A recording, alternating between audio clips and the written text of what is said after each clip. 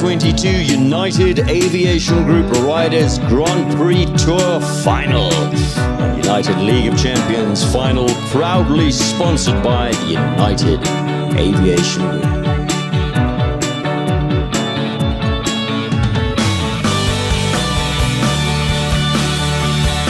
Well, very good morning to you. Welcome to Equestrian Live and welcome to Summit Ridge Equestrian Centre in the north of Johannesburg.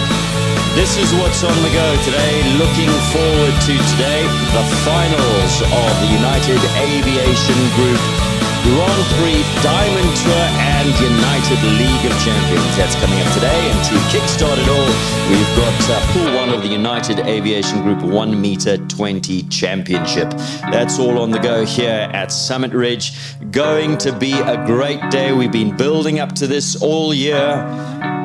If you've been somewhere under a rock and you don't know, well, what's been happening throughout the course of the year at all the World Cup final shows, at all the World Cup qualifier shows, we've been running the United Aviation League of Champions qualifiers and the United Aviation Grand Prix Diamond Tour, both on points, and it all comes down to today. Lots of money at stake, especially in the League of Champions, where 5 teams are going to go head-to-head in a Nations Cup type format over 2 full rounds, 120, 130, 135, 140, 2 rounds. And if we got equality of score over 2 full rounds, then we go to a jump off where either a 130 or 135 rider will then go into the jump off, all to play for 250,000 Rand up for grabs to the winning team. So it all comes down to today. There is a huge amount of excitement around this, and we are looking forward to a great climax to the season. Also, of course, we've got a points tally with regard to the Diamond Tour, where Lisa Williams and Protein Feeds Campbell topped that sheet, that scoring sheet, 60 points. Nicola Simon Riley sitting in second. In Sagi DB, of course, she won the World Cup Series, 44 points. Bronwyn DeSantos, BBC, Kalinko, Mandarina, some big names there as well. Not all of them, unfortunately, are going to be here today. Some have opted out, but of course, Protein Feeds Campbell and Lisa Williams will be there. So huge amount of excitement. And of course, there is betting available on the United Aviation League of Champions. Betting, you say? But how? Well, Top Bet, just go there. You need to register a betting account. You click on show jumping, just follow the tabs. It'll take you to League of Champions. And I've got to say, some great value being offered. 5-1 on the Double H Heroes, 4-1 on the 334 Titans, 2-1 the Langley Legends favorites, and Team Kellerhose at 3-1. So plenty of value there. Do go check it out. All proceeds, I believe, will go to the Highveld Horse Care Unit. But to kick us off today, 1 meter 20 Championship Pool 1. The second of the 1 meter 20s happens tomorrow. And there are all the riders currently on screen that will be competing in the 1 meter 20 Championships. It's going to be a good class. There are 40 of them. Chris van der Merwe there, you can see, goes last on Lorona. So that's to get us underway. It's 1 round and a jump off, straightforward championship class. It's an absolutely beautiful day here at Summit Ridge. Yesterday afternoon, there was one hell of a downpour. The arenas were underwater, but actually perfect conditions today. They've drained well. The arenas are set and we are ready for action. As you can see, a slight breeze through those flags there. There's the warm-up arena. A couple of horses already in the warm-up. Let's take a look at the course then. Kate Launder, big thank you to Kate, FEI level 3. She's been setting the courses for this weekend. And let's take a look at the course. There is the course for the 1 meter 20 Championship. And as you can see, speed 350 meters per minute, length of track first round 480 meters, time allowed 83 seconds. And if you go clear, jump off 5, 6, 7A, 7B, 9, 10, and 11.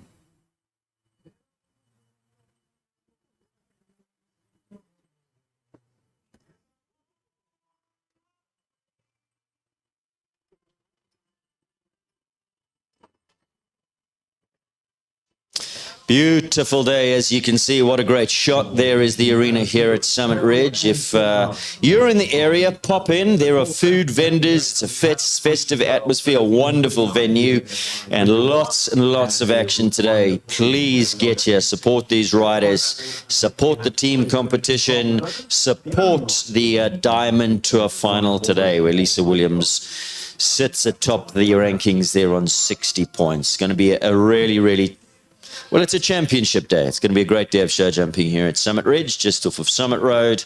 Come and join us if you can. If you can't, well, all the action brought to you here on Equestrian Live. There's Grant Langley, his horse looking a little bit frisky in this early morning. And the bell has just gone to close the course. We're expecting the first competitor to be into the arena in a moment or two.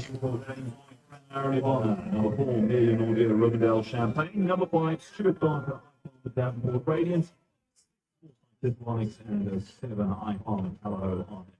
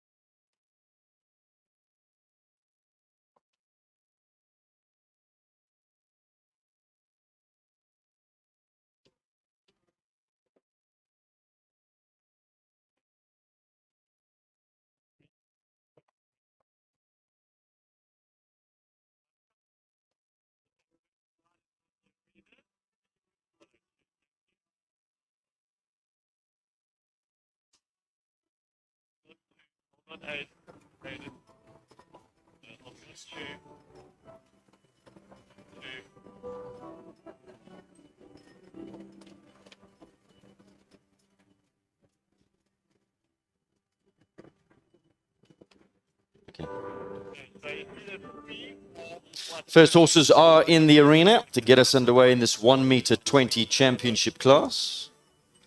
Here's a look at James White. He goes first for Fran Laren Stud. That's Fran Laren Ivona. Taking the salute on behalf of all the other competitors in the class. 5 scratchings we had, so 35 remain, buying Glory and buying 2,500 rand.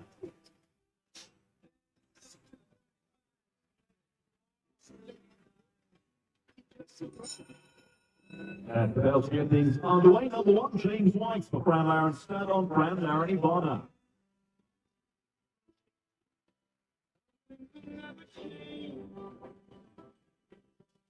And the bell has gone for James and Ivona to get us underway here. First class of the day. Looking forward to today. Perfect conditions. There are a few scratchings that we have been told about.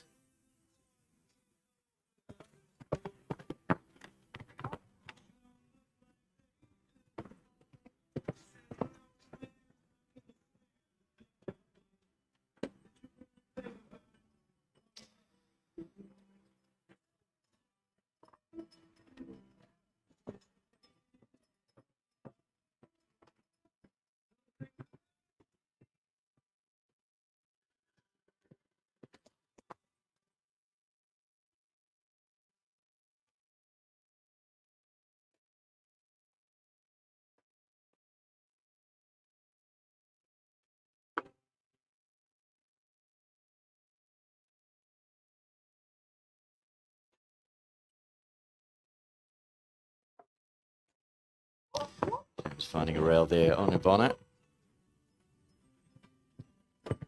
Sits on the 4 penalties. Time allowed, just to recap, allowed is 83 seconds.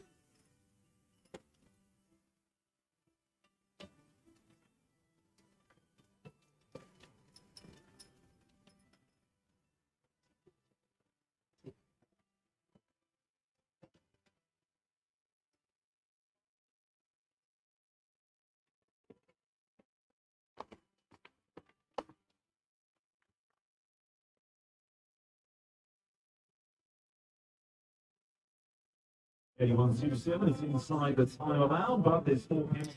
81.27 inside that 83-second time allowed. But one down for Ivana and James. 4 penalties, his score.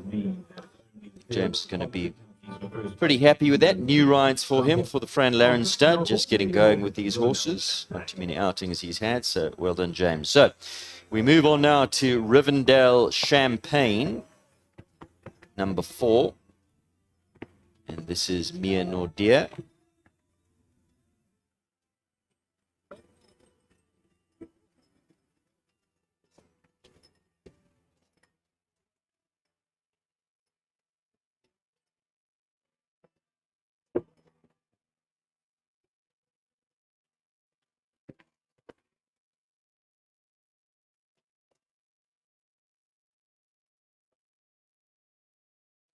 Now this is a shrewd move by Mia, because she is riding later in the team competition on this horse. So I think she'll be just looking to go and get the horse into the arena. There you see she's retiring. So that's a shrewd move there by the Rionet Rockstars, putting her in early, get the horse into the arena, let it have a look, settle down. So this afternoon, she's going to jump a few jumps this morning. When she comes in this afternoon, the horse will be all set. We've had a look around here.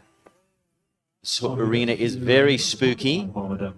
Things are getting real here with this team competition. Rionet Rockstars. I think another couple of the 120 horses, we'll see them come in and do the same thing. Right, Stuart Barker is next to go. So Champagne, a retirement. The eye is on a different prize for this afternoon's team competition, not on this championship class this morning. Here goes Stuart Barker. Eye Farmer Davenport Radiant. Stuart was the winner of yesterday's 1m20, although on Lord Max, not on this horse. So having a good show, Stuart. Here he goes on Davenport Radiant.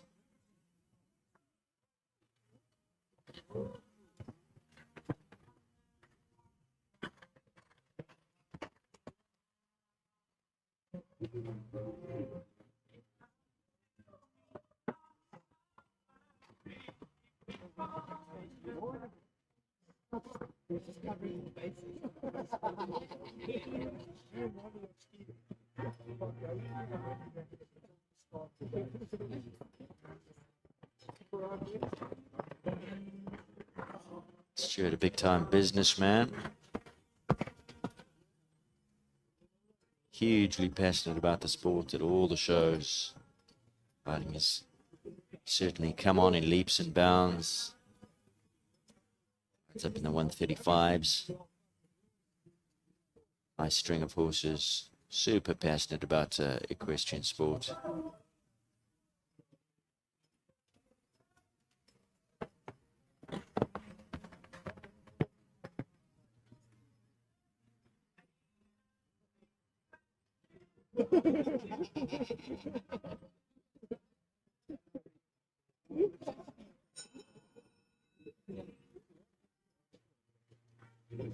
Lovely clear round, our first for the class. And the first of the clear rounds. Davenport Radiant.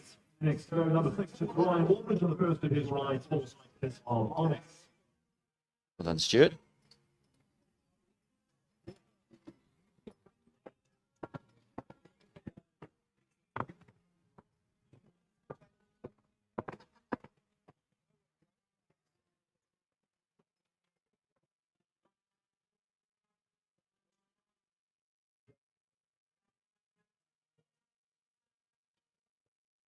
Ryan Wallbridge, currently on track, and Foresight Kiss of Onyx went very, very nicely yesterday.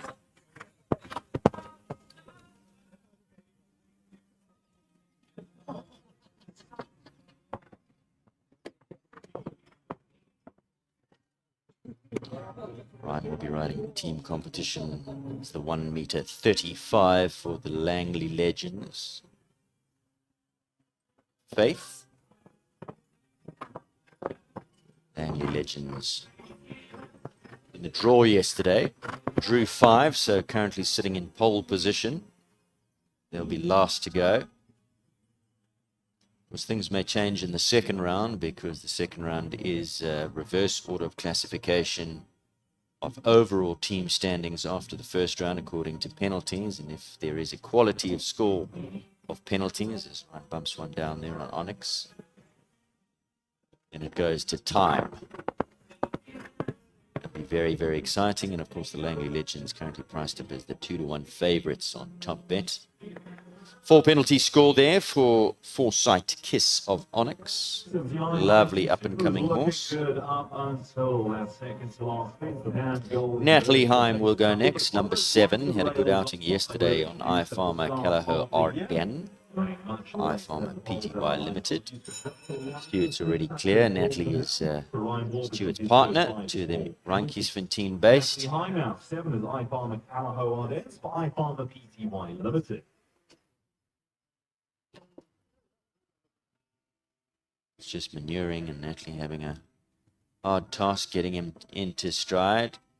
What you're not seeing on your pictures is just how busy it is on the side of the arena. So the horse you saw there shying away from, if you're looking at your screen, the left-hand side.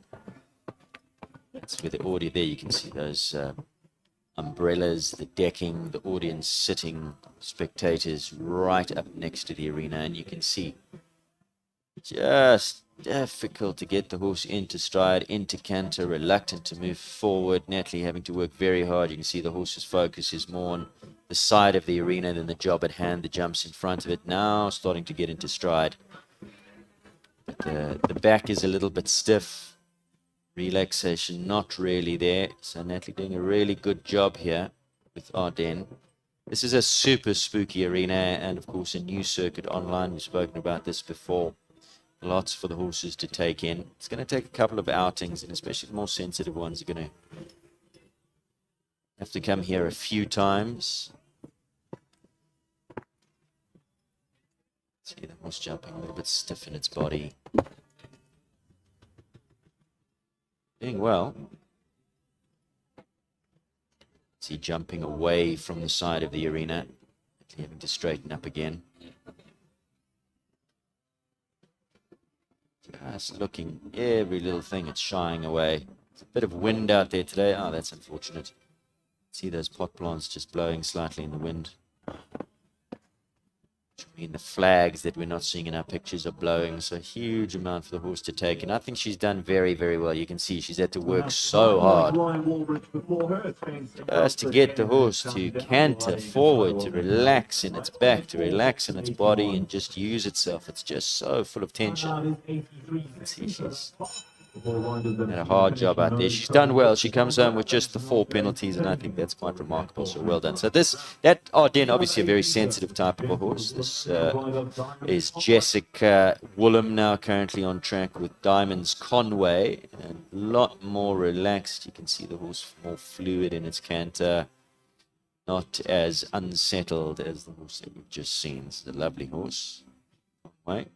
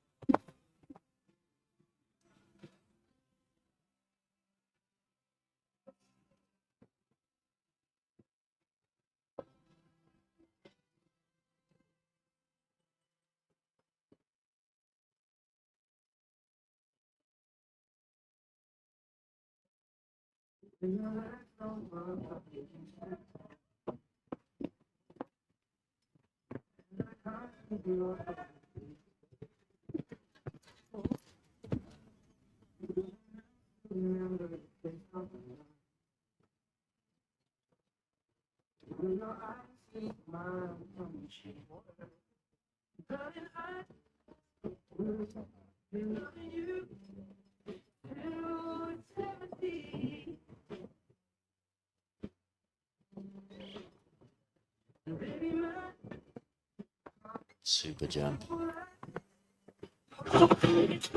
Yeah, we have a jump off. Beautiful round. Diamonds Conway. A real star in the making there. So easy. Well done. Jessica's got a good one. Consuelo Blood. Nicely partnered. Beautiful. So next to go looks like Pika's Boy and Jean Corba. Final cheers, so we move on to number 10, Jean Corba and Callagher Pika's Boy K.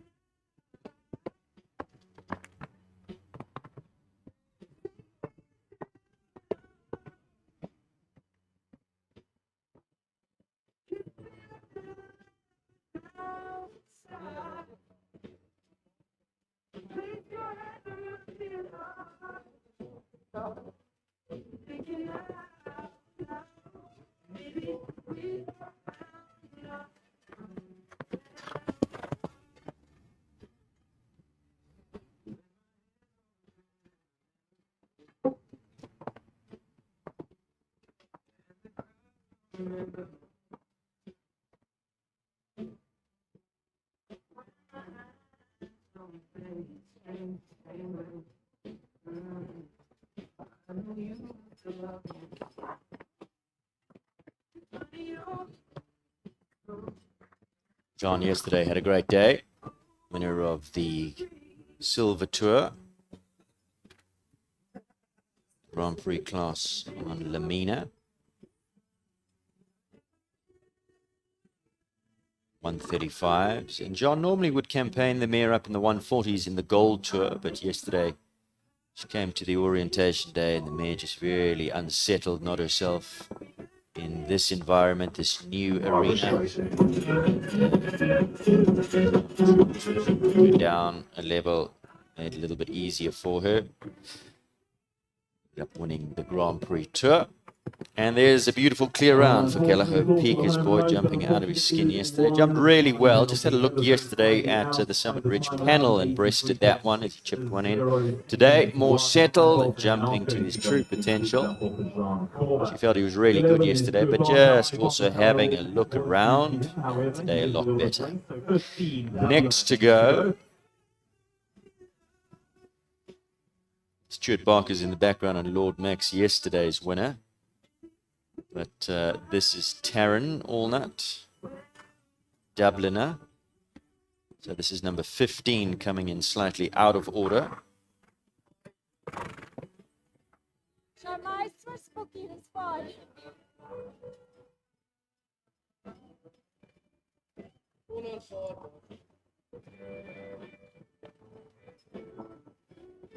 Son of Visionaire.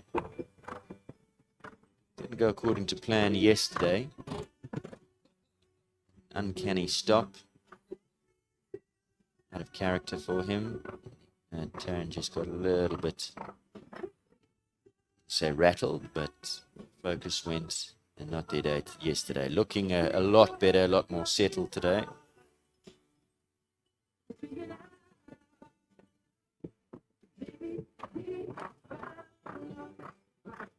Nicely through that triple combination.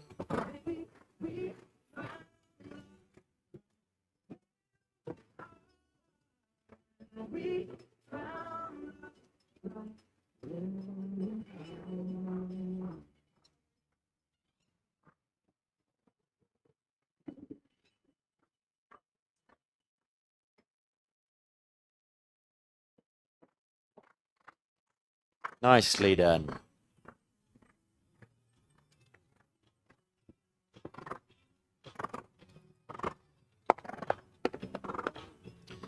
Can't see that she had any faults there. Looked like a lovely clear to me. 78.98 seconds. That one is clear for Taryn Allnut, who's through to the jump off she goes. Championship Pool 1. Sting tearing out. Must be a little bit of a glitch with the music. So Dubliner through to the jump off. Here's yesterday's winner. Because there were two 120 pools yesterday. And then one by Charles Roberts, the other by the man in picture. Stuart Barker, I Farmer, Callaghan, Lord Max. Let's that form continues today. Of course, she's already had a ride around to Davenport Radiant and is clear.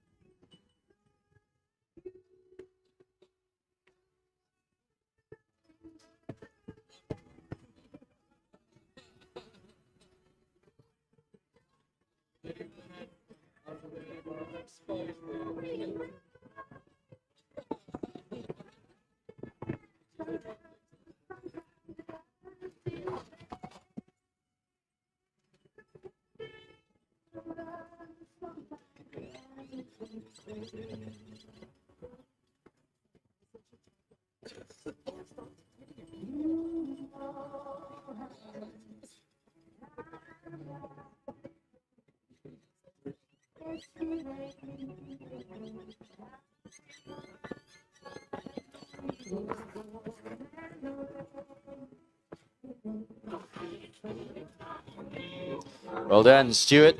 2 from 2 into the jump off he goes. Nicely done.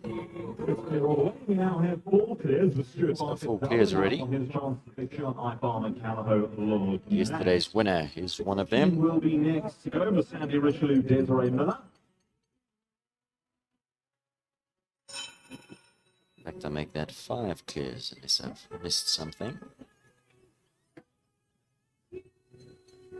Desiree Miller is next. This is Sandy Richelieu, number 16. Oh, having to work a little bit hard over fence number 1. So just having a bit of a look here.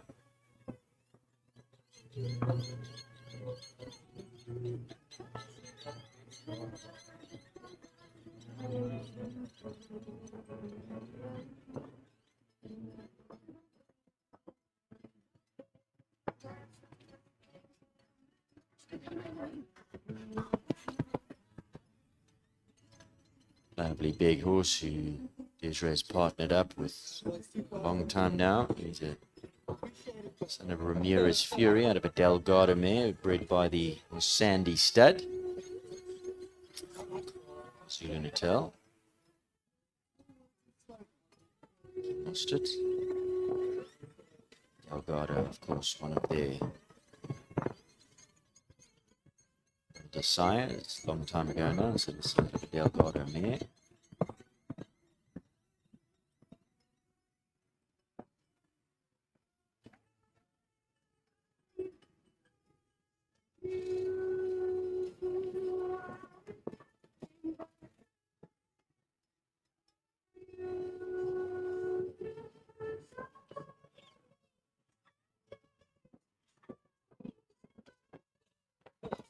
To work hard to the last as well. Comes home with 4 penalties. 4 penalty score with Desiree and Sandy Richelieu. She might go and have a Richelieu after that. She looked like she had to work pretty hard. Right, the time it's a total of 9 penalties for Sandy Richelieu and Desiree Miller. So a score of 9, I beg your pardon, 87.17. 1 down and then a couple to add for time, 83 seconds. There you can see Ray Corber already dressed in his team Callao.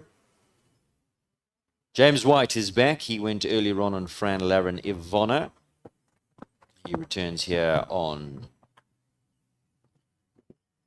Fran Laren Phil de Bovineur.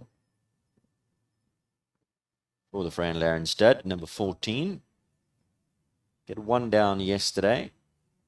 It's his first 120 outing, jumping really nicely for James. Sitting quietly down that line.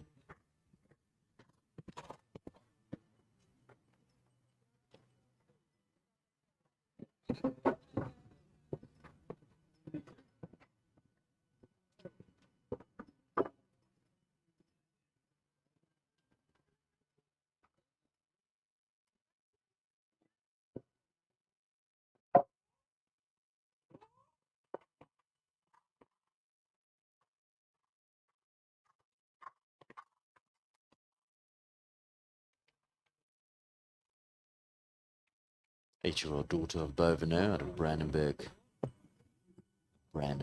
Colbert mare.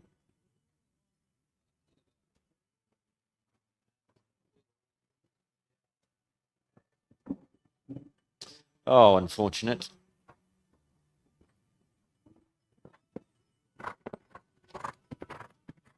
That was unfortunate because James giving that horse a peach of a ride, nice and quiet, sympathetic, nice rhythm. Green mistake, no real reason for that, just bumping it off. 4 penalties, looks like a nice one in the making there for James. The Fran Laren stud, just the 4 penalties, but a nice round. 17. Retinol's Taylor. Farnham Stables, Regenesis Vet, Callao Bogart. They call The it. four players that we do have so far, they'll be jumping off over fences 5, 6, 7, 8, 7B, 9, 10, and 11. 5, 6, 7, 8, B, 9, 10, and 11. A little bit later on of this first round. Just a 6-year-old. Bogart. Zano de Quincy. Ramiro Z. Eh?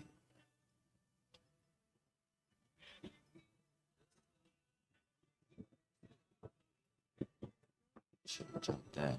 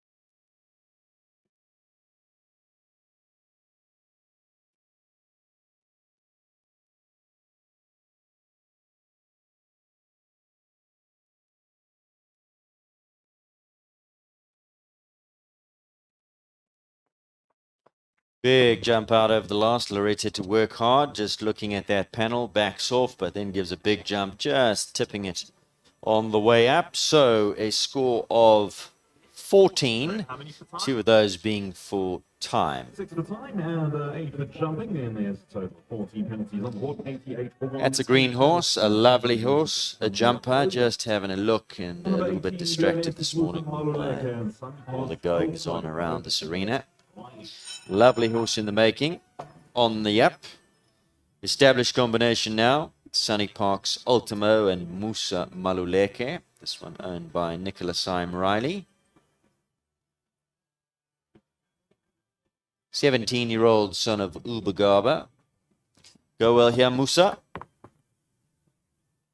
So working for the Sunny Park stables. Does a lot of riding. Yeah, well done there. Just the horse backing off that... just had to get the leg on and just flattening out slightly. So 1 down.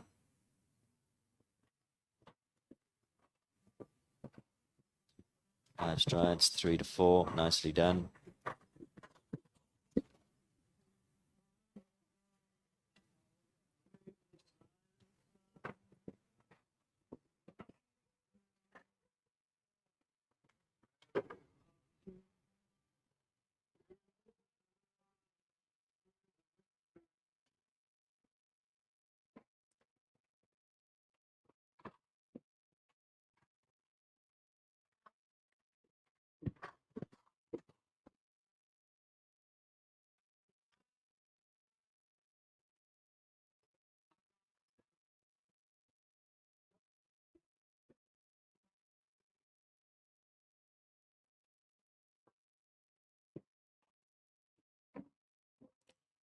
Ultimate fence going down as well. Just dropping an inside toe on that, off that turn. Finishes nicely. 2 down, 8 penalties, but actually a really nice round there from Musa Maluleke. Finishes on the 8. Sunny Parks Ultimo.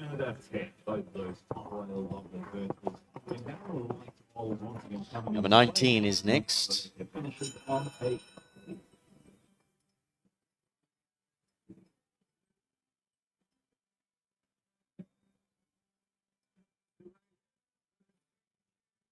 In fact, we don't seem to have.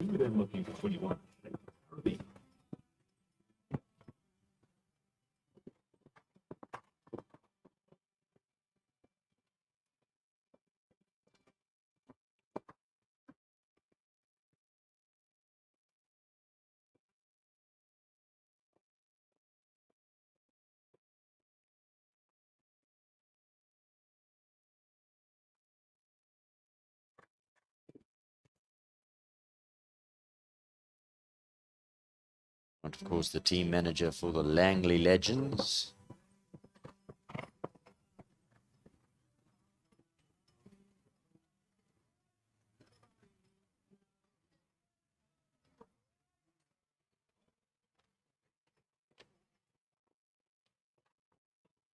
be anchoring the team at the 140 level.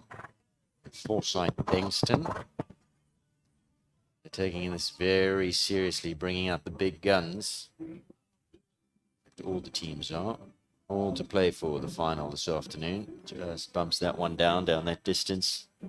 Leroy Brown.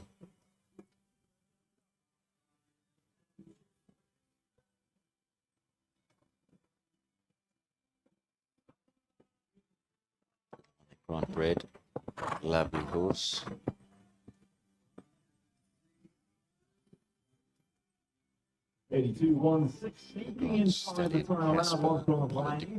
Finishes on 4 penalties, but a really lovely horse in the making on the way up as well. So 4 penalties. There's Ryan, right? 19 Forsyth's Baloo.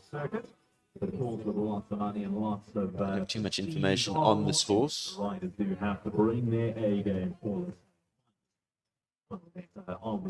He's a stallion, 5-year-old. Number 19, we go now. Flying Orbit, riding Grant Lane, these Forsyth's Baloo. Ranzau, Animo Mare, lovely quality horse. Saw him for the first time yesterday, really is a picture.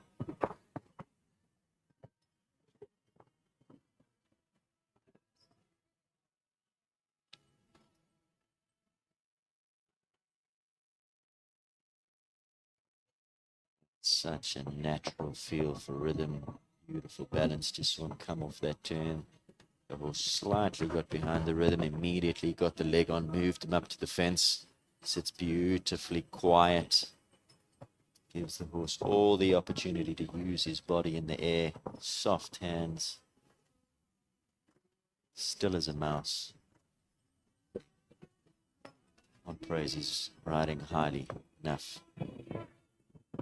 For body control there through that B and C element. You saw the horse just running slightly at B. Ryan got his body up, landed into the distance at C, got there a bit quickly. Ryan just closes his hand, sits up, just jumps up to him, not at the fence. The top rider.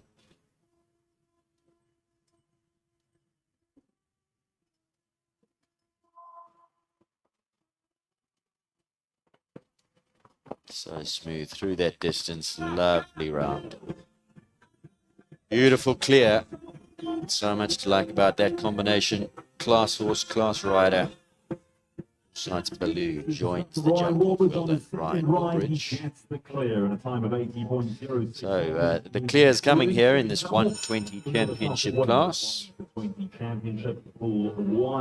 Clara Bluchnote in picture now, number 21, Sheikh of Araby.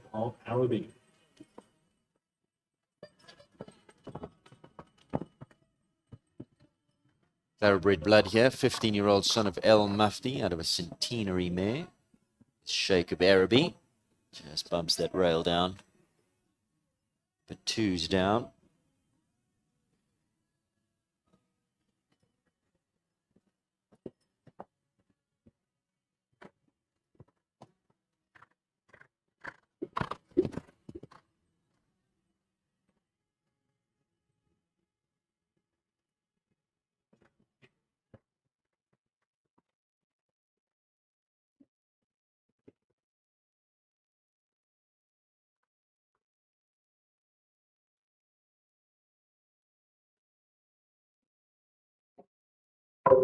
Slightly forward going in, just lays a toe on that A element, nudges it out of the cup. And on to 8 penalties.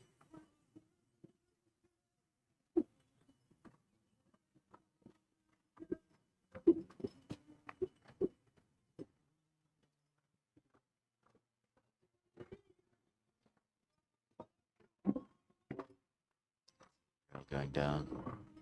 Canters to the last. Finish on 12. Inside the time allowed by the trio pencils down at 2, 7, 8, and 10. Clara Bluchnote finishes on 12. So from our first batch of riders, we're just past the halfway point, and it's the 4 players that we do have, 5 players that we do currently have on the board. How many more will we get? This we love to put all of those in the jumble to make things exciting later on. Should be 22. Megan Delana, she goes next on the Here is Megan DeLunger. Lily Cool.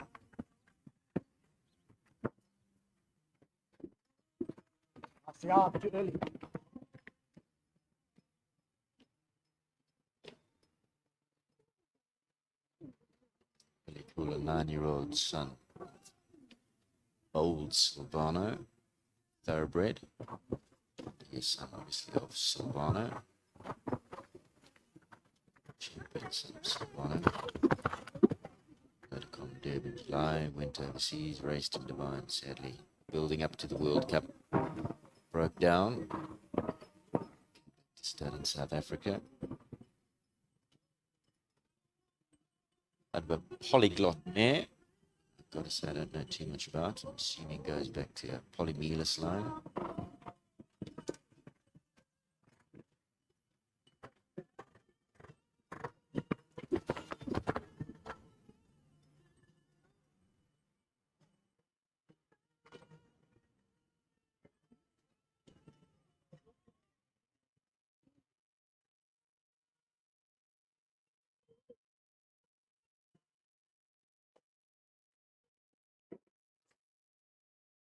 It's getting a little bit wrong there. The horse shifting on takeoff, ran itself quite deep. Chance of jumping that, knocks that out the cup. So finishes on a score of 10, 2 for time, and 84.25. 8 for jumping, 5 and 10 going down, and 84. 2 down, 2 for time. Next to go, Barry Taylor, voting for owner Brett Latimer. Penalties. Barry Taylor's next up. Once those fences are back in place, he'll get a bell on 23 off the table. Godfather himself, Barry Taylor, number 23, Oxford Special Deluxe, and he is special. 6-year-old son of I'm Special with the Muse. And this is a good one that Barry's sitting on here. Green horse, obviously needs mileage. Just oozes quality.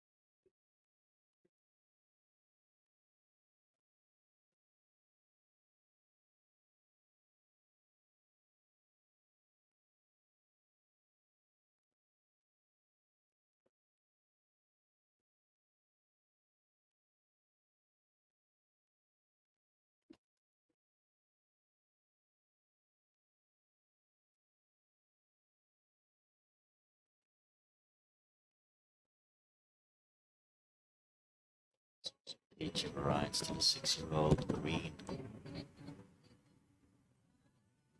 Done.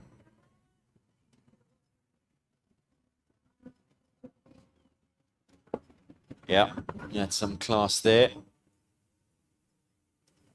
83.74, just over the time allowed. 1 for time. Oh, what a pity. Clear for jumping, 1 for time. Barry Taylor, Oxford Special Deluxe. You'll be happy with that. That horse really jumping out of its skin. 24 and 25 and Archer, so that was the bell for 26. Capital Mike, and Stella Hunt.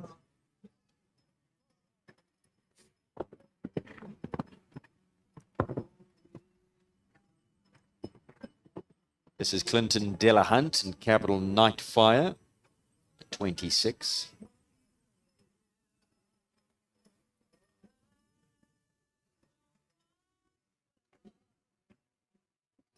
Capital Nightfire, a 9-year-old son of my Lord Cartago, a contender dam line. Don't know a huge amount about Clinton. He's an out-of-province rider. Nice to see him here.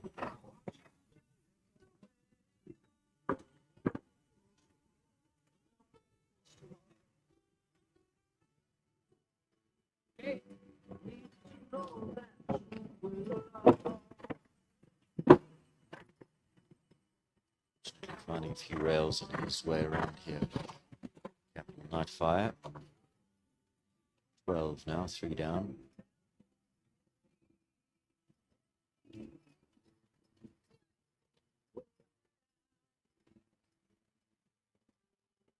And the wind has picked up a little bit here at Summit Ridge, so looking down from our very nice vantage point from upstairs, the umbrellas set aside the arena on the viewing platform look like they're just about ready to take off. So that is going to possibly upset some of the more sensitive horses. Total score of 14, 12 for jumping, 2 for time, and 84.62 for Clinton Della Hunt. Plus the fences 6, 7B and 7C going down. He finishes on 14. Jackie Cochran next to go. Kacho with time. 27 is Afrizan's Izzy Miyaki. Afrizan's Izzy Miyaki goes next. Jackie Cochran. Lovely horse this. He was in the money yesterday.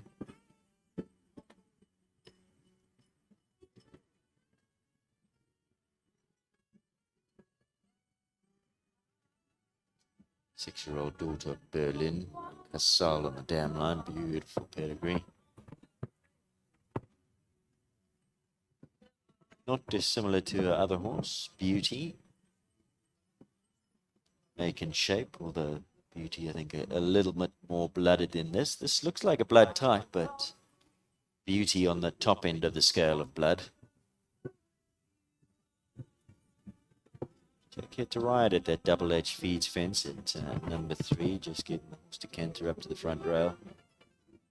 Self a little bit off of it.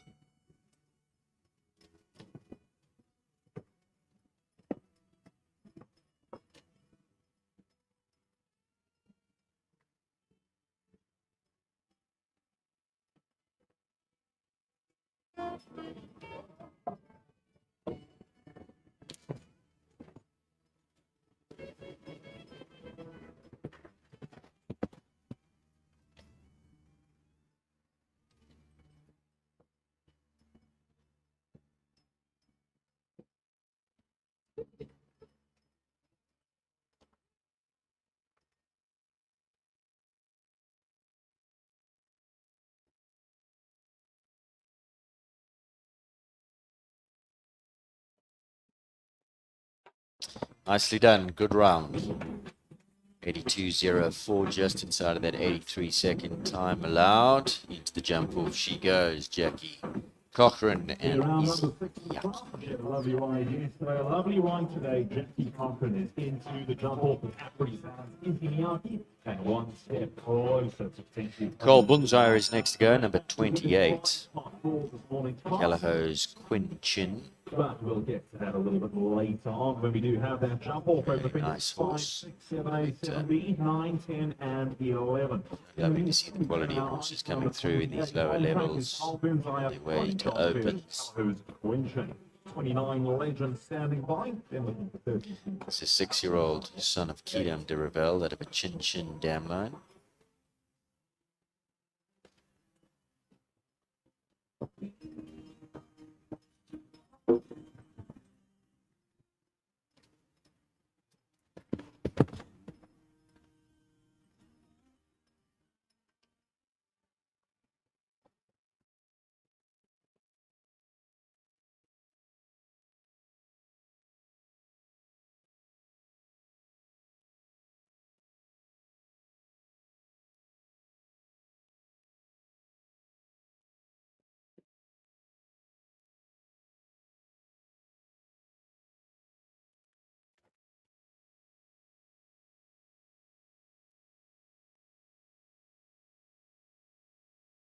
All doing well there. It's just really backing off that water tray. Also, just hanging away from the edge of the arena with all the umbrellas. Cole's got a strong pair of legs, professional rider. Back into line. done. Nicely done. Clear all the way. Carl Bunzai. Hose, quick chin.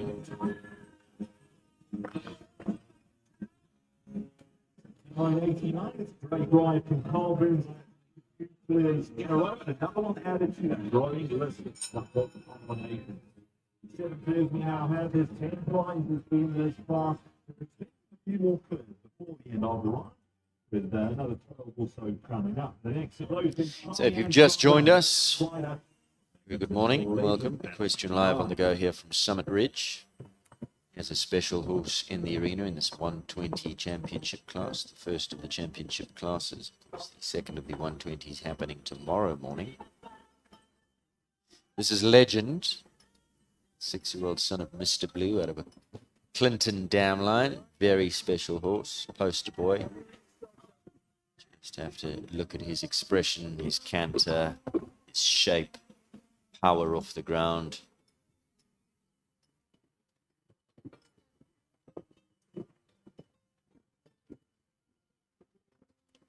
The master of her craft, so correct in her body, gets a tune out of anything that she rides.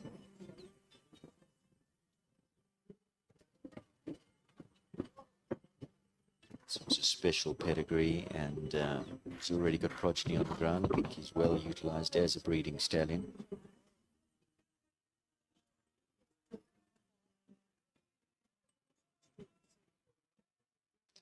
Absolutely stunning technique he has.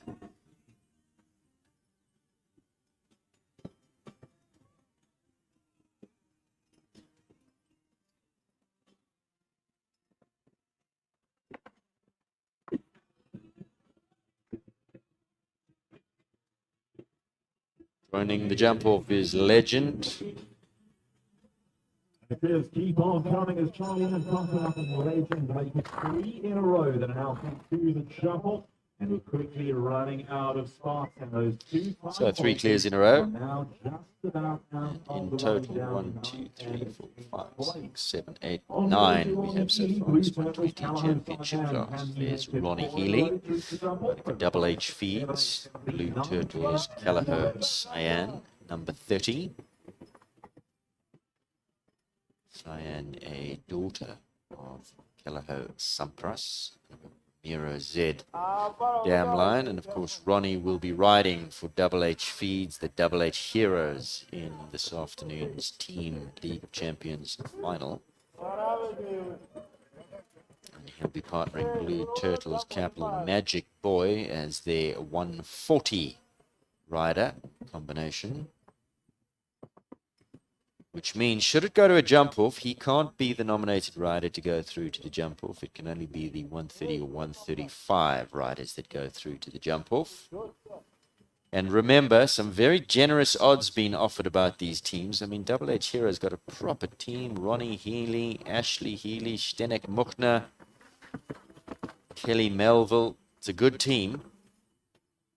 They're being priced up as the outsiders at 5 to 1, so plenty of value there at 5 to 1 if you fancy a little flutter. I know I've already had a little bit of a dip into that pool. Just go to Top Bet, get yourself registered. All proceeds, I believe, for the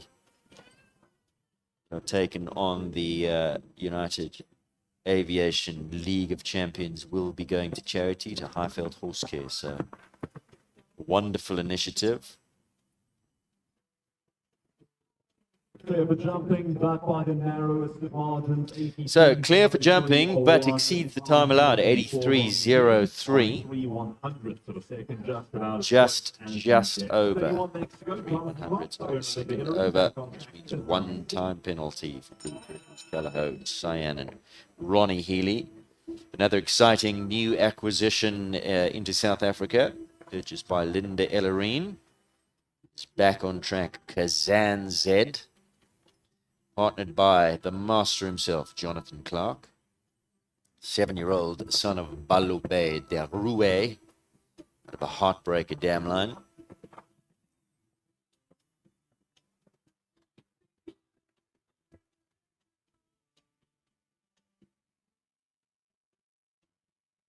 Exciting new ride for Jonathan.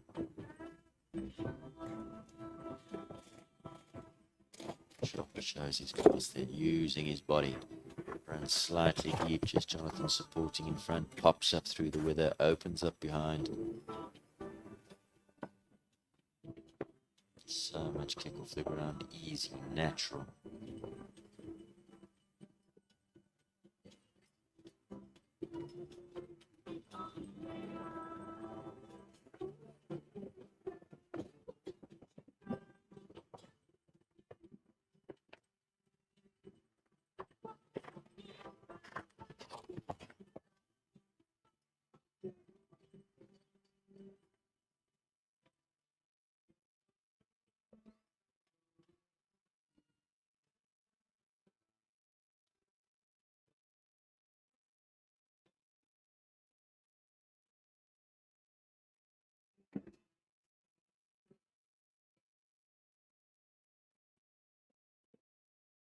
So good. Beautiful jump out over the last, but the time not quite there. 84.46. I was just wondering as he was cantering around about that time allowed. 83 seconds time allowed. 2 time penalties, but I think he'll be super chuffed with that, bringing the horse on the right way. He's not here to win 120s. That's a big time horse. Building rounds, confidence for the future. A youngster, a proper horse in the making. Watch out for him. Kazan Z. Lisa Rahman now. ULC, number 32. Still coming up. The potential of those 2 more clears to fill up the 10 spots that will need for prizes.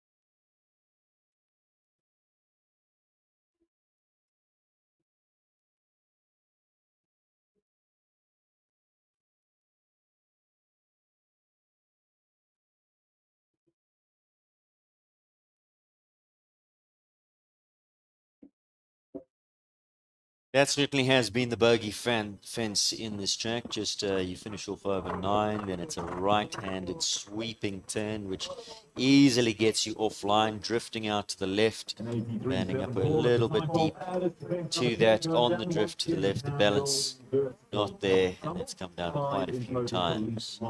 Those 3 clears in a row that bolster the number of clears. That's one of the tests here. This time quite tight. So if you decide to get straighter to that and go around that Hatfield jump, you're probably going to run into time penalties. So Kate inviting you to come inside of that on that sweeping turn. It really requires some outside support there from the leg and hand just to make sure you don't drift too wide, get yourself too deep on the drift. That's happened to a few, and a few of them having that down. Lisa, one of them. 4 penalties. Final score for Ulandro. Next to go, number 33, Dolox Zeiss Elonza. Tegan Brains rides his 10-year-old mare by the Dolox stud, Consuelo Conti.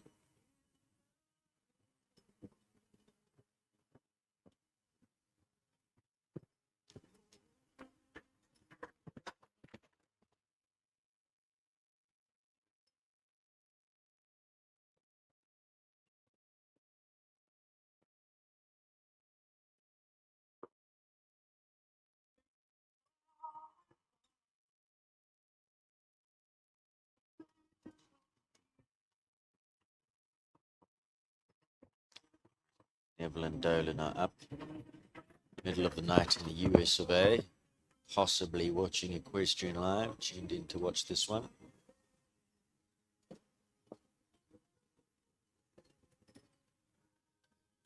if you are. Good evening, guys. So inside she comes. Well done by Tegan. Gets the move straight. Nicely done. Beautiful, rhythmical and smooth. Well within that 83 seconds. It's pure rhythm. Tegan just letting the horse go on a rhythm. Makes it 9 clears that we got so far. With Carlike Alonso well inside the line as well. Clear. Through to the jump off goes Deluxe. Yes. Very quick combination going Alonso, Tegan Bray. That's the question we asked our Katie Syme number 54 Labs. 34 is Katie Syme. Fit Sports Labs Struben.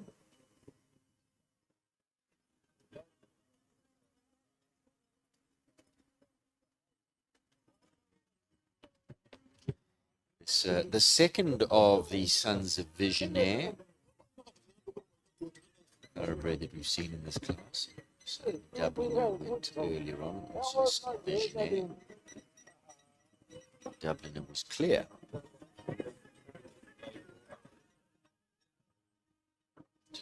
All that. It's out of a model man dam line.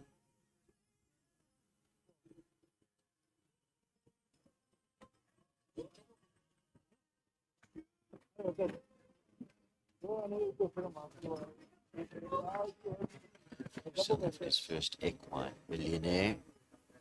Talking racing now, back in the 80s. Interested in racing out there? Don't see too many model mans. Dam line would be pretty old by now.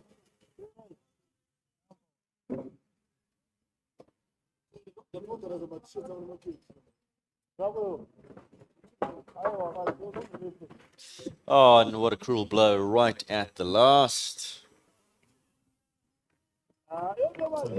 Some time penalties to add there as well. Final 2 fences going down for Katie Syme at Sport Labs. Struben. 2 down and 1 for time there for Struben. The last 2 fences going down there for Katie. Finishes on a score of 9.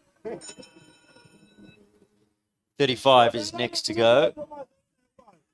In fact, is she? Don't see Janine from back here. So diamonds applause, and that horse due to jump in the team competition later this afternoon. I was expecting she might come in and jump 2 or 3 fences and then go out, but don't see her here. Cobain, however, is on track. Cobain with Lorette Knowles-Taylor for owner Brett Latimer. 7-year-old son of Consuelo. Looks good, damn line. Lovely horse.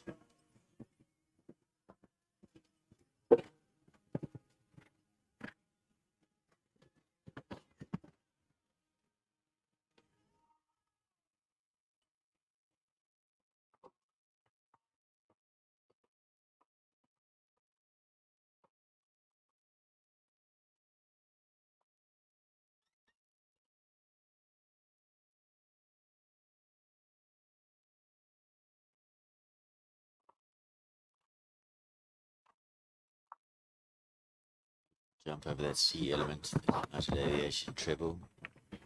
Got through there pretty quickly. Lorette just sat up, supported him in front. Ping, up he went, opened beautifully behind.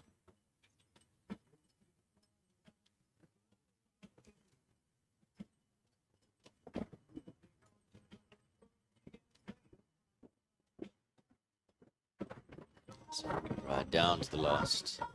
Spot on the distance. Beautiful jump to finish. Through to the jump off goes Lorette, and very talented striking Cobain, Oxford Cobain, number 36. James has been busy. He's already had 2 rides. Goes again at number 37, Fran Laren Edouard, 11-year-old Fran Laren Edouard Dessoir. James White. His third ride, Colbert. Then last to go will be number 14, Lorona and Chris As we come to the last few competitors in this first round of this 1 meter 20 championship class. Quite a few clears will go through to the jump off. James, hoping he'll be one of them. Let's see.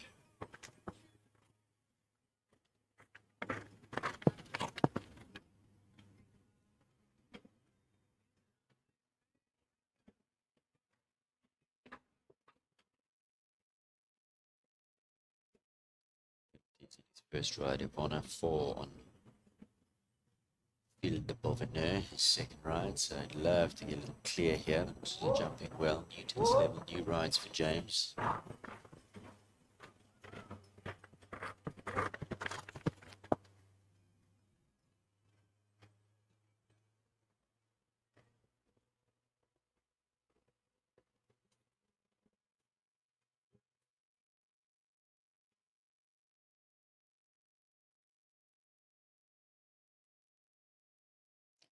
Fancy head down on the previous horse. This is looking good. Don't want to jinx him. Clear the last, James. Clears the last through to the jump off. He goes.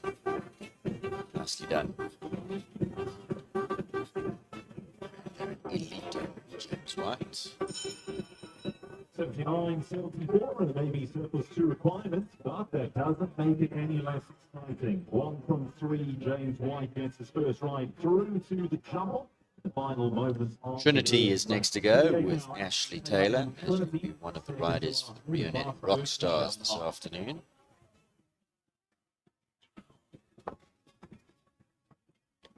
She'll be riding in the 1m35 as aboard Question Affair Hope van Oshoff. Using today to get her eye in. This is Trinity. 11-year-old mare by Titanic.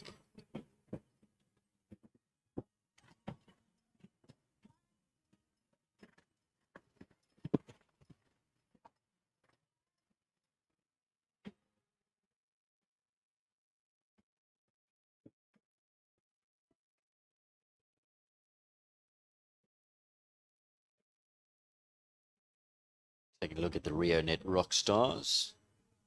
So the 135 rider Ashley Taylor, the 1m40 rider Michaela Corsten on Cassius Clay, 1m30 rider Lorette on Khaleesi. The 1m20 rider is Mia, who we saw earlier in this class, Rivendell Champagne. Let's take a quick little look here at what they are priced up as. If you're betting for the competition, Langley Legends 2-1 favorites. Rionet Rockstars at 3-1. Team Callagher 4-1. Titans 4-1. And Double H Hero 5-1. On top bet, all proceeds going to Highveld Horse Camp. So get onto top bet. Pretty easy register. Deposit some funds. Just follow the tabs to the show jumping. Easy as you like. Some good value on offer on the jumping this afternoon in partnership with United Aviation.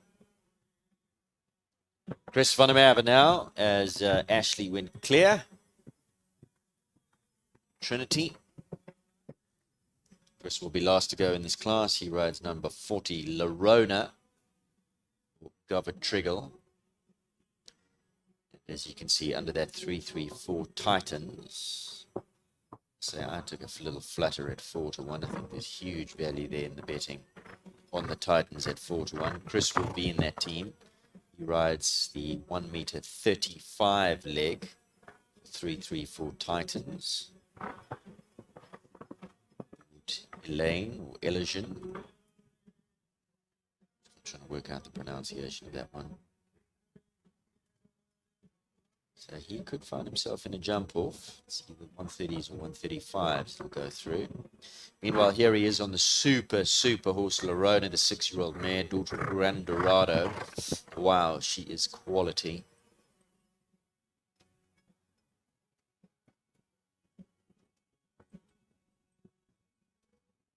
Oh.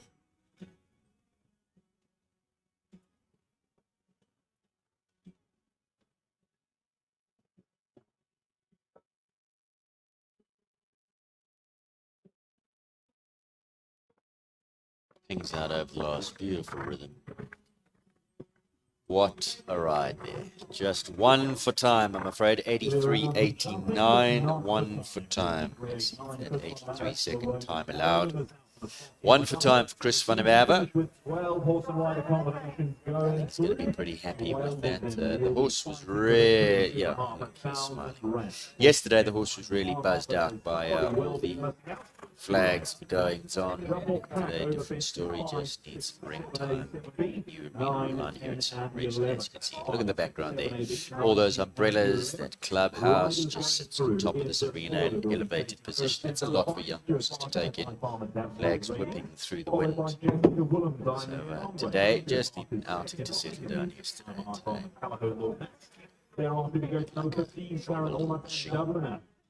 So, jump off time in this 1 meter 20, and horses going through.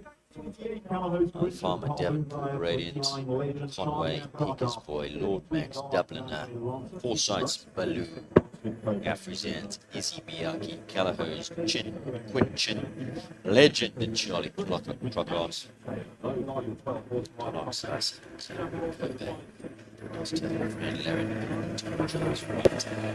Trinity, Ashlington. That's up next. The jump off will be over fences 5, 6, 7A, 7B, 9, 10, and 11. Looking forward to that.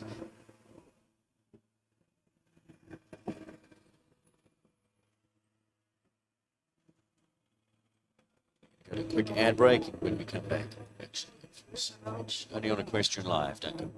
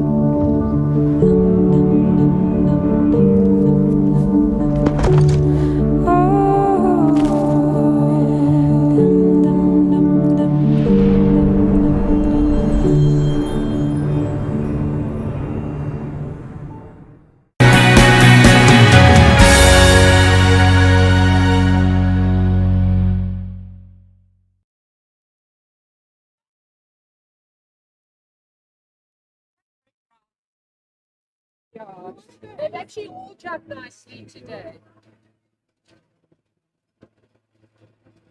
So you just go outside to 2, 5 to 6. Why are you which barrel goes that? Which barrel, the barrel the barrel jump? I don't know, just the barrel. Oh, no, then you go and see. Inside and then go out of it tonight. No, I'll try and have a look.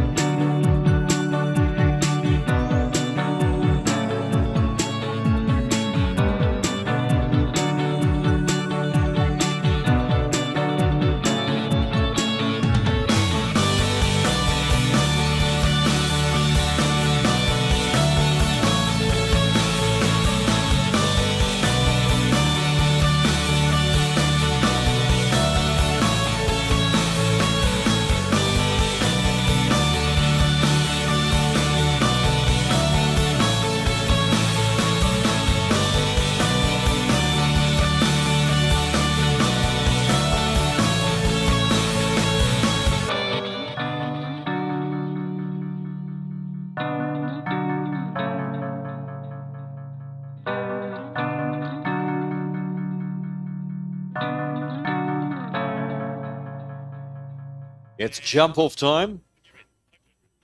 1m20 championship here at this championship day, where we still look forward to the Diamond Tour finale, final there, and the United League of Champions coming up this afternoon as well. There's Stuart Barker, Davenport Radiance, first to go in this 1m20 jump off fences. 5, 6, 7A, 7B, 9, 10, and 11.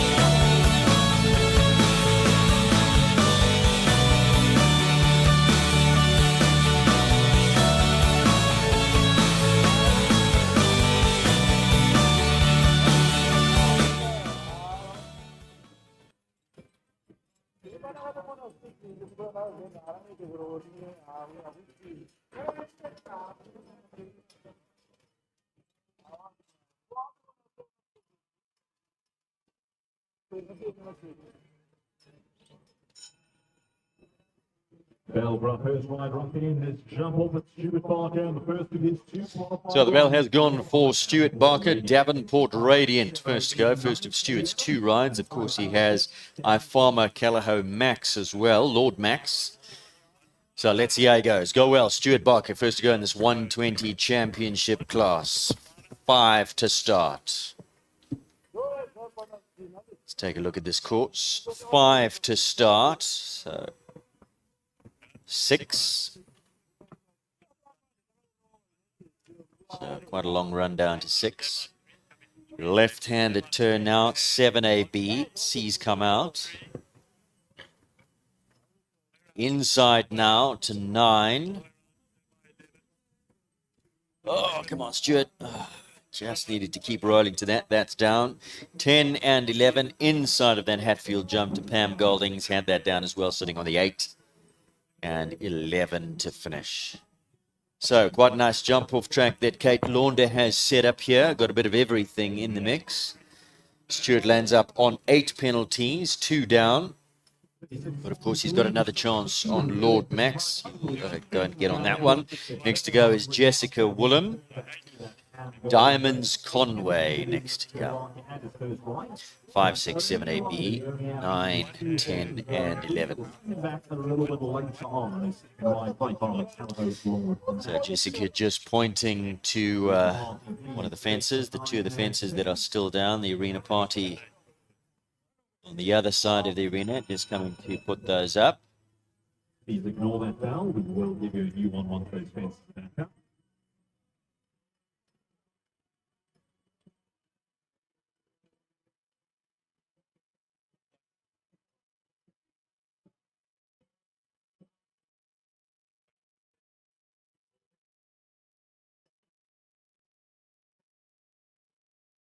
Fence number 9 as well, please, sir. Sorry, sir. This one on the right is Sunbridge.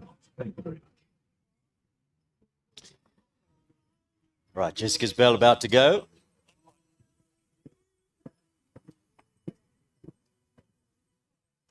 Conway up next. The new bell then for Jessica Woolham and Diamonds Conway.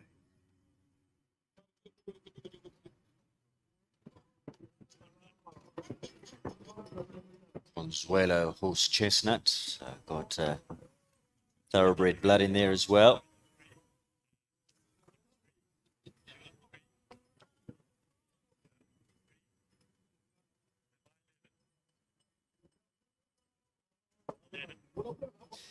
So she's gone round the United Aviation Wall on her ride down to number 9, which is the longer way around, but this horse has got big step.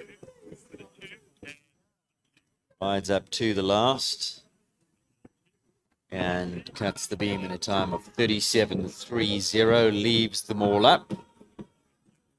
I would feel she's probably left the door open as she went around that United Aviation Wall after 7B. We saw Stuart come inside, which is certainly going to be the quicker way to get to number 9. Let's see what Taryn Allnut does here on the Son of Visionaire. This is Dubliner. Time to beat 37.30.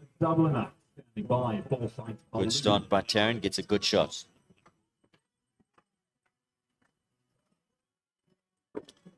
9 strides, but she bumps off second fence number 6.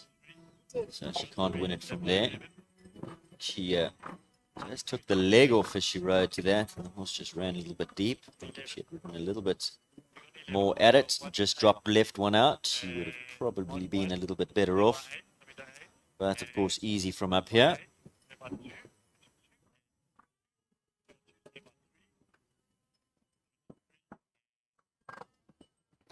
.38.05, 1 down, 4 penalties.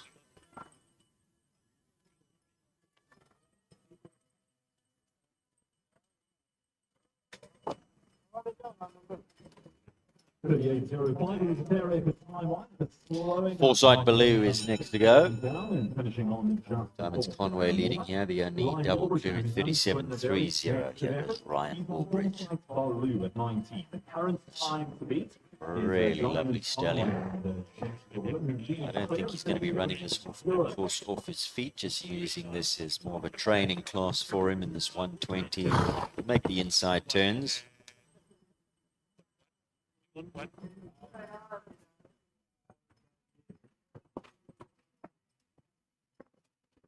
Eight strides. I think you got to go on the 8 from 5 to 6.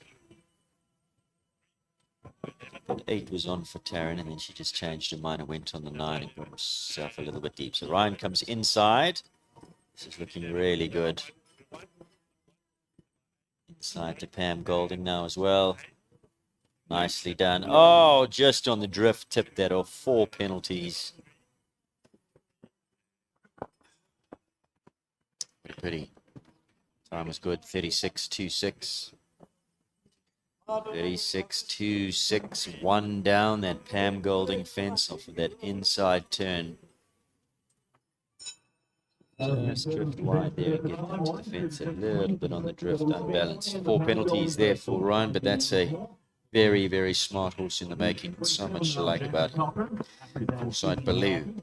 Right, Jackie Cochran. This is a lovely little blood mare. Afrizan's Izzy Miyaki.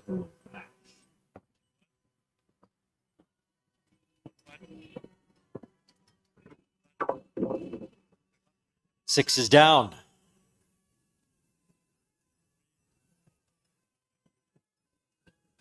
By Katja Riccardi, this horse.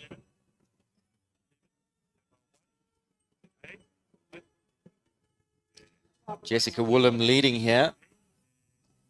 Conway, 37.30. She went the long way round, but she left them all up.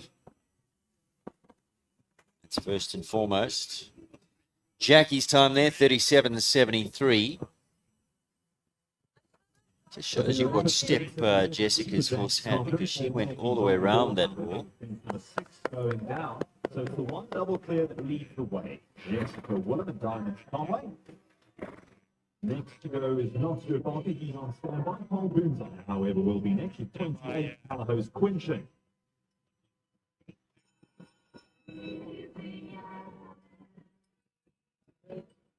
Stuart Barker, yesterday's winner. No, it's Carl Bunzine. Stuart will go next. Carl Bunzine, Quinchin.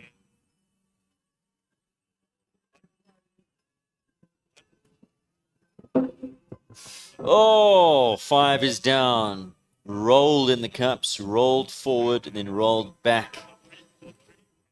Came out of the cups, so starts on 4 penalties at the first fence. Oh, and another one's gone down. So now on 8.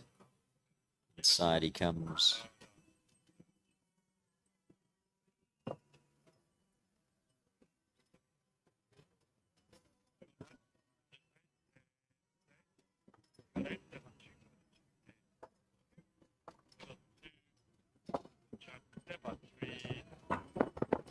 Two down.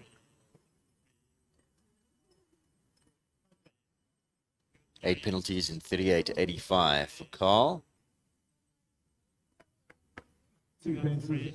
Yesterday's winner will go next. I Farmer, Callahoo, Lord Max.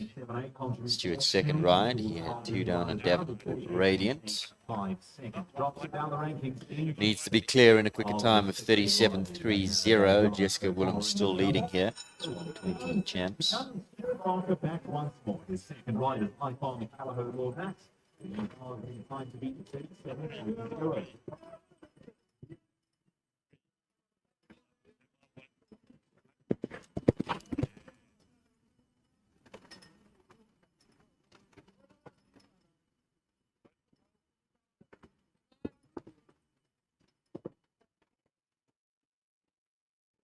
Nine strides from 5 to 6. Oh.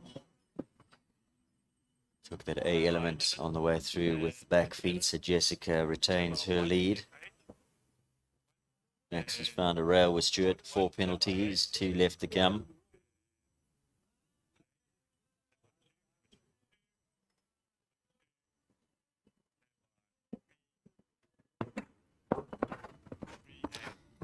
And finishes on 4 penalties in 37.41. That goes into third. Diamonds Conway still leading with Jessica clear in 37.30. Ryan Warbridge in second, Forsyth Baloo. Stewart in third now with Lord Max. Jackie in fourth with Izzy Miyake. Couple still left to come here. Legend, Alonza, Cobain, Elito, and Trinity. There's 2 Taylors in the mix, but Charlie Crockart, here she goes on this wonderful stallion. Just cantering through the turn. Big jump over fence number 5 to start. So expressive, this horse, so much scope. Comes inside of the wall, inside of the barrel.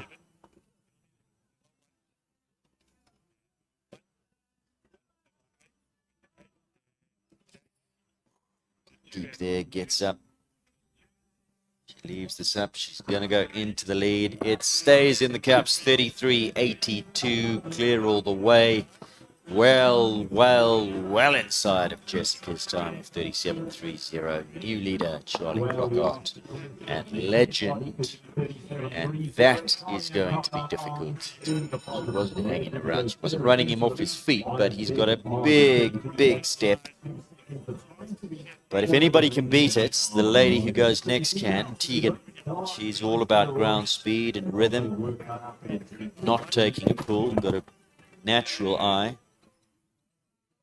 Going to have to be on good form here to beat Charlie, though. 33.82. Here she goes. Zeiss Alonza. She's behind Charlie already. Need to move up in pace. Right, inside she comes. Inside of the barrel.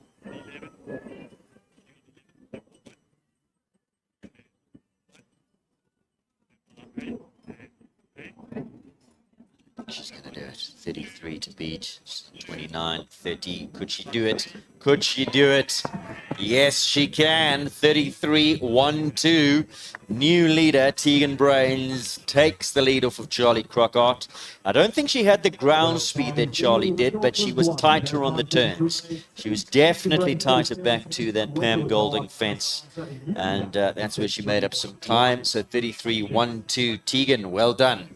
Into the lead she goes. Charlie now in second on Legend. Lorette Knowles-Taylor or James White to go next. It's Lorette and Cobain, who jumped really nicely in the first round, and this is a blood horse. He's got some natural speed in his legs. 33.12 to beat. Oxford Cobain.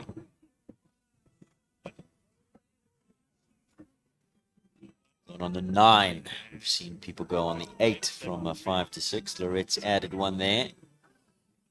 Now she's going to have to keep things nice and tidy. Preps for that turn. Gets the inside turn. Now this is where Tegan was very quick. Back to this Pam Golding fence. I think Lorette's gone possibly slightly wider. Take it. Now she's going to gallop. Now she's going to gallop. Is she going to get there? No, she's not, I'm afraid. Into third she goes, 35.93. But it's a new partnership in the making. Lovely horse, Cobain and Lorette, 35.93 into third place. At this time, things could change. James White still to come, and then Ashley Taylor, 2 left.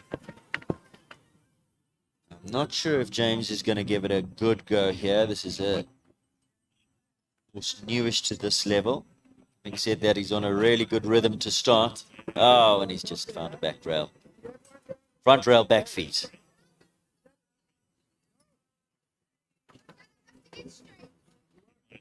Laren Elito, James White.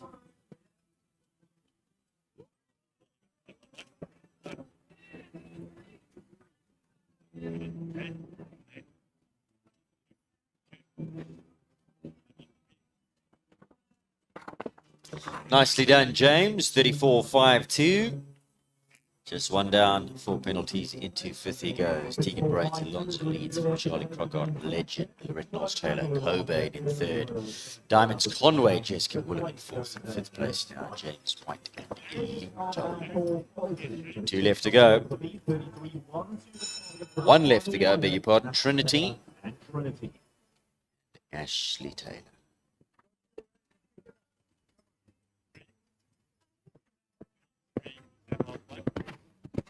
Can she do it? Well, she's in a good rhythm. Keep rolling off the turn. Got to get the 8 from 1 to 2. She's gone on the 9, but she's bumped rails at fences 5 and 6, so already sitting on the 8 penalties, which means we have a winner. Well done to Tegan Brains and Dullox Ice Alonso.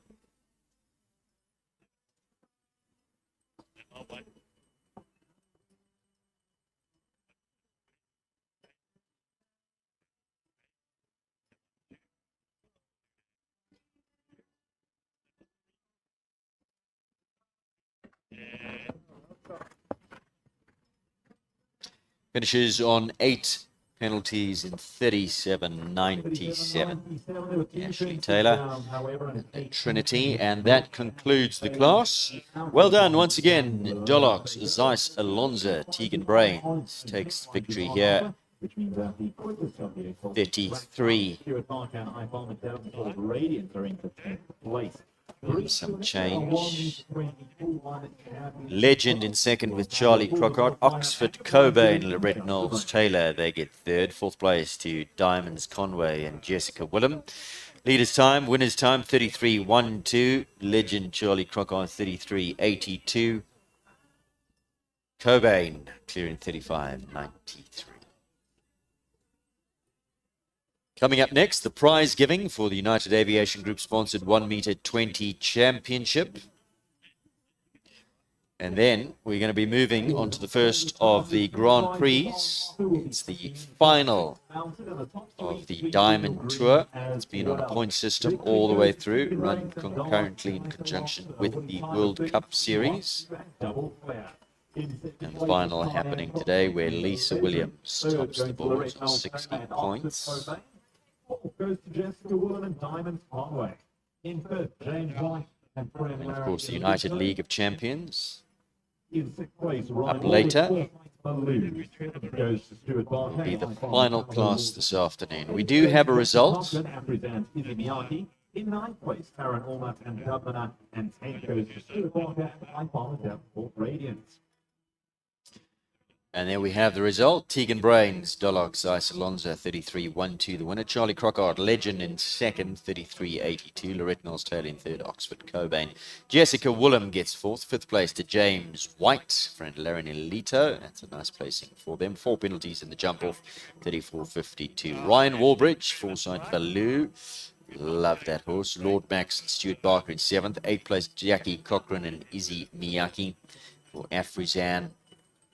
Darren Allnut, Dubliner, Thoroughbred Power in 9th. 10th place to Stuart Barker and iFarmer, Davenport Radiant. That orange tape measure. Yeah, I left it here.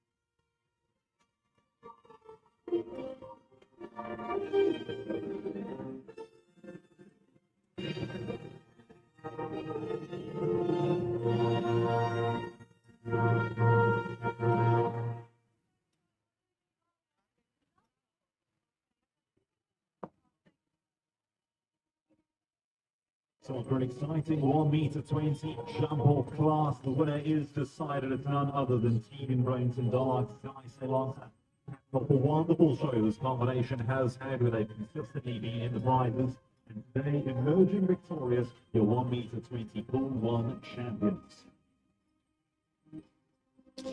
There is Tegan Brains, the winner. Congratulations to Tegan. Dolok, Zeiss Alonso, Jonathan Wolpe, CEO of United Aviation Group, going forward to present the prize. The winner's prize is 1m20 championship class, going to Tegan Brains and that lovely horse, Dolok Alonso. Tegan Brains is one of the group prizes for the first 3 groups as well.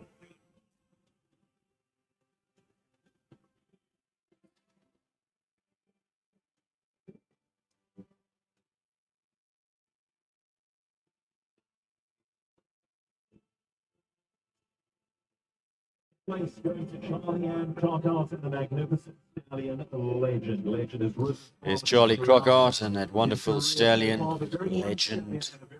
Social media posts about happy customers with their Legend foals on the ground. Of course, it's into breeding season now. Lots of little foals being born. Quite a few of them in the warm blood ranks are by that fella right there. So, future looks bright. These are quality animals. Mr. Blue, Clinton. Many more victories in Legend's future. Exciting times. Lorette Knowles-Taylor, Oxford, Cobain, there he is. Also a stallion. Son of Consuelo out of a Gluckscoop mare. And by Brett Lasmer in Oxford, partnered by Lorette. Congratulations to the grooms, receiving their prizes as well. All these horses at this time of year looking absolute picture. Bristling, dappled.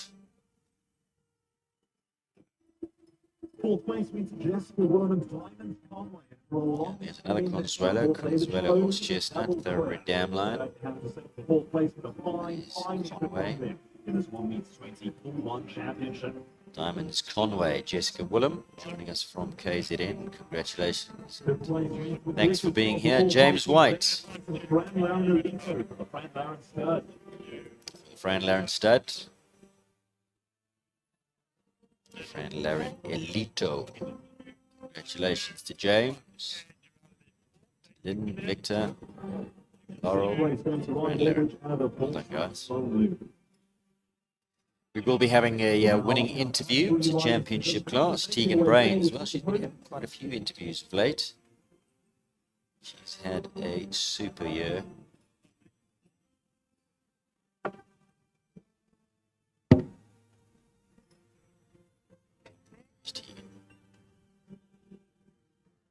Climbing up onto the podium, the three ladies, Tegan, Charlie, Lorette.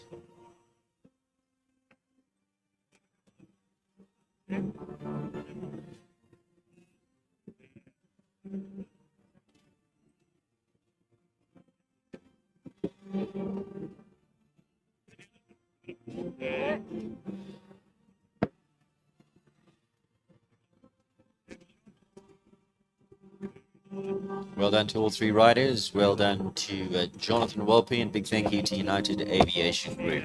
Championship day here at Summit Ridge Equestrian. Stunning venue. Look at those blue skies behind. It's rain this morning, but set us up for perfect underfoot conditions in this fiber arena, ebb and flow arena, equipped for the rain. Beautiful conditions this morning for show jumping as we build up to the bigger classes. Next up, United Aviation Group final of the Grand Prix Diamond Tour, where Lisa Williams leads. And to be honest, I don't think, I mean, obviously she's good money on offer here today, 26,000 Rand to the winner, but 20 points on offer to the winner. She sits on 60 points. Nicholas Riley on 44, who's not here today. I believe Nicola not that well at the moment. So if you're watching, Nicola, hope you get better. Feel better soon. She sits on 44, then 43, Babisi. I don't see Babisi in the starting lineup either. And I don't see Kalenko in the starting lineup, sitting on 40. So those are the only horses. The next one is Cornets Mandarin on 37. He's not in this field. Beligny Z is not in this field. Magic Boy jumps later in the team. Anush not here. Road to Flow Yellow not here. Go to Blue not here. Consuri in the team later. So, pretty much, Lisa's won it, regardless of what happens today. She's won the overall series we're talking about, because none of the other fancied horses are here today that can take any points, regardless of what happens with Lisa. Looks like it's in the bag for her. So congratulations to Lisa. But of course, she'd love to work away with a little bit of Christmas spending money. There is 26,000, I believe, on offer for that class. 26,000 to the winner, 16,000 for second, 11,000 for third. So still plenty to play for. I'm going to take a quick break, and when we come back, that winning interview with Tegan Brains.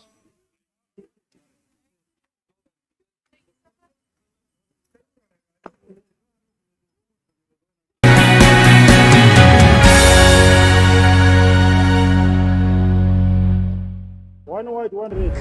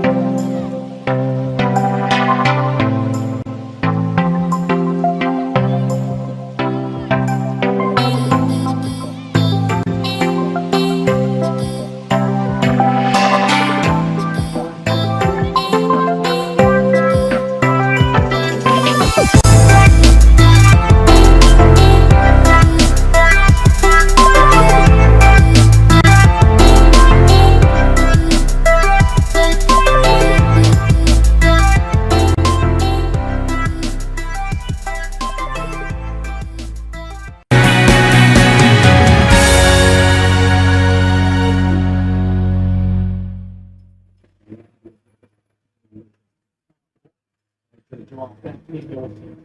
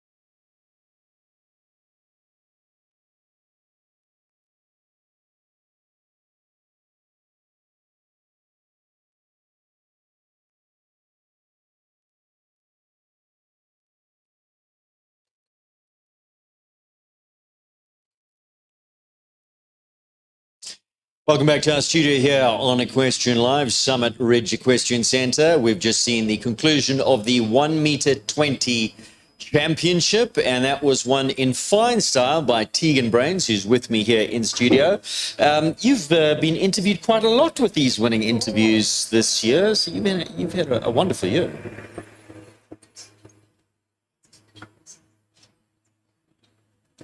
Tell me about this mare, Alonza, because it's Dollark, but it's Zeiss, and of course, it's owned by you. So three people to mention here. Of course, Neville and Dolan. Are they watching? Do you know?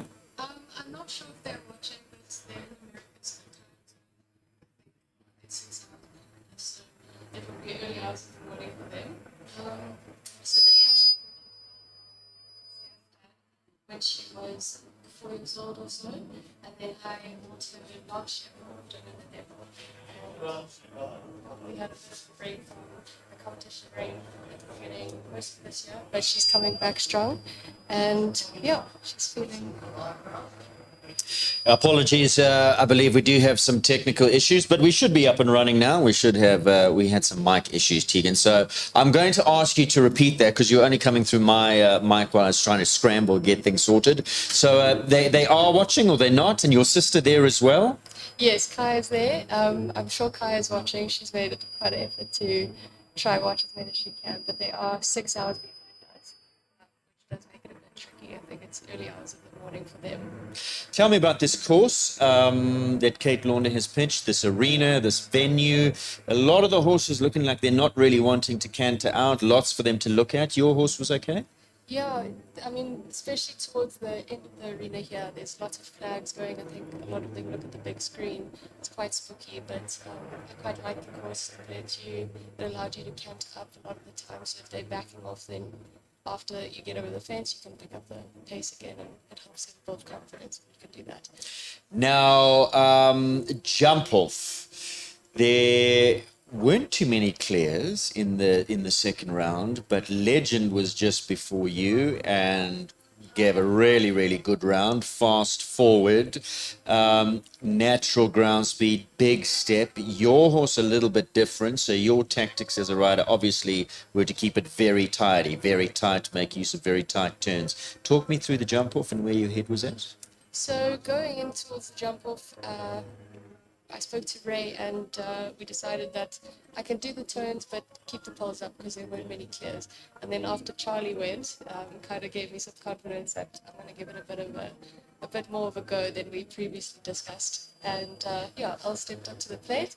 She wasn't too phased and yeah, kept it quite tight where I could. And especially I think the gallop to the last really helped us because she's got a huge step, so she comes a lot of ground.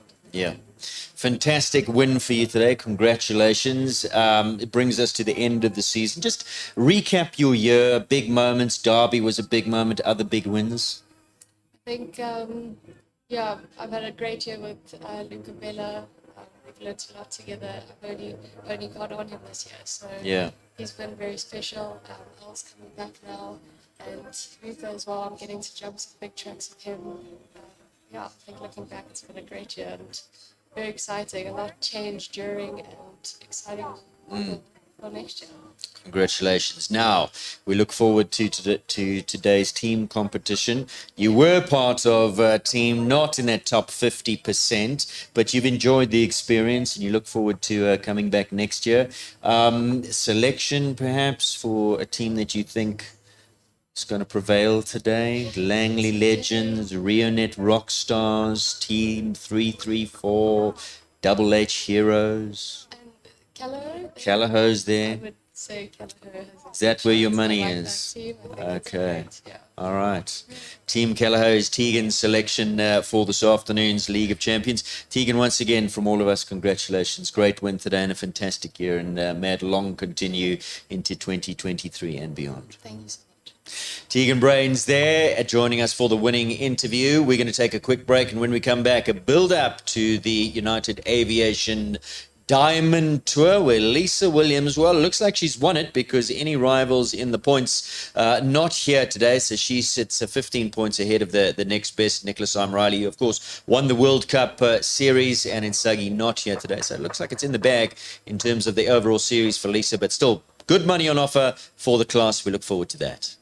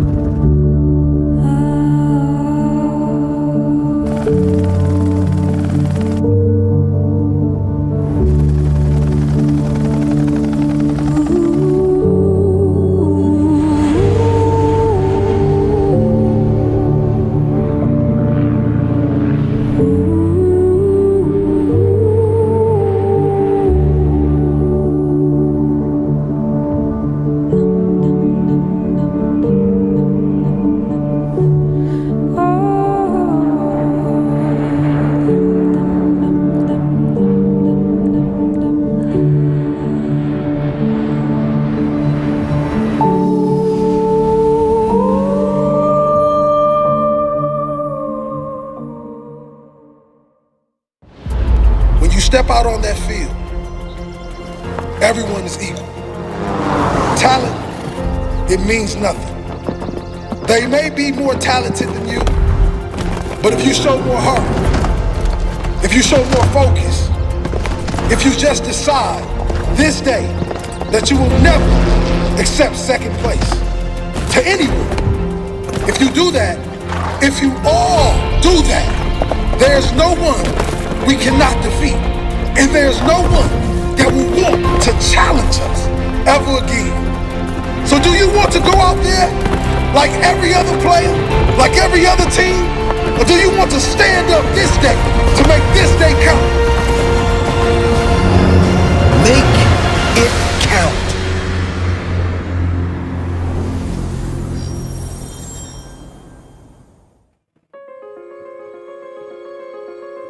Hi, Mark White here. It's again this time of the year when we can proudly say we're back involved with equestrian sport and show jumping in particular. We'd like to thank the South African show jumping fraternity for their wonderful support in the last 11 years. And we as Mark White Nissan will continue in the future with our sponsorships. I would love you to come down to the dealership for any of your motoring needs. Come and sample our new products of next year, which we'll be launching. Plus, we have got towing vehicles, vehicles for your sons or daughters. Whatever your needs might be, we have it for you. Mark White Nissan is located in the Four Ways Crossing Shopping Centre on the lower level. And for any more info, please go to our website www.markwhitenissan.co.za or call us on 011 840 1960. So, if you are in the market for a new or a used car, pop down and see us and we would love to put a deal together for you.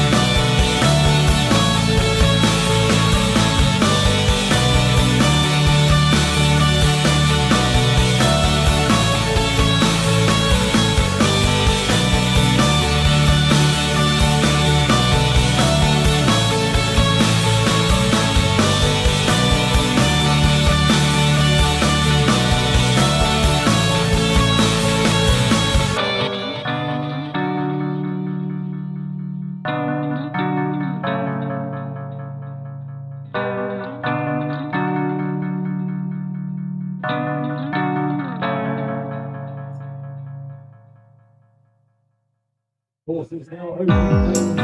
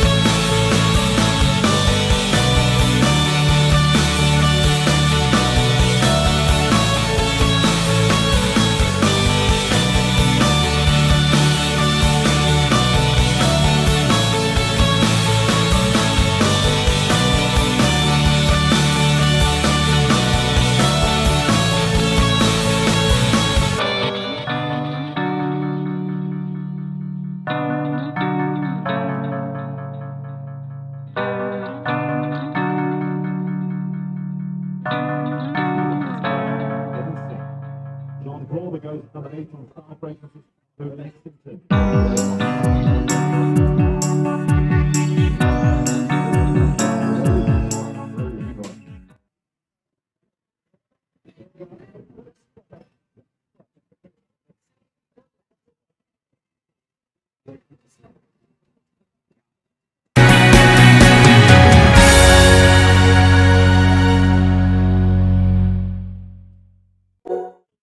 This proudly South African product, made by equestrians for equestrians, will allow you to build amazing walls, pillars and wings for your jumps and gymnastics. Our award-winning rotor Vetis are designed with your safety in mind, with its rounded corners, interlocking pins and brightly colored options ensures an affordable, safe and lightweight product that can be quickly assembled and taken down. Our rotor Vetis come with a plug for an easy way to fill your rotor Veti with sand or water if you need to weigh it down on those windy days.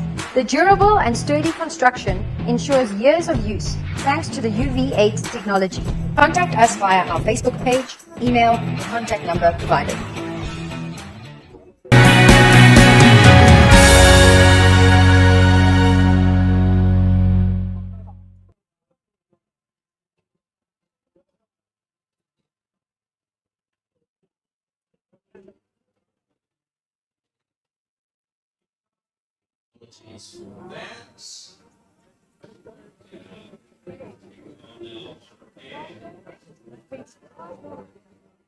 Right, so are we back?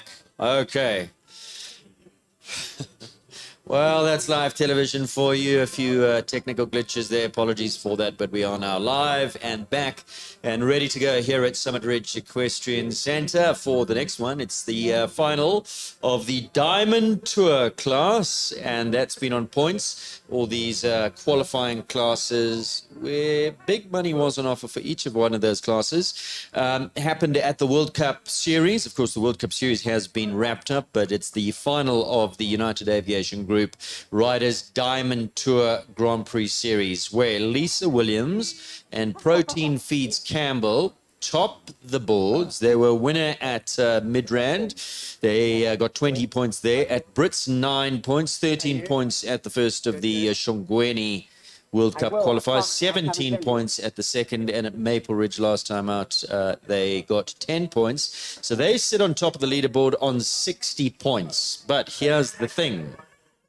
20 points on offer for a win. 44 points is next best Nicholas Riley and Sunny Park and Stables DB, the winner of the World Cup Series. And Nicola not here today, I'm afraid, so she won't be taking home any points. Bronwyn De Santos and BBC, I've been looking for her name in the running order, and she's not here either, so she won't be taking any points. Chayton Hendricks on Kalinko sits on 40 points. So he could, if he was here on Kalinko and took the win and Lisa went missing, jump to 60 points. But I'm afraid that he's not here either. Of course, there are drop scores that come into it as well. But as far as I can see, because there's a couple of no-shows here, that Lisa looks like she's pretty much home and hosed. They've got it in the bag. But I could be wrong because we haven't factored in drop scores. We'll have to see how that all plays out. So let's take a look at the running order for this class. Biogen's Greta G. Chayton Hendricks goes first. And as you can see behind me, the competitors are currently walking the track. Biogen's Greta G. Chayton Hendricks, he goes at number 1. At number 2, we've got United Aviation Group's Capital Kronos and Nicole Horwood. At 3, we've got Esperanto and Shannon Cravenstein for Regenesis Vet. Great to have her in the lineup, all the way from Cape Town. Dartoli and Gareth Neal goes at 4. Campbell, the log leader, goes at 5. At 6, we got Lara and Diamond Dundee. At 7, Forsyth, Bengston, Grant Langley. Now, I don't know if Bengston's going to start this class because he's due to go at the team competition as well as their 140, so I haven't been advised that he is not a scratching, but I would assume that he's going to come out of this because he's supposed to jump in the teams as well. Let's see. Jean Corber, Lexington at 8. At 9, Casino and Gail Foxcroft. At 10, we've got Calibro and Georgina Ratcliffe. Bengston is scratched, I've just been told. Yes, put a line through Bengston. Yeah, he's jumping in the teams. Calibro is at 10, at 11 Lordnam and Arnold Borta, 12. Hey, I'm Wilmer Leona stepping up a level, so that's exciting for Leona.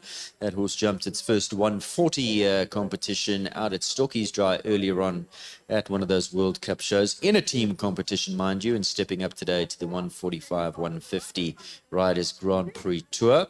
Pour Moi stepping up a level as well with Johan Lotter. At 15 is Kitchen, and as we take a look at the lineup there on screen. So Kitchen Beligny Z here is at 15. Now, he is in the points with Chris van der Merwe. He's currently sitting on 35 points.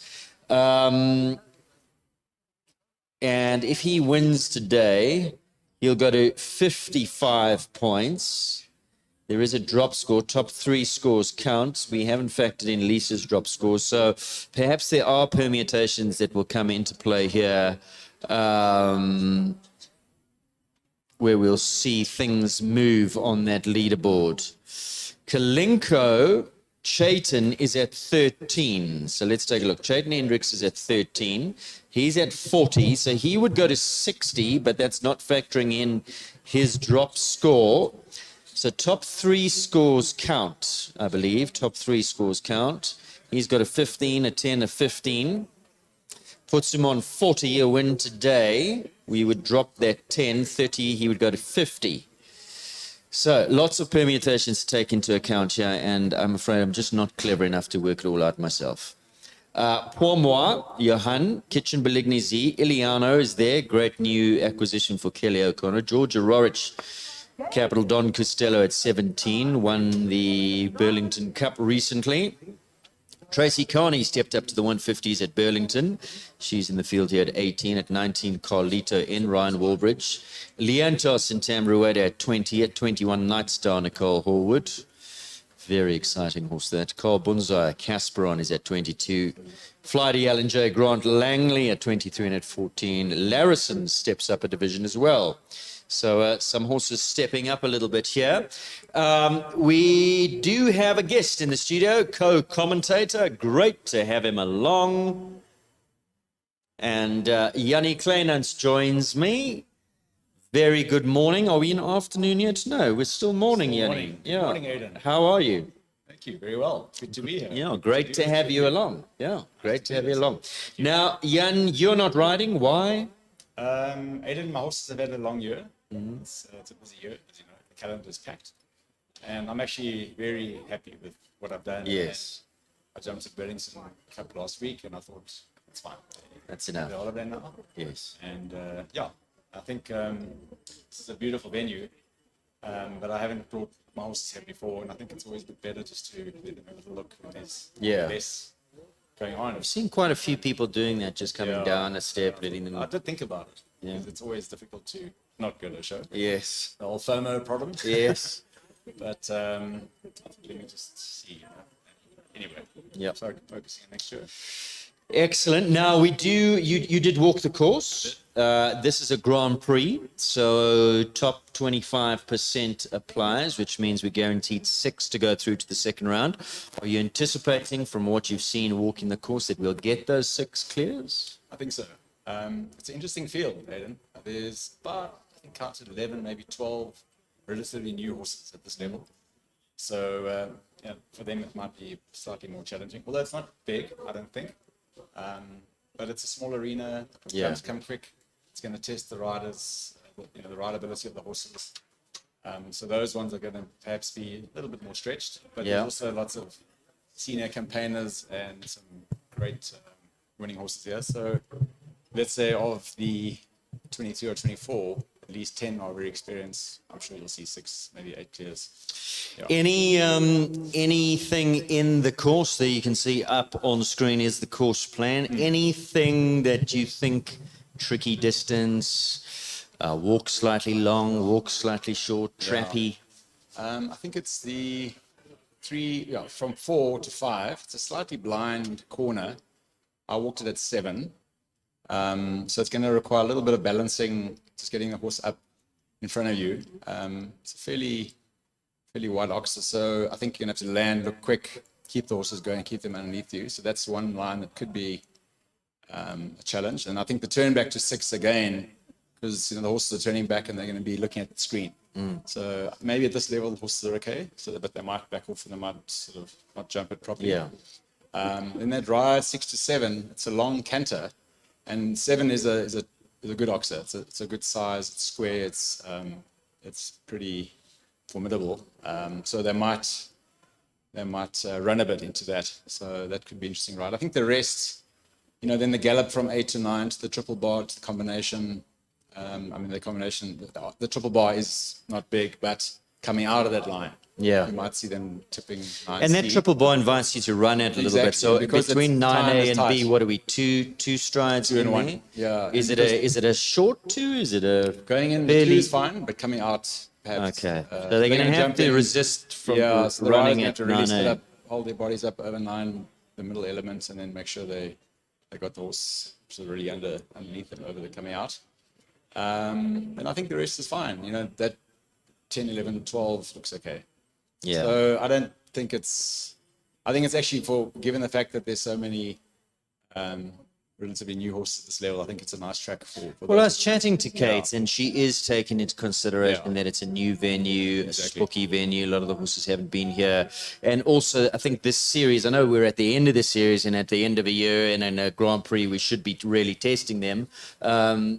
But she feels the test is coming in with a new arena already. Exactly. There's some new horses stepping up here, and a lot of people have used this. We've seen at the World Cups 50-odd starters in this class, because it has been a quieter, softer 150 track, so it's inviting. Yes. So we don't want to go now pull out all the stops and at the end of a season. I think, I was fortunate. My very first 150 was at Shongweni. Yeah. And there you got a bit of space. Exactly. You got some time just to catch a breather between the fences. They don't come as quick. Yeah. So when they come very quick here, it does put a lot of pressure on you, especially if you all the horses are new at this level. So Yeah. But it's a fair track, and I think it's going to be nice to watch. Looking forward to a good one. 24 starters, well, 23 actually, because we've seen Bankston has come out. He's going into the team competition, and exciting that we see some horses that are stepping up today. Hayam Wilmer's stepping up. Pour Moi, Johan, great to see him back in the 150s. New ride Ileana for Kelly, she's there. Don Costello, the Burlington Cup winner, is there. Larrison with Chayton stepping up as well. Yeah. So some quality horses just Exactly. ending off the year now. Very exciting. Before they go to a break with a Exciting little bit of a horses and, test. And then, huge scope, yeah, but looking forward to it. exactly. Right, so I have heard the bell ring that we are expecting the first horse into the arena. Time allowed for this class, 79 seconds. The times today have been a little bit tight. They've caught people. Are we expecting the same Is that here? at 375? This is at 375, Exactly. yeah. So it is motoring. Yeah, and in a smallish arena, yeah. around the turns, that's- hairpin turns. Exactly. And that's where the test comes, because you don't have time to take a pull around the turn. You have to keep going. And that's going to be the interesting thing, which I think basically is how it should be, because, in the European level, the riders ride quick. So we've had to learn to ride a lot Yeah. faster. Chayton Hendricks coming in. He'll take the salute. And Jenny and I will be back in commentary with you in a moment or two. Looking forward to this one, the Diamond Tour. There is Greta G looking a picture. Will be the first to go in this Grand Prix. Before we get this 1m50 Diamond Tour Riders Grand Prix underway, 23 combinations remain with number 7 Grant Damien, Forsyth Jameson withdrawing. Grant Damien does still have another ride in the class, so we will see Grant present a little later on at 23 at 5 p.m. today. So 23 remain. The top will return for the second round.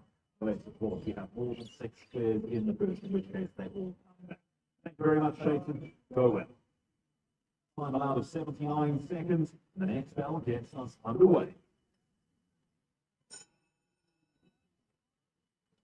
So the bell has gone now for Chayton Hendricks. He'll be first to go in this Diamond Tour Grand Prix final. Looking forward to this. Lisa Williams atop the leaderboards, but She's been at all of the qualifiers, sitting on a combined score of 60, but of course there is a drop score to factor in. Now, Chaitan's up there, but not on this horse. He sits in 4th at this stage on Kalinko, who will come into this a little bit later. So we'll try and work things out as we go along. So Chaitan on track now. This is Biogen's Kalinko, this lovely mare. Greta, I beg your pardon. On his way around and keeping an eye.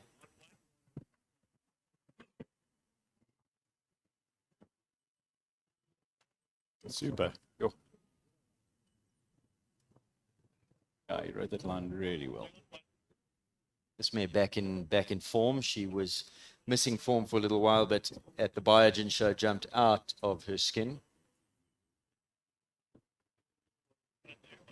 Yeah, very good. It's a steady 6, Aidan. Yeah, I saw him sit up. Just right up to the double bar.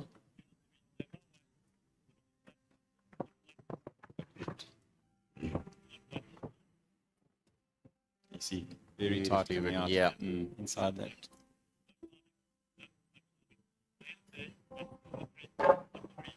Oh, down. It's quite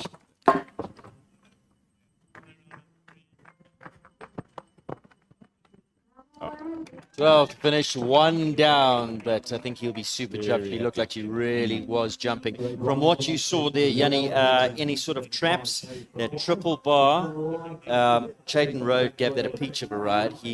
But I see what you mean, really had to sit up oversee. The mare got a slightly crampy in her back there, but he got away with it, but then found the next rail. So 4 penalties. Anything that you saw that could be testing for some of these horses? I mean, coming to that Oxford there, he just looks like a little bit tight around the turn. So I think he probably had to move forward just a tad. Got a little bit close to it, and I think he stacked it a little bit. Oh, I'm going to watch it. It's way in the back row. But beside that, really good. Be very happy. Just the 1 down, 4 penalties for Biogen's Greta G. Next to go, Nicole Horde. Rides United Aviation Group's Capital Kronos for the Capital Stud. Well-seasoned combination.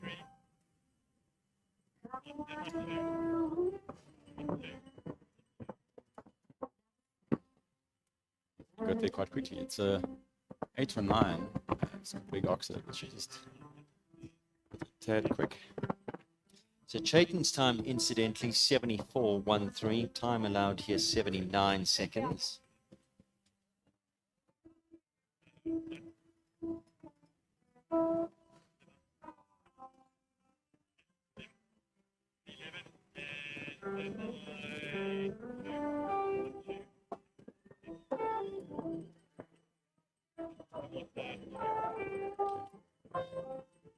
So she gave that a lot of respect. He's also got a lot of step. He gets it really quickly. Just barely that a bit, didn't he? Now coming around this turn, they tend to fall in, so he does keep their shoulders square. She came inside of number 5 on her Yeah. ride to that. Did Chaitan go round? No, Chaitan was inside, and that's where Kate walked. Last one down as well. So looks like finishes he on a score of 12. Didn't quite come off the ground like he normally does. Good round. But remember, we're on the top 25%, which means at least 6 will go through to the second round. Keep an eye on that, and Nicole has other rides in this class as well. So, yet to find a clear. 2 have gone. Greta G, 4 penalties. Kronos, 12, joining us from the Western Cape. Was Kronos within the time? Kronos, 72.31. Time allowed 79 seconds. So, the time doesn't look like it's going to... I mean, you've got to keep rolling. Yeah. But they look like they are 33.75. Next to go is Regenesis Bet Dies Esperanto. He's having a look at a few gems. Shannon Cravenstein, visiting from the Western Cape. I think rides with Damien, and she's up here with Liam. Liam used to ride this horse, didn't he? Esperanto. Actually, not sure.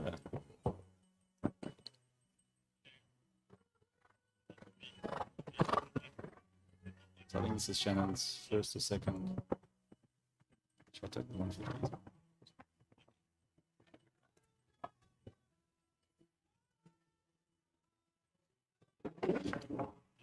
Just couldn't quite get there in the 7. Went a little wide.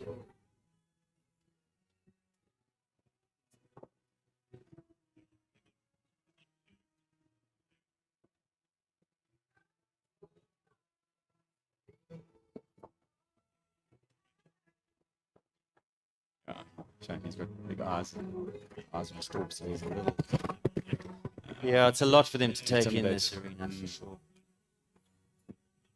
And I don't remember her ride. I mean, I know the Royal Horse Glam Rock, she's ridden a few, but I think this is the biggest test for this horse to date. You can see he's not really He's not cantering forward, so his he's struggling in body's the lines. a bit. tense, stiff.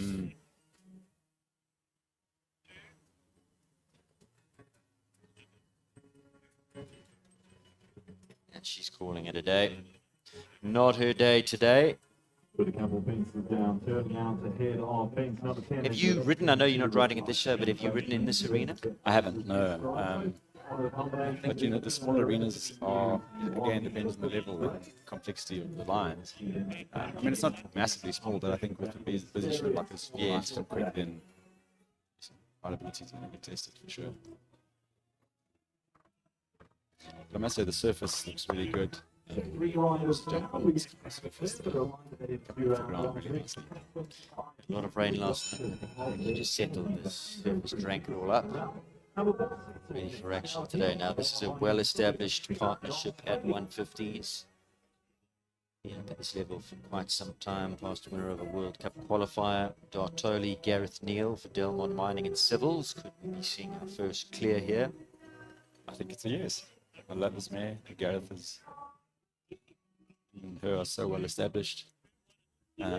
Should be relatively easy pickings, I think. Let's see. Here they go. Tour Van Gogh. Love her expression, her canter. So clever. Watching, calculating. The brain is firing. It just needs to ride up a bit. Time would be a bit of a challenge. Let's see it.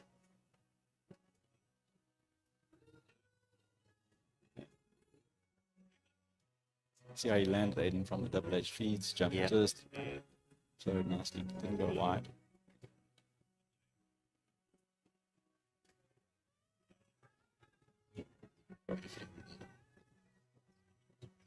Six, see that? Yep.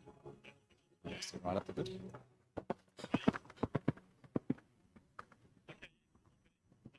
She should be good. Easy stuff. Come. Just canter up now. How's the time? 79 seconds time allowed. Currently sitting on 62, 63. It's going to have to move a little. It's a long canter to the last, sitting on 60. No, he's okay. He's okay. Is he? 73, 74. Yeah. Well done. There you go. The prediction was good. Yeah, well done. Did you see Aiden that turn back? Vertical to this opposite there. It's a very clever line because the line sort of invites you to fall in. So you're riding is really disciplined. Kind of go straight, not too wide all the time. You're talking about 4 to 5? 6 to 7. 6 to 7.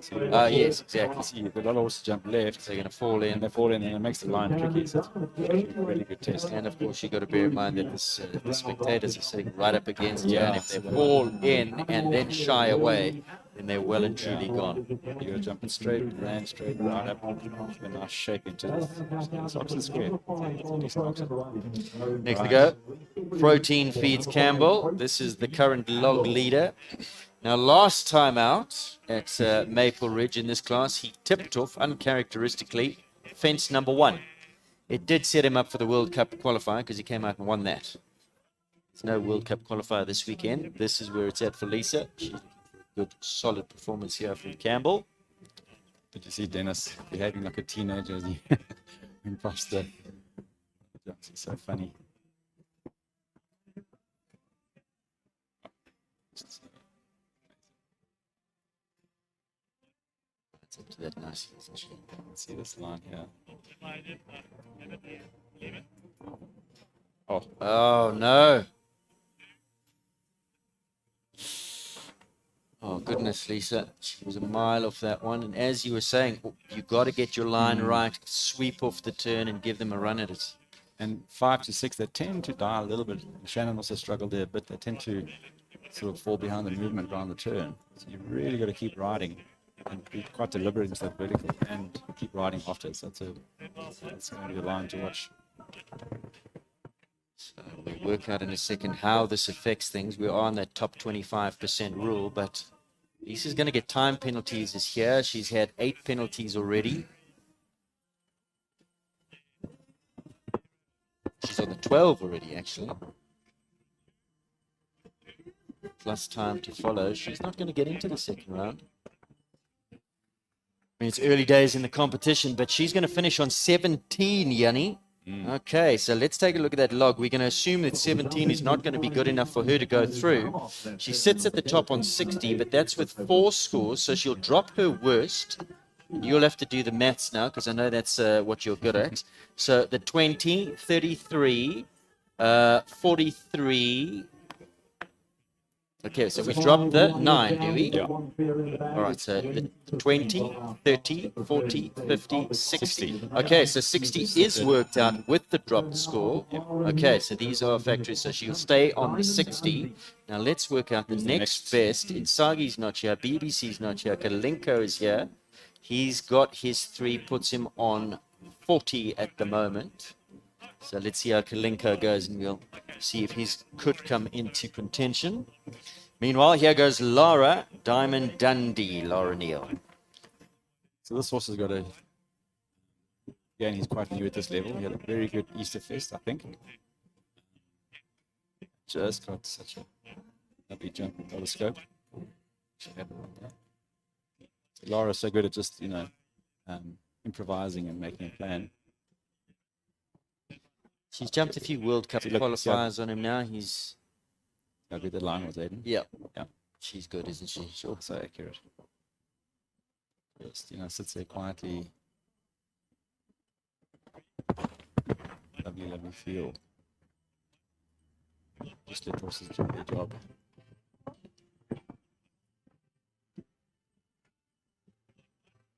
So now you can see the rideability of this horse. He's really got tools to handle a track like this. He knows where his feet are all the time. It's so well balanced. Yeah. Nicely done. Yeah. Clear. So the Neils, both clear. Lara and Gareth themselves a spot into that second round. So 6 will go through. So who did you say is coming up? Well, the only one, if Lisa's sitting on 60, she'll stay on 60. We're going to say, I mean, it's been 2 clears already, then on 17, she ain't going to be a winner today. And Kalinko is sitting on 40. So he's the next best. 40 at the moment, that's with the 3 scores where he is. So if he takes up, he can't win it, because if he takes a win today, his top 3 scores, he'll take 20, but he'll drop the 10. He'll be 10 shy. Yeah, so I think it's still in the bag for Lisa, but I'm always nervous to say it is what is it until it's all been done and dusted and ratified. John Corber has had a wonderful show. She was a winner yesterday, Lamina, and also tied up the series for the Silver Tour with Lamina. She goes in Star Fragrances, Callao, Lexington.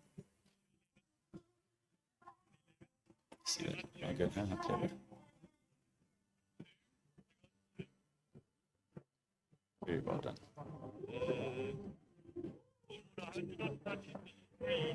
Of course, she was on the podium at Derby, beautiful 3rd place. Then went to Maple Ridge, jumped a lovely clear in the World Cup qualifier.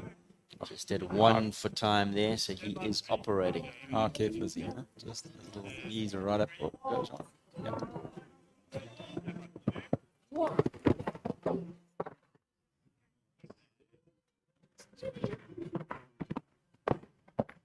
Yeah.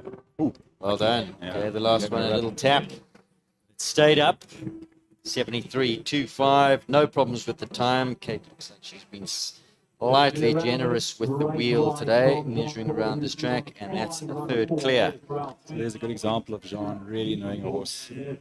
He's super careful. He's sort of well balanced. And again, not big trackless, but it really requires a lot of thinking and quick reaction.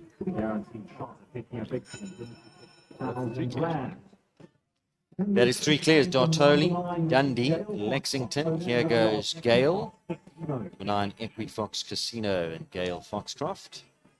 This is the horse for the future, I think. Absolutely. Not the present. I mean, he hasn't done many 150s, but Gale, it's so brilliant and natural. It's going to bring out the best in this horse, I think. What a ride. Wow, fabulous. What a rhythm she's on. Smooth as silk, 1 to 2. Perfect. She's just in a perfect rhythm, isn't she? A little bit late, she got there. See how they fall in right over the oxer. This makes his turn a bit tricky. See, there's Gale's experience coming through Aiden. She's gone a little bit wider. Yeah. A little bit of space. Oh. So that's a textbook line for me. And did you see how she was holding him out? Yeah, Inside leg was exactly. on, neck reining with the inside rein to Yeah, the it's giving him a outside rein, chance. just saying, stay out. Yeah. She's going to have to sit up, sit up, sit up. Ah, Done. turn. Ooh. Okay, now she's to right. Okay, she's Just gone that around. Just keep going. Watch the time. Should be okay. She's been pretty Yeah, she's efficient efficient everywhere forward. else. Has to be really factored in. 79 seconds time now. She's got 10 seconds now. Time is turning out to be good. Yeah, Yeah. well Wow. done. Sure. Yeah. That must have felt amazing. What a rhythm she was on. So she went round that number 5, but had brilliant ground speed, came in 74.82. I think the ride with the triple ball, although risky, she was quick into that. It's probably made up second. What was her time?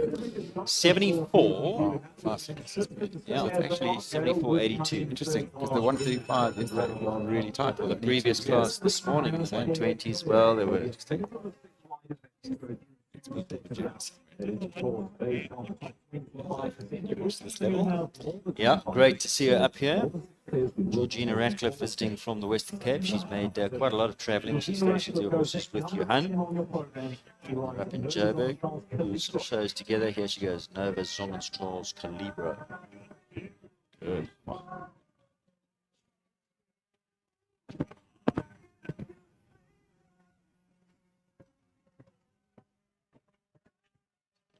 That.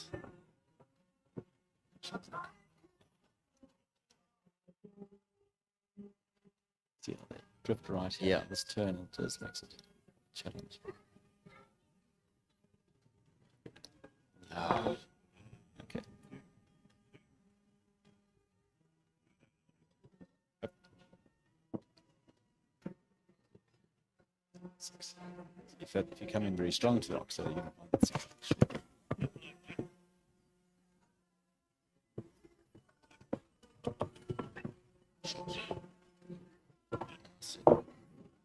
just jumped at those two a little bit, didn't he? I think the triple bar, that's the challenge with that line. It just gets him quite flat, so you really got to sort of hope that he push up. It's his first round, I think. Yeah, I'm A very good round. I mean, they're sometimes not used to the height. Quite calibrated themselves to the height. So, yeah, and she's happy. She's smiling. very good, huh? I thought she did Super well. brilliantly. Calm. She's done this. Well done. Finishes on a total score of 17, just over that time, 9:79.47. But yeah, she's back up in the 150s, and that's what it's all about for her today. KP Laudanum is next to go. Arnold Borter. Stud and Arnold. She would own this very big, very beautiful, but very playful stallion.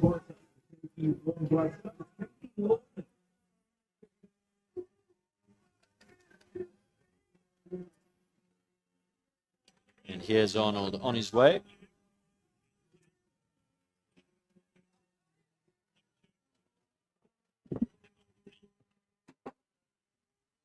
Now, he's got all the jump and the power in the world, Yanni, but his brain, he needs to focus a little bit. I think he refuses to grow up. Yeah. Talking about the horse or on?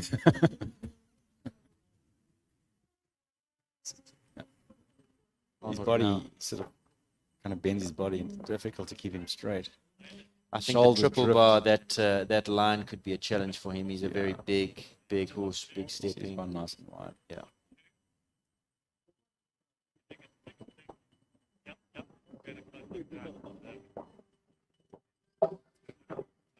Just had to push a bit. And then go a bit flat. Yeah, he ran deep to this oxer. I think the mistake was. Just gets behind the movement a bit, and then it's a bit of a push to get him going, and then he flattens out. That distance might trap him a little bit. You've actually got to get them close to triple bar, so they jump up, Yeah. and then they So just sort of land a little bit shorter in that distance. just get the space and can't come in too strong, otherwise they'll just flatten out.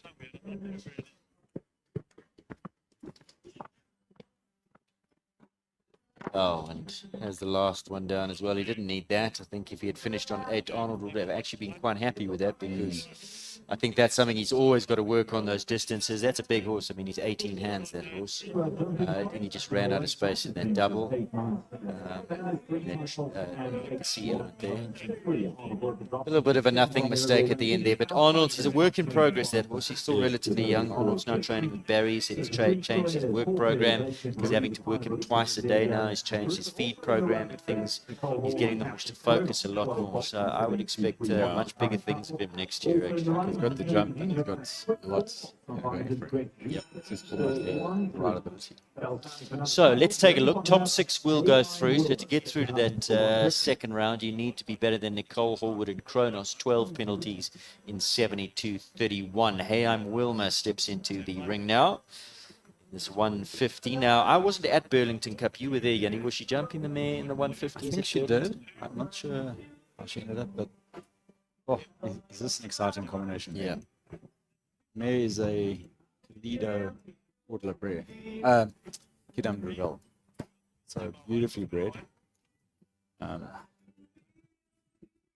went to the Cassini one. Sorry, Only Cassini went to one. the 140s this year. Yeah. Stocky's I dry. think it's the first 150. Yep. I was just wondering if I missed something at Burlington Cup, but I think it is her first 150. All the scope in the world. So it's Produced Leona's- by Leona. Just so correct, and just gives the horse. Oh, see good reaction. What happened there? Let's have a little look. She was so quick, just to bring her back. She had to look at the screen, not the jump. That's, I think, what happens now. And just such a master at nurturing them around. She's probably looking at the screen. Not careful. Bah. I think Leona could have So possibly that's- changed her mind there. She was on a forward ride to that triple bar and then went, oh, I know that distance is short. She might have just... That's the novice. Oh, but look at that. Yeah. She's young, yeah. She's 8 or 9. Okay.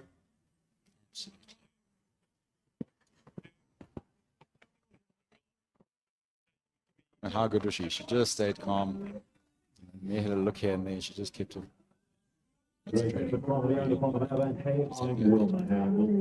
8 penalties at this stage is good enough to go through to that second round. Stage 8. Now she does sit in the hot seat, so she's bumped Nicole out of that top 25%, and she's in that precarious 6th position, 8 penalties, 77.9. Yeah, she's happy. That's the first of many. Now, this is interesting. Chayton is up there in 4th in Kalinko in the overall series. Lisa's not going to go through to that second round. She's going to stay on the 60. According to our calculations, even if Chayton wins it today, given the drop score, he's not going to go ahead. But What score is sitting on the boundary? 6. 8. Leona. Oh, this is. Yeah. Leona, 8 penalties and 77.97. See, senior riders, I'm sure we'll see 6 or 7. Sure. Right. Clears. This should be.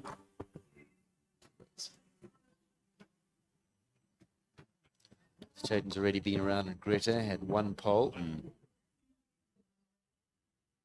Just getting the horse to canter. I was watching him. He little looks look as like he's a well. little bit tense in here. Chayton's just so correct. Going to use his 45 seconds, that's for sure. 13, 12, 11, 10. There he goes.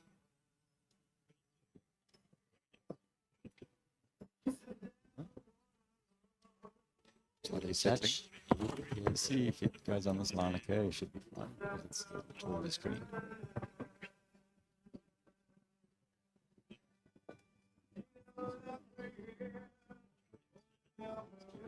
Ah, we got straight to jump there.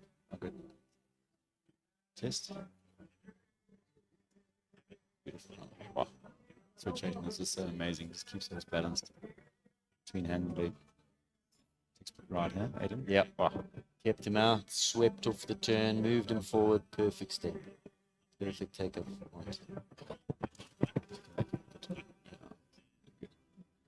going to have to walk. Yeah. You know, you don't have to come in that strong because it's not a very wide, big triple line, I think. So, actually just ride it. The temptation is real though. Time, I think. Because you want, it just dares you to run at that front rail a little bit. I do bite you a bit. Oh, I think he'll be a little bit Beautiful annoyed with himself that was textbook. Just that line, triple bar going in, a little bit forward to that and caught in that distance. The verticals aren't that big, but they are. You're forward to them. Right? Yeah. You might get away with the first one, but then you're Second definitely. one, the second one, that's it. So 8 penalties, not, yes, he's in, so his time was good enough, so he goes through at this stage, 8 penalties, 73.88. But with 8 penalties into that second round, he's not going to win it today, one field, even if he does get through. So looking like it's a Lisa Williams series win. Johan Lotte, look at him. Breathing out. I think is this Johan's first 115? He's done one, maybe two. And as the pilot, Yes. he's done 20. I think Forever De La Rock might have jumped on 150 at Shongweni. That's Maple, I think. But I think Poor Ma, this might be Poor Ma's first step up to the 150s today. Here he goes. Cool as ice as Johan. Very efficient on the jumps, you see that?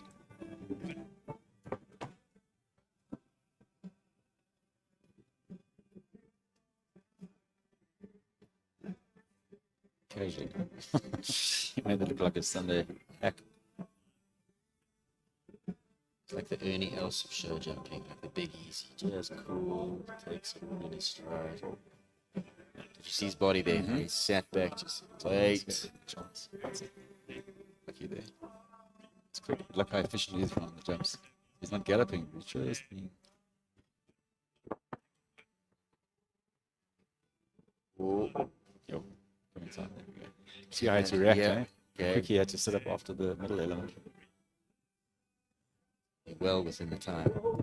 Oh, whoa. Yeah. Not big, really.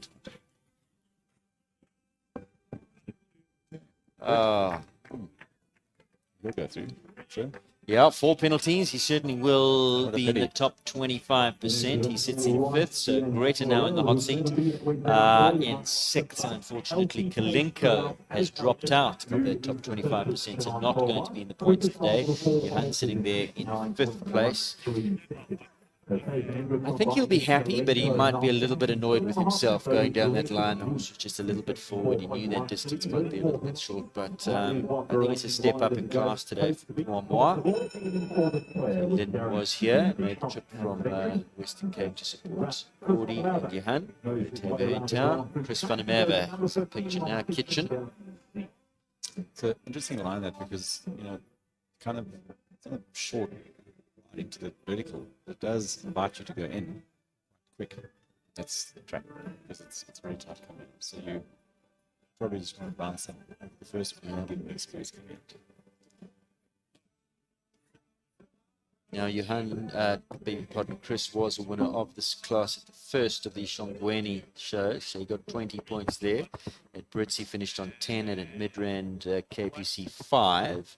So if he wins today, the best he can accumulate is 50. Drop the 5, so although he's up there, I think Lisa's pretty much safe. Chris again is so good at these sort of rides. Oops. Shape around the two. Perfect. Riding for team 334 in the team competition. 135 rider. Lane. Team 334 looks strong. In fact, all those teams look strong in the team competition. It'll be fascinating. Yet if you're a betting person, you can go into top bet, and some very generous odds about team 334. 4-1. I barely that. Maybe a stride wider, just giving him a bit of space. 4 penalties is good enough, but only just into 6 for the time being. He's into that top 25%. So we drop down now to 4 penalties at 74.11. Shaking his head. It's a tough fitness because he's so correct, so accurate. He generally always on. He gives them every chance to jump. Again, this testing line for Kate just to quick. The 4 players that we do have. Big day for Kelly O'Connor. New ride for her. Exciting new ride. Formerly with Zon Bosman. This is the Toulon stallion Iliano, who I think suits Kelly down to the ground. It's quite hot and fire. It's got a bounce. Yeah. She just, I think she likes them like that. She likes it. just holds them beautifully together. He's not the biggest in the world, but Kelly is very light. Not that Zon wasn't, she's also tiny, but I just think this is so well Chile suited just to her really sets style them of up beautifully riding. to let the Yes. horses. You'll see class this was come through. We should do this.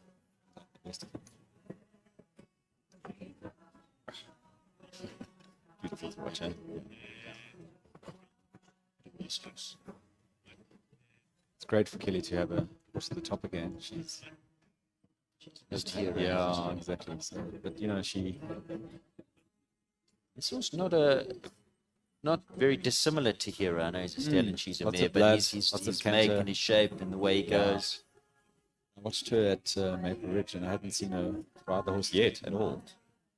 And I could not believe how Kelly just after he's not being at the top level, suddenly slots in and okay, she's like riding a bike, just very annoying, quite frankly.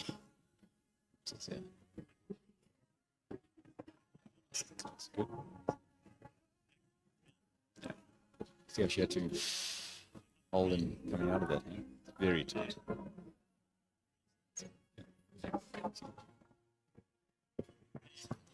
Hey, Oh, stayed up. One more to come. Kelly. Time is good. Super. Wow. He adores her, doesn't he? He jumps for it. Very, very exciting. there you can see Kelly's experience and skill. Just that line. That line is usually quite tricky. I'm sure Zon is watching. Good morning, Zon. I'm sure she's got a tear in her eye, missing her boy, but also super elated that he's gone to Kelly, because that was a proper partnership in the making. She'll give him every chance as well. Just happy. Right, there is the winner of the Burlington Cup. Only last week. You can see her jump around. Watch the video. Just executed. She was calm. Dropped a few strides here and there. This was got a huge canter. So she did a brilliant job. She really deserved the win. Very exciting. And he certainly jumps for her. He loves sympathetic up front. Just put him in that rhythm.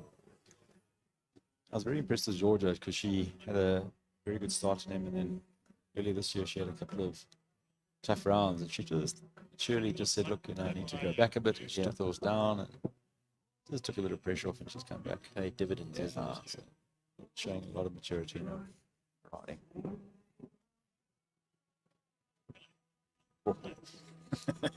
Gets out the way, She just looks like calm. She just allows him to use his body as well. Soft shot.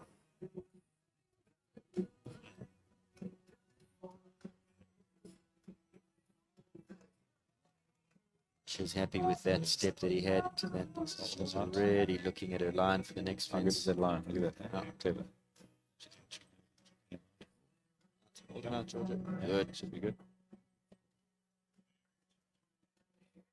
Quietly, Shetty just drop down to that line there.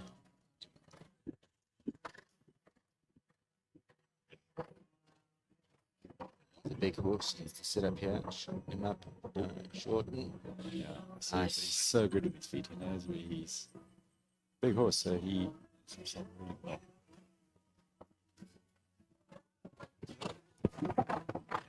It's looking good. One more to come.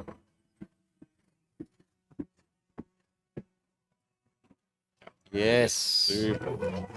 Building on Last week's form holding up. Well done. So Claire books her spot. We now do have 6. We're all clears. Yannick. So What number we on? we are on number 18 out of 24. All clears.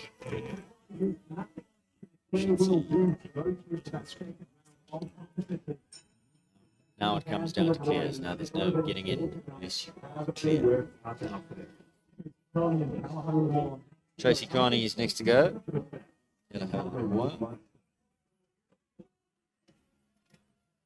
Jumped her first 150 a week ago on this mare.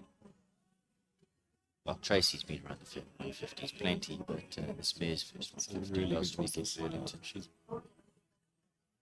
super talented. Careful.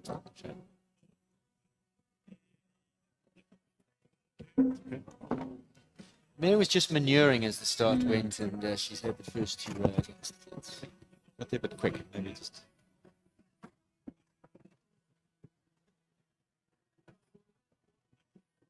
She's a very sensitive mare. Class there. I know. Yeah, this is a new test for them, so very disciplined turn.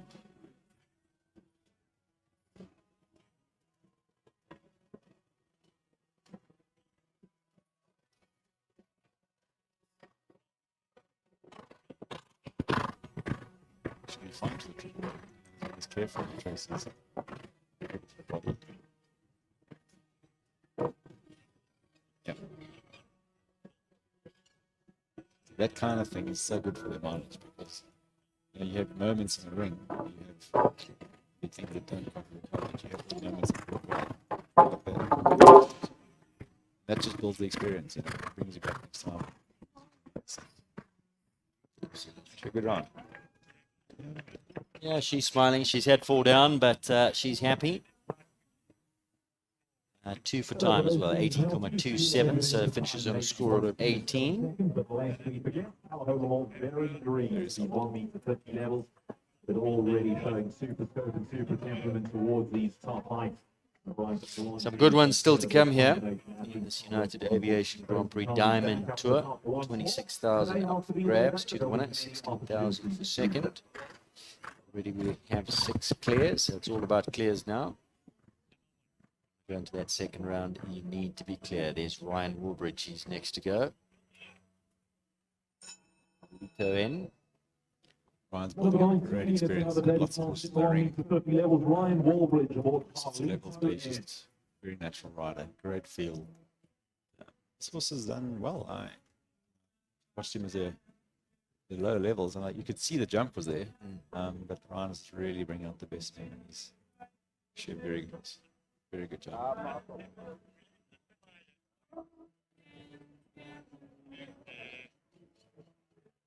Also fairly new to the 150s. This horse, I think he's only jumped a few of these in this series. See how he finishes behind beautifully. Oh, no, sorry, it's Gil. But he just jumps up beautifully behind. He's got a good canter. Would be mechanics, I think, but it's necessary for this level. Oh, good.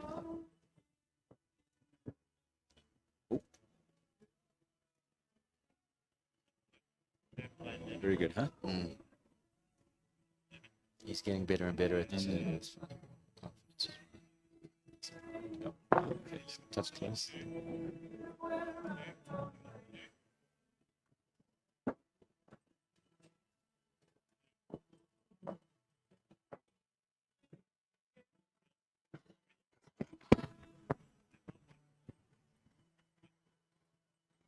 Ooh. What happened there? He just said, sort of shoved him at it. He said, quickly go. And I think he didn't quite lock on early enough. I think he needed to be a bit wide. It's good to see those white jumps can be a little bit off-putting. See, again, it's coming towards the screen. Those big white wings. Looks like quite an imposing, threatening jump. But he'll be back. Yeah. A little bit of homework to do, but they'll be back. Just knew at this level, I just wants to take The wind's picked up some. yeah, just a little. Ryan and Carlito get another new combination to these levels. Just wants to get him over. He's got a bit of confidence. Okay. So not the round he was looking for, but that's the way it goes sometimes. Carlito eliminated. Regenesis bet. Gallagher Liantos next to go. It's the full brother to Israel. On we go to our final five of the first round of our Diamond Tour Riders Grand Prix. This is tomorrow. Looks very different. He Go wasn't very. jump, same sort of technique, very careful. This one I think is far more blooded and Yeah. fizzy and Absolutely. Tane does a great job in sort of holding him together and getting him to jump up. But, a great line. Lisbon Heartbreaker. That's where the blood comes from, I think. yeah, I think Des is more his father's child, and this is definitely the mother's child. It's got the he's a big step, huh? Not a big He's horse, amazing and so but he just gets reactive. there, yeah. So I don't think he's done many 150s. No, he hasn't. I think he might have done one of these, and I think he jumped Burlington Cup last week. I wasn't there, but I think he was well placed. He was right up there in the money. Third, I think. But still very new to this level. He's an absolute superstar. She really gave him a chance there just to gather himself. Good in the track. He's super careful and athletic and strong enough to push me.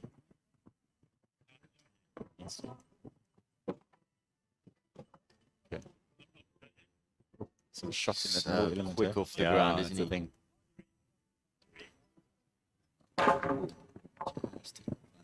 Steady now.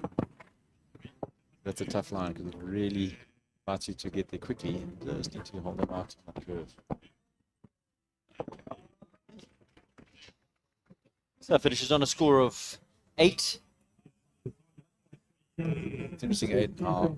I mean, this is, I don't think a big 150, but technically a real test. Yes.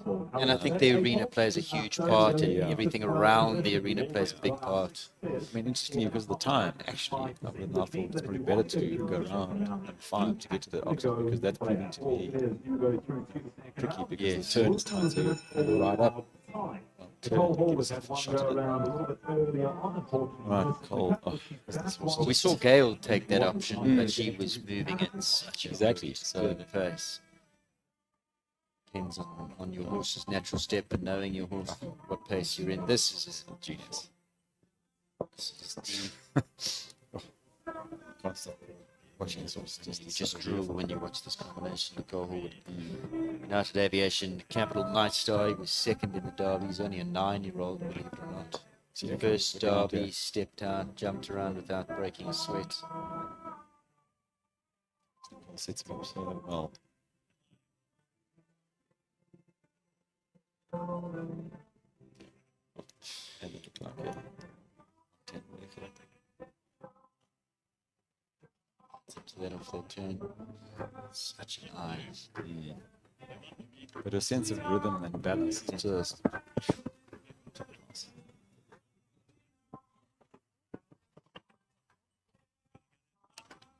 Yeah. So that's Just holding it. Messing around. Ah. See, that just shows the class. Yeah, one day when I'm big. Yep. Wow. I mean, Wow. new at this level, but just he's done it. Just Of course, was yesterday's winner of the gold class, Toshi. Bagged the championship for the show. So track here gives yourself a big chance to do it again here on the Saturday afternoon. United Aviation Group's Captain Light Star through to that second round. what was his time? It's faster. He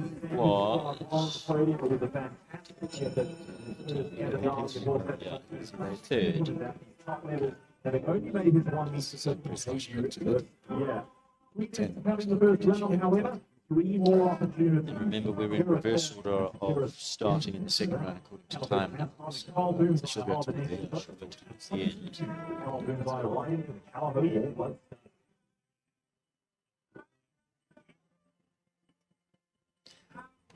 Jai Callaghan Casper on.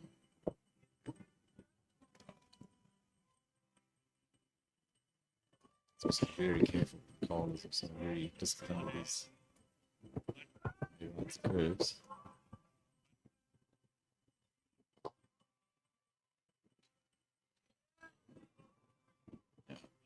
Done that was quick thinking by Carl. I think he gets a little distracted, does Casper, so Carl's got to keep his concentration up there. See the scope of it through there. Oh, he had that down. He's got a big jump as well, so he's got a little neutralizer camera. See how careful he was with that. Speed out the way.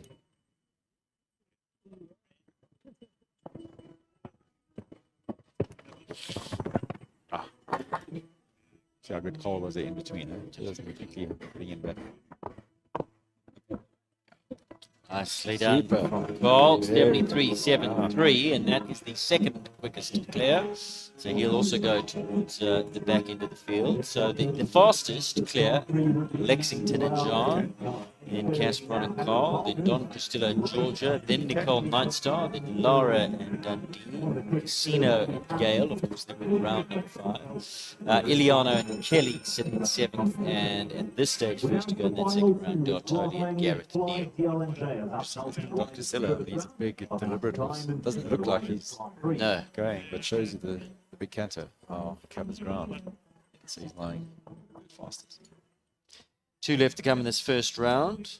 So Lady Ellen J. Grant. 8 clears now? 8 clears. Okay. I said 9, eh? Should be clear. Well, I think this is a new horse at this level. Yes, she is. Elevator Ray, I think. Balube de Ray, Pavarotti van der Helle. Bred by Grant? Don't. Breed, what is that? Mostly. Yo. Still making Sure, he bred this one. it looked like he wasn't going Yeah. to go, and then he decided to go.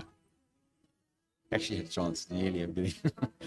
You forget how quickly these fences come. Yeah. Lose your And he just- focus for yeah, 1 just second. like, He went too wide. Hovered there, but it just. So that's where these lines are tough. Holding it. Okay.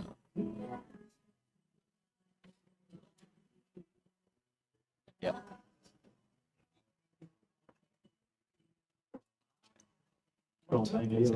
So retirement there from Grant. She's a big blood sensitive type. Her head just in the game with all the goings on. And Chayton will come back for his third ride. He'll be last to go. Larrison, who's having a good old look around. The wind is just picked up, sensitive. Wind's picked up. The umbrellas down there are flapping around.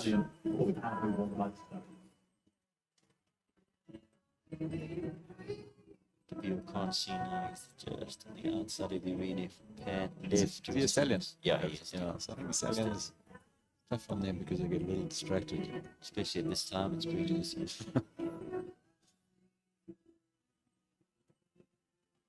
clock. The judges are being nice to him because they haven't rung his bell since the clock hasn't started. That's what you want. Cantons also. No, mate. The clock action behind. First 150 for him. I think he jumped in his cup last week. Oh, did he? I think he did. Yeah, I didn't see. Such an exciting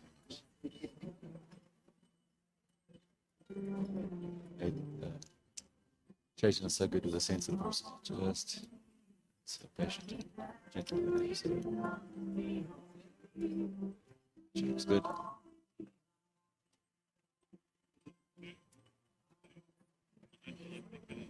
Beautiful that riders. Okay, chance. I actually haven't watched this horse much at this level, so it's really nice to see him. nice, breathtaking. Yeah. Beautiful Front canter and rideability.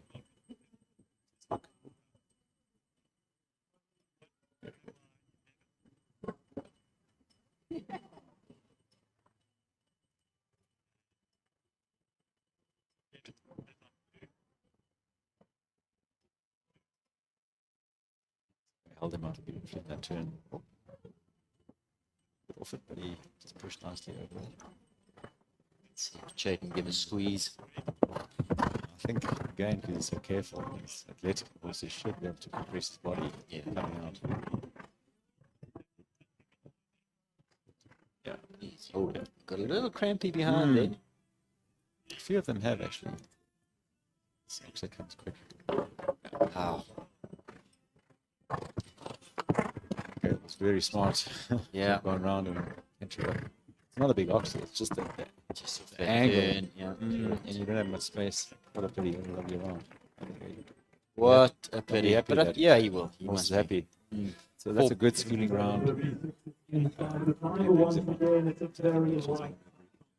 77.56 and inside that time now, just that one ox down for penalty. So going through, Dartoli will go first, then Iliano, followed by Casino, Dundee, Nightstar, Costello, Casperon, and Jean sits in pole position. She's at the top of the leaderboard, fastest time in that first round. She was a winner yesterday. So this looking good here. Jean, you on the points Jean's ranking? not in the points. I'm just looking. Lisa Williams, Nicholas Riley, who unfortunately is not here. Apparently she's a little bit ill, so we shared the best. Bronwyn's not here, but BC. Chayton and Kalinka, we worked out, can't go up done very there. well. She was. Bronwyn was right there, up there, 43, with the drop score. So if she had jumped and gone clear, she could have gone past. No, she wouldn't. She would be 3, but 53 as 3. well. So if she'd won, she would have Yeah. left. She would have dropped 6. She would have dropped 5.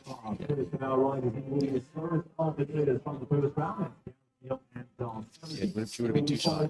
Yeah. So Lisa can breathe again. Obviously, proves he's mortal.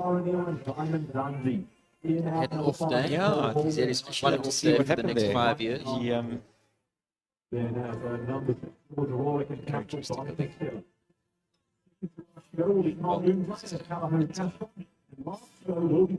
was looking at his record this morning. He just third, maybe fourth. And he's incredible. Just last rank, ranking 150 was final way. His resume.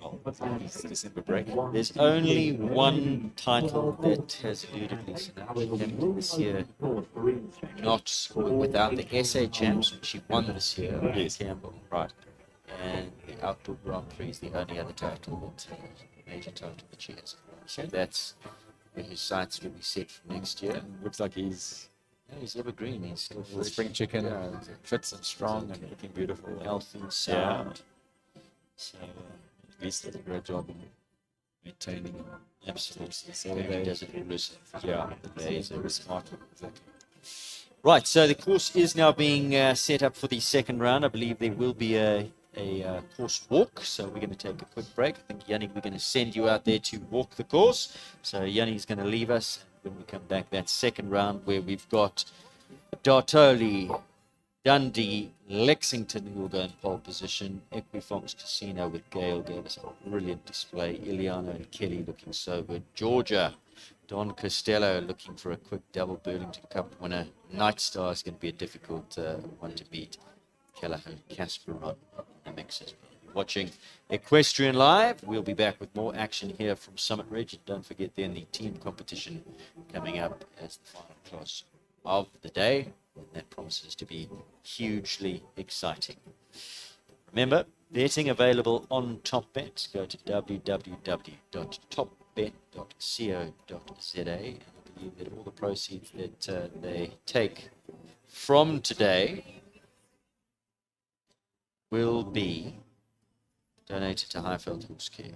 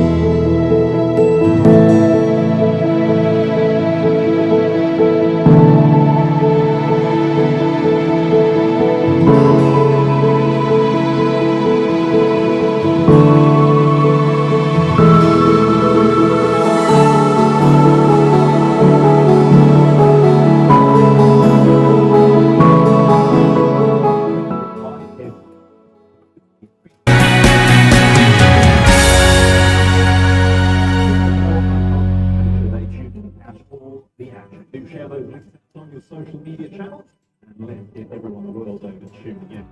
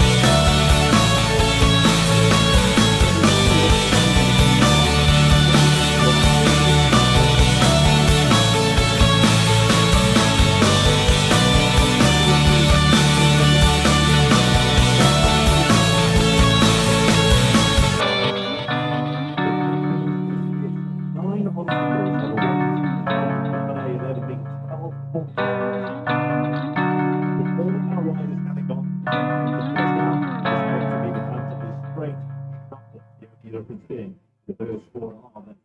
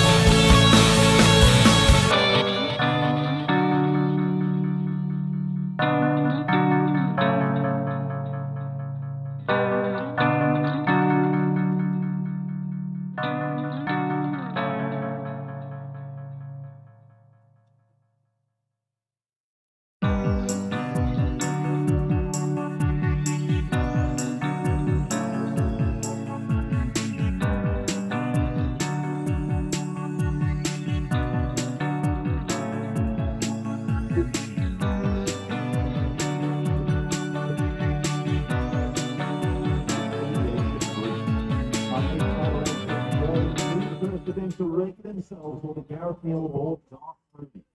Jumping over fences 1, 2, 3, 11A, 11B, 12, 14, 7 and 8. The length is 350. And it's time allowed 56 seconds. It's a great shot. Welcome back to Equestrian Live, and with me, Yannick Lannis. Now, Yannick, you have walked the course, have you? I have indeed, Aidan. So one has moved a little bit out. I'm not sure why, Kate gave a reason, but I think she just wants to have a bit of a longer run up to, so it's a 1, 2, round to 3, which is the wall. And then probably inside the barrel jump to the double, the orange Jack and Togs double. And I think that'll ride differently because you're coming off a turn, you're not running from the previous oxer. So that turn's going to be important if you want to win. And then you're going to ride up to the 12, which is the vertical. It looks a little taller. And then it's inside, well, in fact, just round the turn to the barrel jump. And then they probably have to go inside, land short of the Peter Morrison vertical, gallop all the way around to the oxer here, and then down to the last. So it's a bit of a gallopy track, so it's going to be an interesting, exciting jump off, Aidan. Any, I mean, I know it's a gallopy track, but any turns, any options that are available, or is it more about pure ground speed? Yeah, ground speed and I think good turns, because again, from 3 to that vertical to that double on the other end, you're going to have to keep going. Not big, but it's going to require a nice rhythm around that turn. I don't think it's terribly difficult. I think it's going to be a nice fast jump off. Taking that into consideration and looking at the horses that are going through: Dartoli, Dundee, Lexington, Casino, Iliano, Don Costello, Nightstar, Casperon. Where would your money be? You can't go against Nightstar, Nicole. Jean's quick. Jean's quick, Lexington. Burlington Cup winner, Don Costello, big stepping horse. Kelly, Kelly's quick. This is going to be a cracker. Yeah. This is going to be a cracker. Gail, Casino. Absolutely. It's going to be 26,000 reasons why they should give it a go here. How much money are they chasing? 26,000. Okay. Is that the 26,000 reasons? Yeah. Got you. What is... Second, 16,000, 11,000, 8,000, Nice. 5.5, Okay. 4 is what they're paying. A good at. first to pursue. Yeah. And so we've got... Gareth's going to be quick. He's first in. Yeah. He's very quick. I mean, the horse has got ground speed. She's careful. She can turn. So I think he's going to set the pace. I'm pretty sure. Yeah, so the order that they're going in will be Dartoli first, followed by Iliano, Casino, Dundee, Nightstar, Don Costello, Casperon. That's interesting. Casperon was second fastest in the first round. So he's also got a big canter, a lot of step. If Carl can just keep his mind on the job, he's also quick, huh? I mean, he won a class last week at Burlington very easily. So there's a look at Lexington, who sits in pole position. Any one of these. He'll be last to go. He's also very fast. So we're in for a hot second round. We'll call it a jump off. There is Gareth coming in on Dartoli, the mare. So just to recap, 7, 8, 9, 11B, 11C, 1 and 14 is not the track. In fact, I'm looking at the wrong one. That's 1, 2, 3. Did I give you that? There it is. Too 1, many 2, papers. 3, 1, 2, 3, 11A, 12, 11B, 12, 14, 7A. 7, 8, yeah. Right, bell has gone for the first competitor.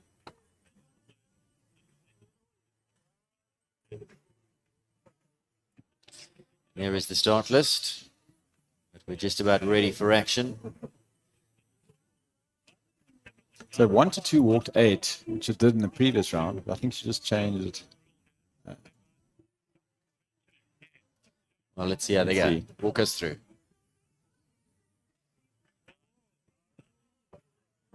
Did 9 there. So It's done in 9. Think somebody will do ace? look, he's going inside. That's why I showed the jump when you walked in. Yo, good angle. Wow. There we go. Okay. Right. So now that second element's not a factor because it's for the tight turn.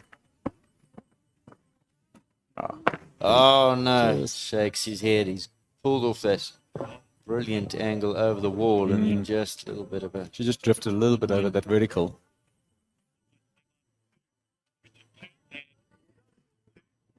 Ah, great jump. Oh, what a pity.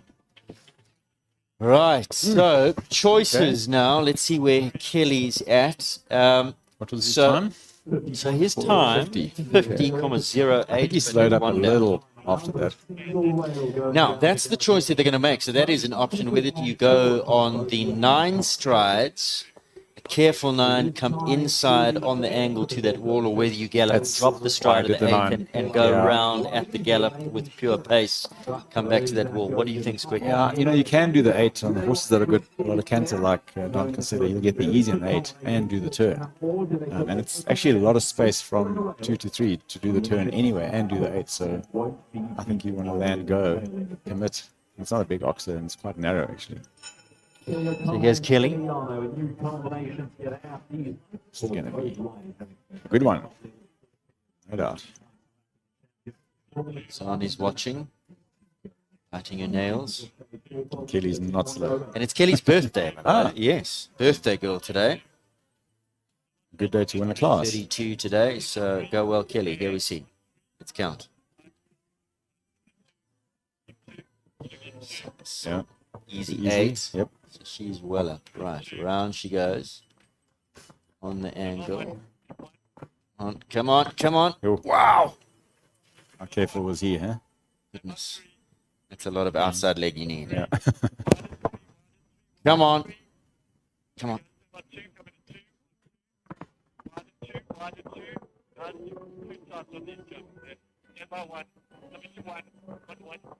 The 10 to that. Yeah, Okay. 10. Yeah, to do the turn. It's a tight turn, that. Not just to get up to this. Hatfield as well. Just flow around the turn. Now go. Added one. 48.65. What a round for the birthday girl, Kelly O'Connor, and a wonderful Toulon stallion, Iliano. We love him. 48.65. Wow. So did she do 7 down that last line? No, she did the 6. 6. Okay. It looked like it looked very tight. I was watching the turn at the time on the clock. Okay. Well. But I think if you sweep off this turn and you run at it, you could get the 5 to the last. Let's see what Gail does. Because it's a quiet 6. You're quite right. Yeah. Let's see. So Iliano leading, 48.65. Here goes Gail, who rode at such a brilliant pace the first round. She needs the 8 here. Sitting a 9. 9.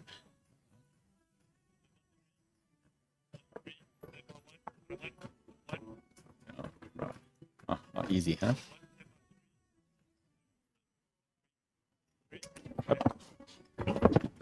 Yo. It shows the horse's class, huh?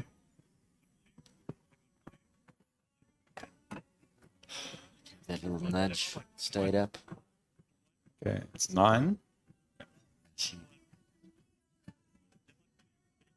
Time is good. She's sweeping out. I think she's going to run on the 5. Go on, press. No, It's 6. quite a... Yeah, well done. You think it's 46? 6? You Yeah. think it's on that 5? You'd have to go a little bit wider here to this Yeah, one. So you might and they could sacrifice flatten some out. time. I'm not sure it's worth it. You know, if you clear up until then, probably not. But if you've had one, maybe, then you might as well go for it. So into the lead she goes. Yeah. Into the lead goes Gail Foxcroft, 46.96 on Casino. Kelly now in second on Iliana, 48.65. It's going to be quite tough to beat, Aiden, because the horse has got, we've seen from the first round, a lot of canter. Yeah. Now, where did she make up time? Because I thought Kelly looked faster. She dropped the stride between the first 2 fences. Gail went on the 9. I think There goes Lara. into number 3, she was very smooth and efficient there. So Lara gets the 8 easy. Yeah. Go inside, I'm sure. She is so good. Yeah, how good was that, huh? Great. She must go.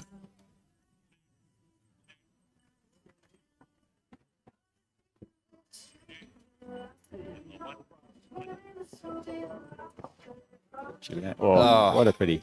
I think she started turning in the air, but I think Good crack there. the 5 is they're all on easy. 6. 6, yeah. 45.66. She was faster. Yep, she was 45.66, but 1 down. A bit of a nothing pole, really. It took I think she just thought about turning in the air. I think she just interfered a little bit in the air. What a pity. Great She's job. happy though. She's smiling. Now, let's see.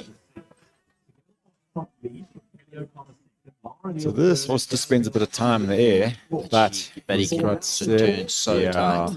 So, So much press off the I ground. mean, talking about Nicole, who's quick.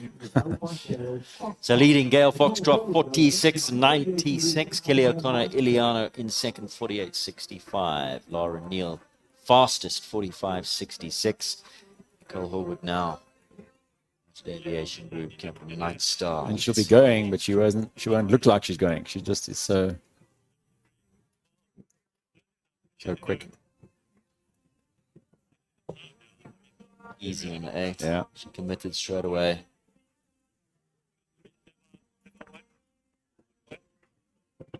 Stuck there. Okay. Can use his body over. Goodness. She's making up time now. I should go. It's a ping out of it. Yeah. It's, Beautiful push. covers so much around this horse. And this front. She do 8 there. I think so.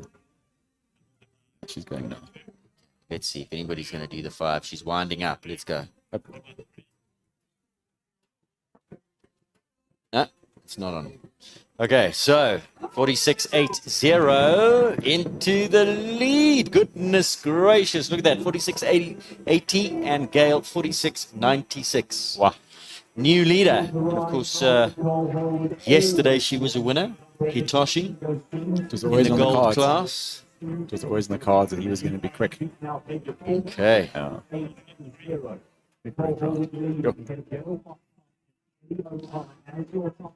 So, 3 left to come. Okay, so this guy could do 5 down the last line. He's got a massive step. George is super cool. So And she's confident at the moment, coming off that big win last Absolutely. weekend. okay. Rehearsing that Let's have a turn. look at the ride. Yeah. Come on, Georgia. The double. Back-to-back wins. What do you say? Wow, what would it end the year?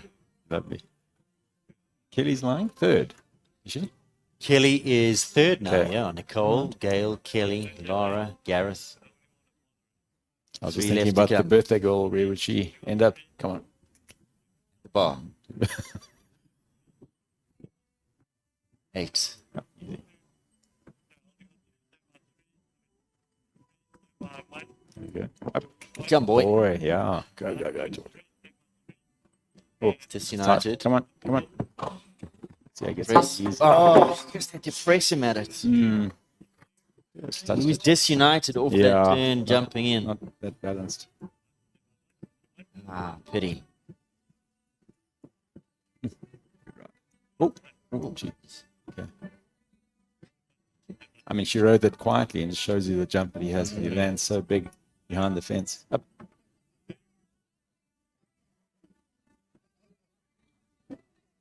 Okay. Okay, so 5, 1 for time. I beg your pardon, 4, 48.97 into 5th she go. 48.97, but of course she would have slowed up a little bit. So she just needed to land a little bit from that wall. I know it's a tight ride and all that, but just land and push and just get them going on the turn. Might have a little bit more canter. That's all she needed. But it's a fraction more thing, isn't it? Okay. Carl Bunzaya, big stepping Casper on. Time to beat 46.80, Nicole Horwood.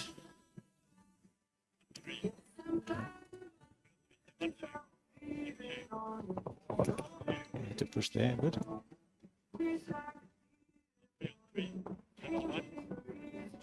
Yeah, good one, Cole. I'll go. Come. He's added one on the turn. Yeah. Okay. Yeah. So a sticky start. Looks like he's in the work a bit. He just sort of.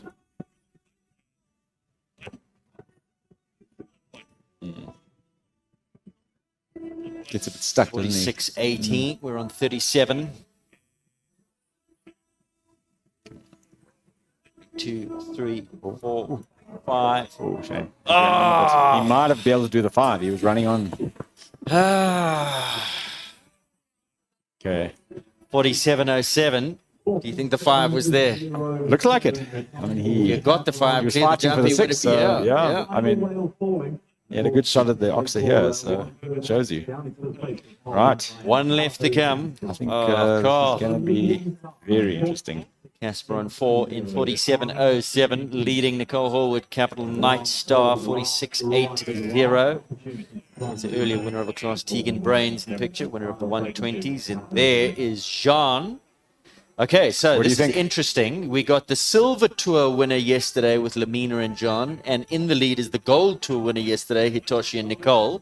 And it all comes down to this round. So let's see.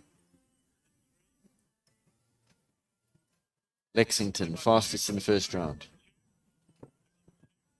And he can turn. He can make a plan from nowhere. Oh, what a ride. Oh, how good. Oh, that was a beautiful round. Oh, Nicole's won it. Yeah.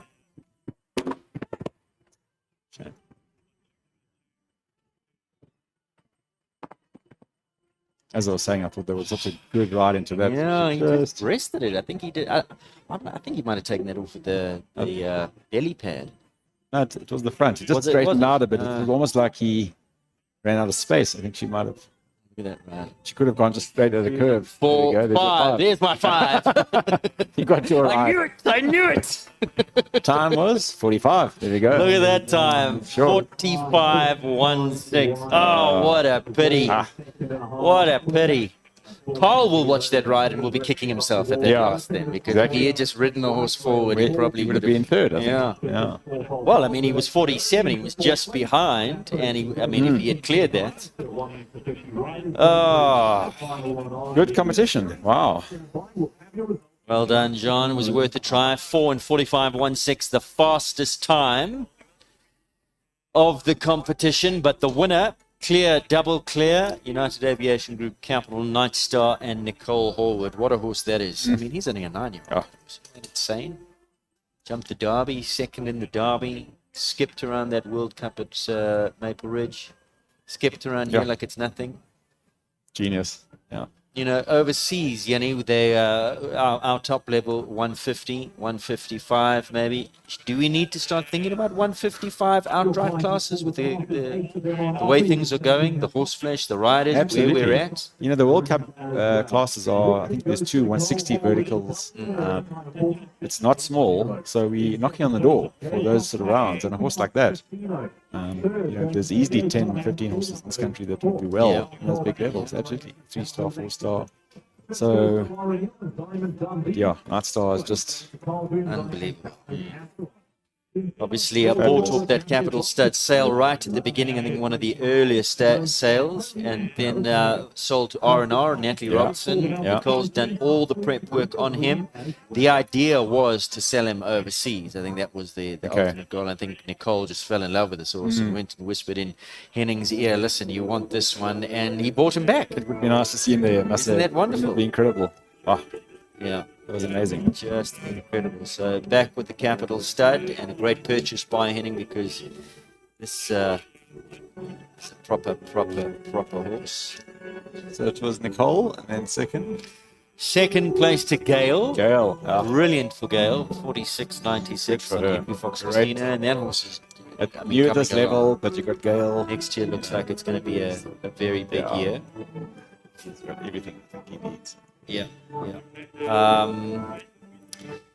And then Kelly in in third. third place, the birthday Birthday girl, girl. Kelly O'Connor. So we do have the result. Okay. Let's take a look at the result. So happy birthday to Kelly.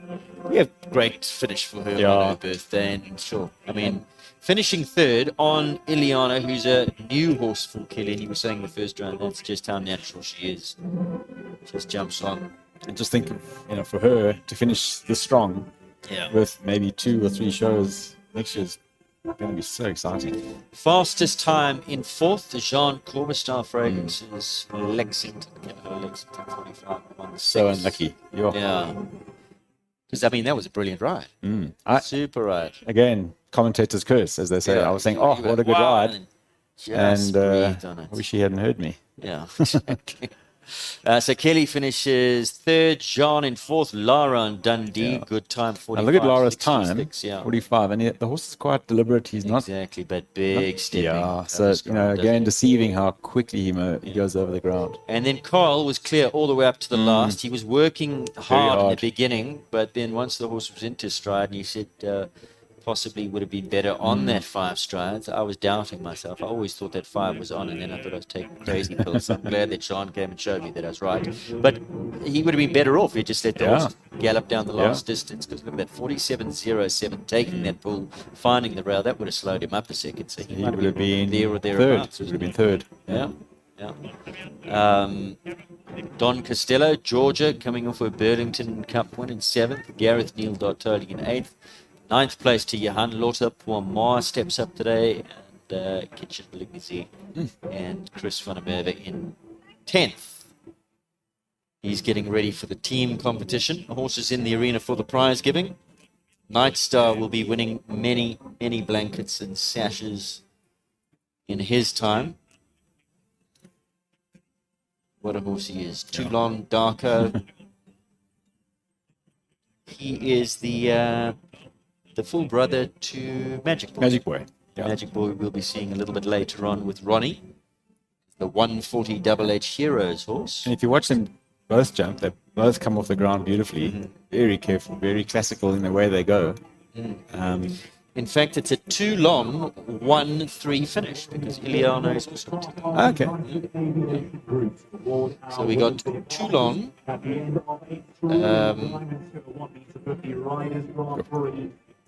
First and third.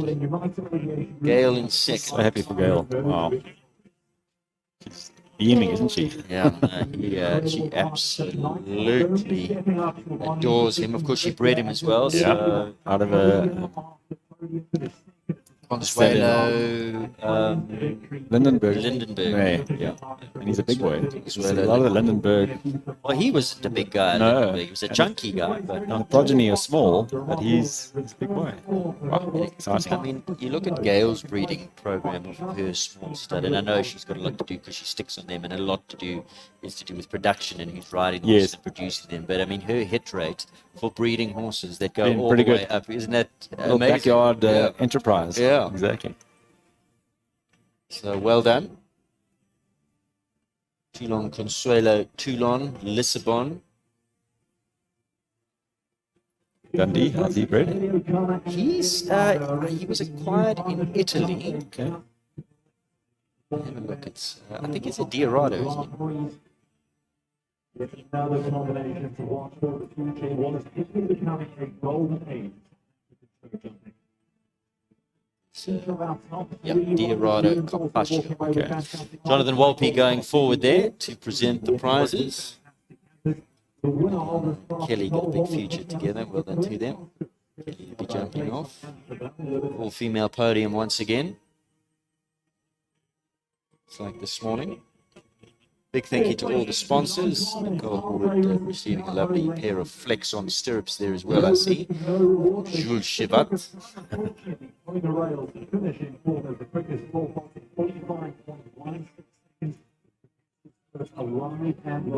So that's her job done. She's not in the team competition, unfortunately. United She's giving everybody else a chance. Yes. Yeah. United Aviation floundering a little bit in this. And Kelly's also not riding today. No, Kelly's out of Nice. it. Yeah. Sean Kelleher, she's riding. Yes, she'll be riding. Gail's not riding. Lara's riding. Lara's riding for Also Team Kelleher. Kelleher. Yeah. Let's take a look at those teams, Yanni. Are you a betting man at all? Not normally, Aidan, but You could be tempted to have a little flutter, huh? I think it's anybody's day. I think The reason I asked... Grant's team are very competitive. Not scared of a gallop. Yeah. The Kelleher team are looking great. look, it's exciting. Okay, so and here we go. Let's have a look. The favorites are the Langley Legends. So Yeah. top bet, you can go Okay. on there and actually probably have a because bet. they ended up top in the lot. Yeah, but they're 2-1, and I think, remember, today you start on 0. It's even Stevens today, and it's 2 rounds. And then if after 2 rounds we are on equality of score, we then go to a jump off. So And then the jump off, they pick their they're either 130 or 135. So the jump off's going to be a 130 height. and then they can choose they at can the, only in that choose- moment. Yeah, Yeah. they can nominate either their 130 or 135 Okay. rider. So have a look at these teams. Team Callagho, 120, Vanessa West.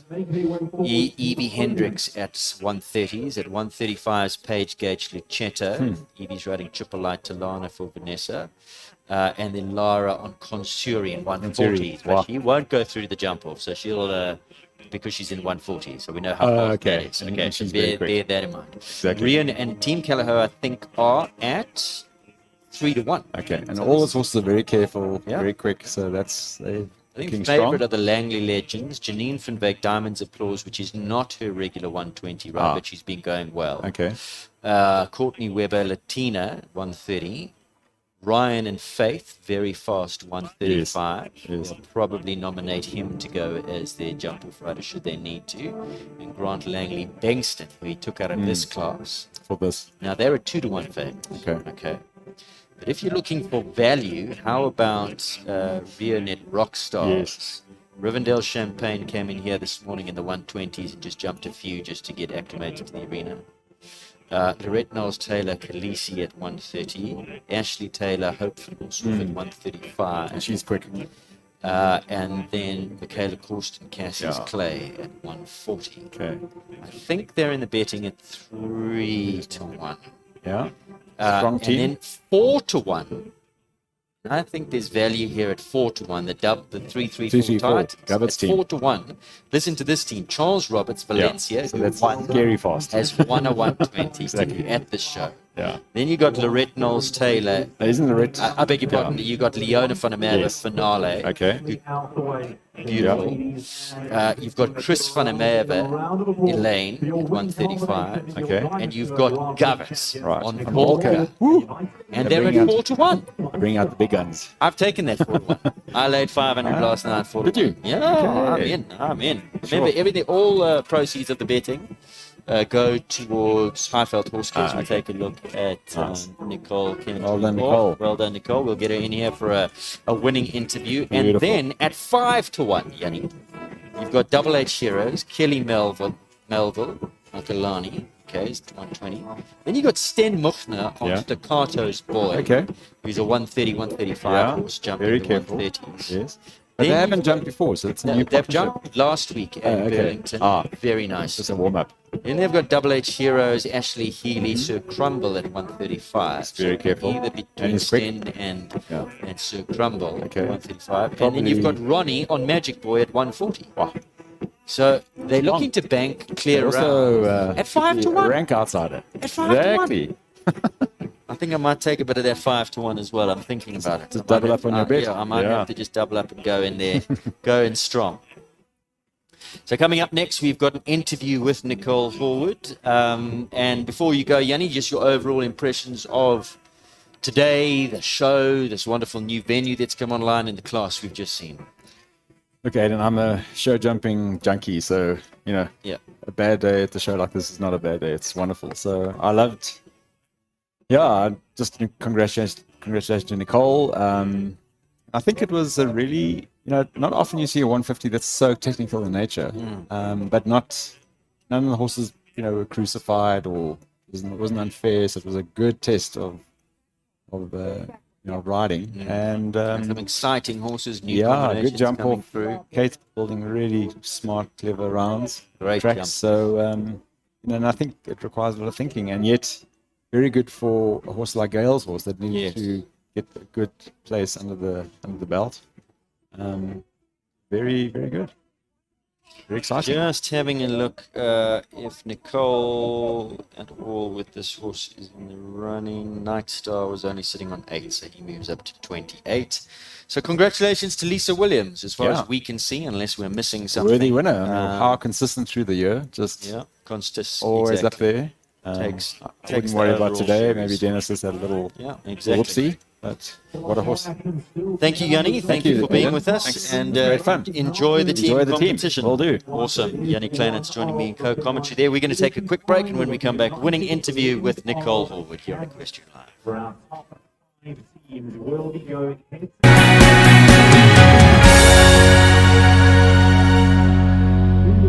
which team walks away?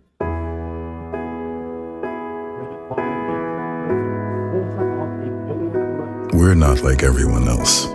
You and I. We're a cut above the rest. United in our passion, our insatiable hunger for the finer things. We're unique. We're explorers, tycoons, the tastemakers, the elite. The destinations we seek have never been normal. How we get there shouldn't be either. With us, the journey already feels like you've arrived. A whole world that's ours for the taking. We turn runways into, well, runways, and travel with unapologetic opulence. The lifestyle, the design, a red carpet rollout at 35,000 feet. Because average is for everyone else. And just like us, you're not sorry for wanting more. Never change. Never settle. That's just who we are. How we're always going to be. United. Join us. It's time to fly above the rest.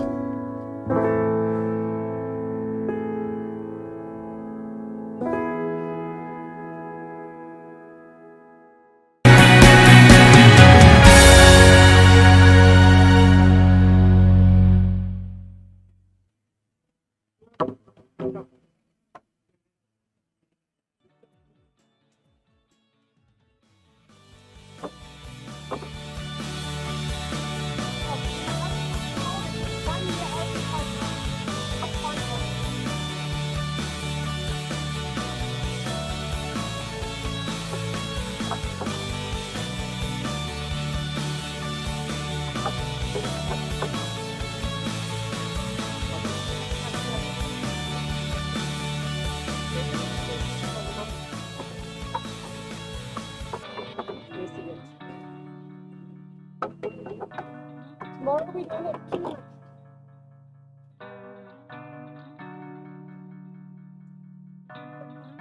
Canada, but not big news.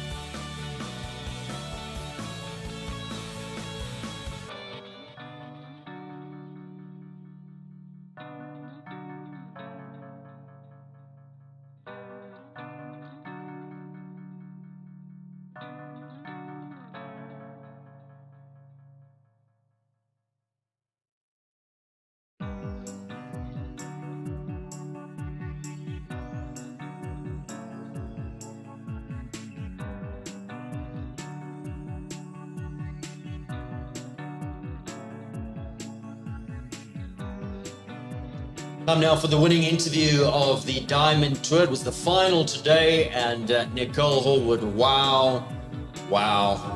What a horse. Isn't he just amazing? It's scary. He's such quality. He's so easy to ride. He's new at this level, so I wasn't sure how much pressure you can put on him. But the more pressure you put on him, the higher he jumps, the quicker he is. So he's amazing. It's incredible. I mean, you've ridden such top horses in your time, Don Camargo, Colnado, and there's a little bit of a similarity here between this horse and Colnado. I mean, could you compare? Because this horse looks top class. So for me, I actually think this horse is Night Star is a little bit better than Colnado, and I'll tell you why. That's an accolade. Yes. So Colnado was extremely scopy. Nothing was too big for him, but he was just very casual.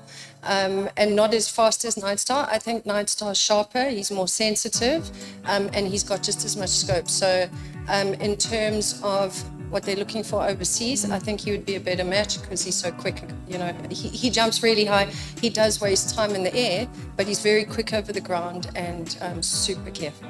I mean, with his quality, Yanni and I were talking, we're getting to the stage in this country where a 155 class, maybe a 160 class, we're getting there. I definitely think so. I think the quality of horses in South Africa is like we're knocking on the door to go and compete overseas at that standard. I mean, if you look at our fields, like 7 clear rounds now, and that was a good strong track. I think you go up another hole, 2 holes, the horses would jump clear. So our standard is definitely up there. It's just a pity we can't get overseas easier. Well, watch this space because there was an audit. I don't want to say too much, but apparently that sounded very positive. So we're holding thumbs. We're not going to say too much about it. Tell me about this class.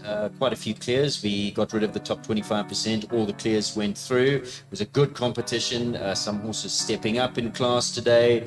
But it was a good, proper jump. Proper. So I think it's just an indication of how good the horses are to have 7 clears over a track like that. That was a difficult track. There were some big questions. But the riders, again, I've said the riders in South Africa are also so good, So the combination of the quality of our horses and the ability of our riders. So I think that's what Kate was hoping for, is a nice, exciting jump off. And I think the results in the end were great. The time wasn't as tight as yesterday, which was great. Going in at number 2 on Cronus, I think maybe I rode a little bit too fast, thinking that time would be an issue. But it set me up nicely for Night Star. I knew what to do, so it's okay. It's a nice thing about having 2 rides in a class. Absolutely brilliant. But now tell me about this horse. What is the plan? Because bought off the Capital Stud sale, full brother to Magic Boy, who we're going to see later on. Toulon Darker, great for Kelly Toulon as well. He's well represented in that lineup. But I know the plan originally was when Natalie and Ross bought him that you'd produce him and then you were thinking you could see that quality straight away because you're also involved in the production of the horses. And the long-term plan was to export him. But then Hennings bought him back. Yes. Is there still a thought to export to go right over there, or is he here to stay? So no, I think that's the plan. I think it's definitely, we'd like to see him perform overseas, whether it's with me or whether he moves on to the next level. We're not sure. I think we're waiting for this audit, so everything hinges on that. I mean, I'd love to ride him for the rest of my life, but the horse does belong to Henning, and we'll see. We're going to take it one step at a time. He is still young, so we do have time. But we forget how young he is. I mean, that second in the Derby, cantered around like it was absolutely nothing. Didn't blow out a candle afterwards. Looked like it was just a training day for him. He's only a 9-year-old. No, he's only 9 years old. And I mean, like I think I said to you yesterday when we threw him in the deep end at Derby, we weren't sure how he'd cope. He coped beautifully there.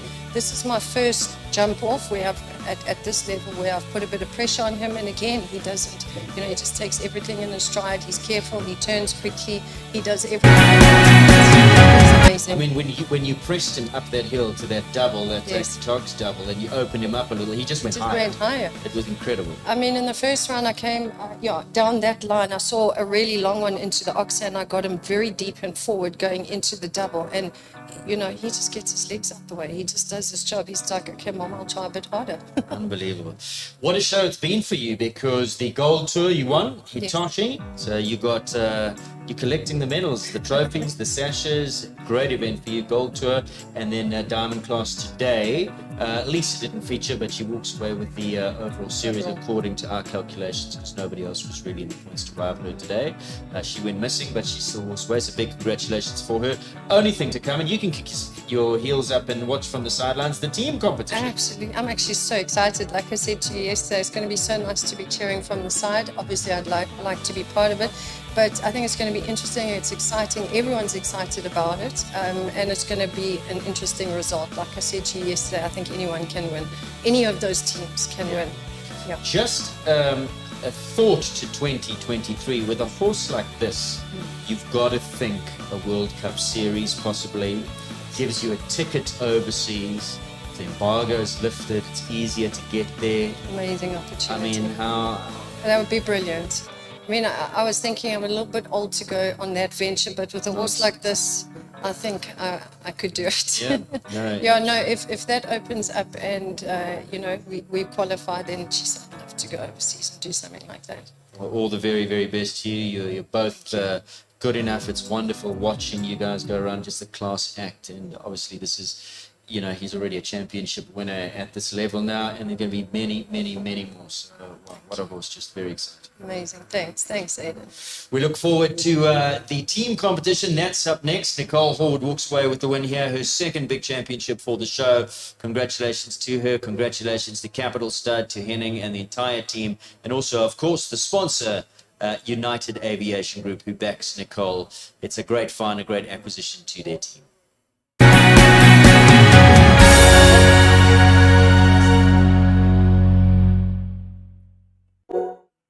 This proudly South African product, made by equestrians for equestrians, will allow you to build amazing walls, pillars and wings for your jumps and gymnastics. Our award-winning rotor Vetis are designed with your safety in mind, with its rounded corners, interlocking pins, and brightly colored options ensures an affordable, safe and lightweight product that can be quickly assembled and taken down. Our rotor Vetis come with a plug for an easy way to fill your rotor Veti with sand or water if you need to weigh it down on those windy days. The durable and sturdy construction ensures years of use thanks to the UV8 technology. Contact us via our Facebook page, email, or contact number provided.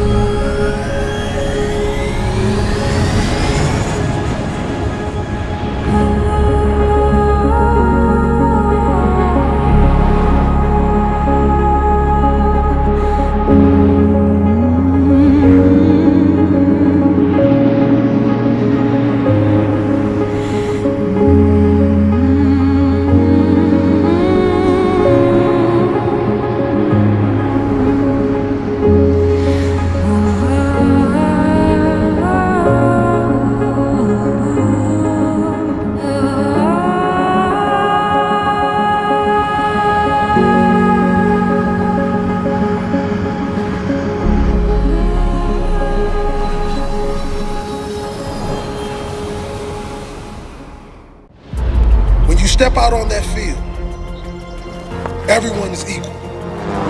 Talent, it means nothing. They may be more talented than you, but if you show more heart, if you show more focus, if you just decide this day that you will never accept second place to anyone, if you do that, if you all do that, there's no one we cannot defeat, and there's no one that will want to challenge us ever again. So do you want to go out there like every other player, like every other team, or do you want to stand up this day to make this day count? Make it count.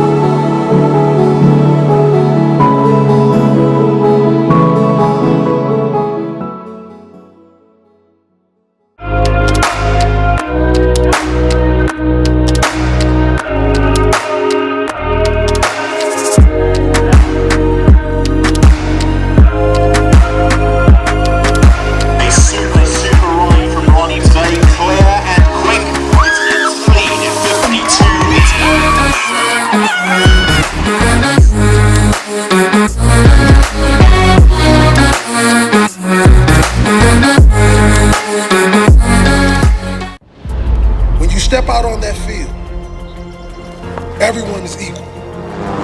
Talent, it means nothing. They may be more talented than you, but if you show more heart, if you show more focus, if you just decide this day that you will never accept second place to anyone, if you do that, if you all do that, there's no one we cannot defeat, and there's no one that will want to challenge us ever again. So do you want to go out there like every other player, like every other team, or do you want to stand up this day to make this day count? Make it count.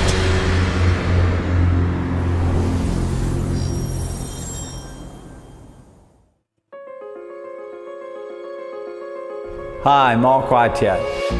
It's again this time of the year when we can proudly say we're back involved with equestrian sport and show jumping in particular. We'd like to thank the South African show jumping fraternity for their wonderful support in the last 11 years. And we as Mark White Nissan will continue in the future with our sponsorships. I would love you to come down to the dealership for any of your motoring needs. Come and sample our new products of next year, which we'll be launching. Plus, we have got towing vehicles, vehicles for your sons or daughters. Whatever your needs might be, we have it for you. Mark White Nissan is located in the Fourways Crossing Shopping Centre on the lower level. And for any more info, please go to our website www.markwhitenissan.co.za or call us on 011 840 1960. So, if you are in the market for a new or a used car, pop down and see us and we'd love to put a deal together for you.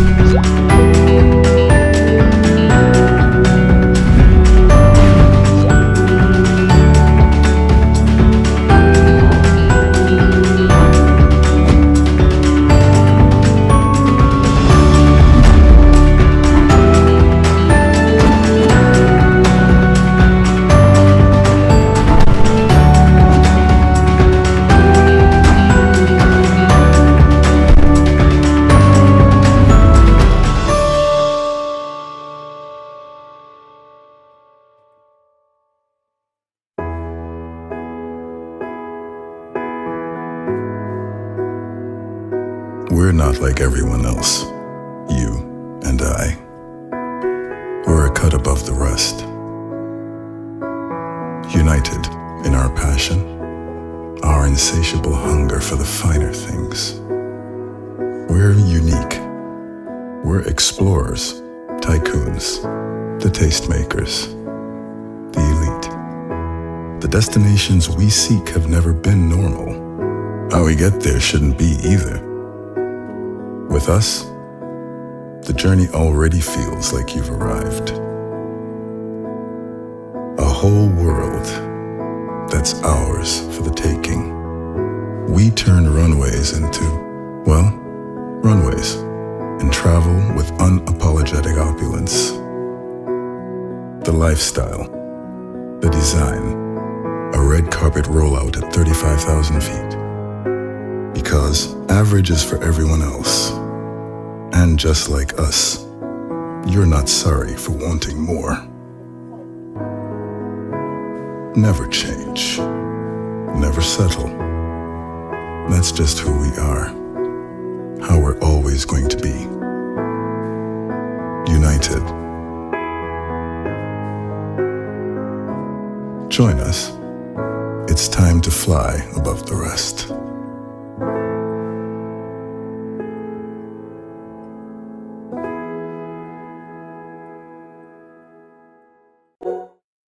This proudly South African product, made by equestrians for equestrians, will allow you to build amazing walls, pillars and wings for your jumps and gymnastics. Our award-winning rotor VTs are designed with your safety in mind, with its rounded corners, interlocking pins, and brightly colored options ensures an affordable, safe and lightweight product that can be quickly assembled and taken down. Our rotovettis come with a plug for an easy way to fill your rotovetti with sand or water if you need to weigh it down on those windy days. The durable and sturdy construction ensures years of use thanks to the UV8 technology. Contact us via our Facebook page, email, or contact number provided.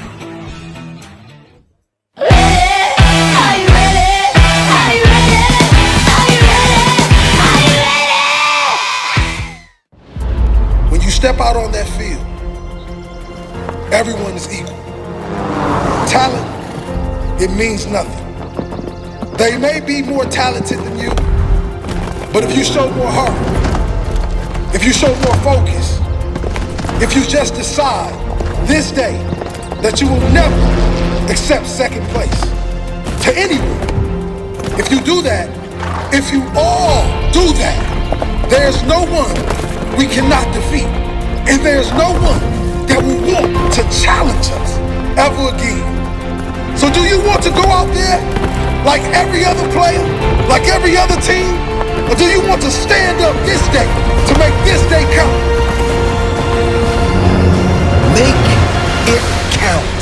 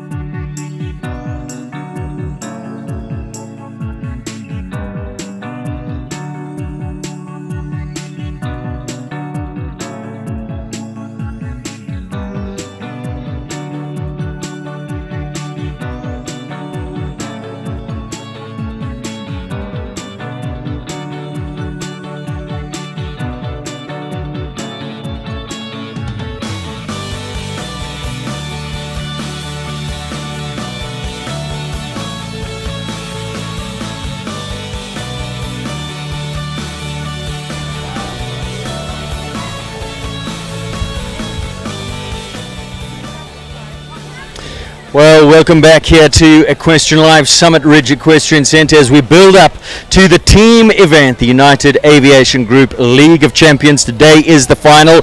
Clean slates we're starting on today. It all comes down to what happens in this arena in a little while from now. First of all, let's get the comments from Gail Foxcroft. Wonderful ride. Wow. How was he feeling? He looked like a machine. He felt absolutely superb, and I'm thrilled. I'm thrilled. Now I'm really ticked off. I nearly said something else because it was so close. Now I wish I was first. I was happy with second until I saw how narrow the margin was. Now I'm not happy anymore. But you've got to be super excited for next. These teams, Team Calaho, Rionet Rockstars, Four Titans, the Heroes, and the Langley Legends. Where would your money be? Are you a betting person? Not with my money, but I would say the Langley Legends have got a very good shot. Well, they all have. You know, that's what's such a lovely thing with this team. All the teams, I think they've all won at different legs, and they're all really hot. So I think it's going to be really exciting. Congratulations once again. I'm going to sneak in next to Gonda here. I'm going to sit down and chat to her because you must be super proud. You must be super proud, Gonda, of Nicole Hitoshi yesterday. Jean, what a result today as well. They're all jumping out of their skin. It's been a fantastic result because Jean won the Silver Tour. Nicole was first and fifth in the Gold Tour, and Ray was fourth in the Gold Tour. And then Nicole has just won the Diamond Tour, and Jean was fourth. So it's very exciting. Plus, I'm really going to brag now. First, second, and third in the Derby, my guys. Then the last World Cup, Nicola Syme was second in the class, but she won the overall national series of the World Cup. So I mean, it's just been since the beginning of October. It's just been win, which is fantastic. Now I'm going home, back to Cape Town, to have a good 2 months rest. Before you go back, the team competition though, what do you think of this new team competition? Really injected life into show jumping. Not that we need it, it was always strong, but it's a new dynamic. I think the team competition is a wonderful idea. It's a great idea. I must be quite honest. I haven't really been following the team, so please don't ask me who's in what team. But I'm definitely staying this afternoon to watch it because I think it'll be very exciting. And I just think that it's been a fantastic sponsorship and everything. I mean, what I do want to say is that this venue is outstanding, absolutely outstanding. And one can only thank Jonathan for, just producing or putting on such a super show and venue. I hadn't been here before. This is the first time I've been here, this show, and it's magnificent. Congratulations on all your success. Enjoy the team competition. Gonda Beatrix there. Let's move this way because I see there's look, they're talking strategy. The teams, Calaho over here, integrating with Double H Heroes. Let's talk here about Team Calaho. First of all, what a show you're having. Thank you so much. I've had an absolutely fantastic show. Such a nice way to end off the year. And now we get to support our Team Calaho. And my horse is jumping with Vanessa, so we're going to go for it. Let's turn our attention over to Vanessa where she rides Talana 120s. You've been in the arena. She feeling good? She's feeling super. She's had a good year. She's taken everything in her stride, and I think she's ready. Now, have you guys spoken strategy, Evie? Because new format, 2 full rounds. If after 2 rounds we have equality of penalties, we go to jump off, which means the 130 or the 135 rider needs to go and represent in the jump off, not the 140 or 120. You are in the 130 berth on Chipperlight. It could be you. Aiden, we were actually just talking about it before you came. The way we have approached the whole season, we've always said try our best and opt for clear first and foremost.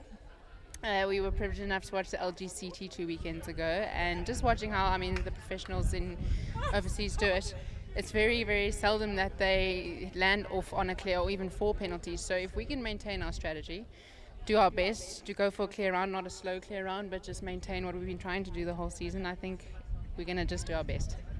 Where is the team manager? I thought you'd be talking strategy. Where is Mr. Neil? Oh. Best of luck, guys. Let's go around here. Let's talk to Ashley. 135. Stand up, Ashley, and let's get your best side. 135, Sir Crumble. You could be the nominated jump-off rider. Have you been practicing hard? No. Crumble, if it comes to it, I think he'll be quick enough, but I don't know, I'm a little bit nervous to have all that pressure on me. Have you made those decisions? Because it's either the 130 rider or the 135. So who's in your team? So Sten. Now, he hasn't had too many outings on Staccatos, boy. He was at Burlington Cup last week. Have you decided who it'll be, or are you going to flip a coin? I think Ronnie decided previously that it's going to be, but I don't know. If Sten's on form, then I guess Sten will be doing it. We'll see how the first round goes. Now, there's value on your team because I think you're in with a big shout. All comes down to even Stevens today. You start on a clean slate. But Top Bet's got you priced up as the outsiders at 5-1. I think there's a bit of value there. You're going to get out the old purse and go and place a few bets on yourselves on Top Bet. Make some money here. Yeah, I definitely like a good gamble, so maybe I will. And, well, if we placed the least favourite, it just puts more pressure on us to perform well. All the best, go well. Ashley Healy there for the Double H Heroes. Let's go talk to the team leader. He's trying to hide away, but we found him. Ronnie, 5-1. There's plenty of value there. Surely you should be short to odds in 5-1, but it only means that you can go into your own pocket, bet on yourselves, and walk away with 250 grand prize money and a good bet. That's what I just said to Ace. I said, can I put some money down now, or does it have to be online? Online. I mean, I got cash here. Let's take it, Ace. 5-1. There's value there. How's Moonlight feeling? Magic Boy. Magic Boy. Beg your pardon. That's all right. We all make mistakes. No, he's feeling good. We'll see today. He was maybe a little tired in his body the first day. Been working quite hard, but he had an easy-ish day yesterday. So I'm feeling confident. He's excited for his future. So this will be obviously a drop.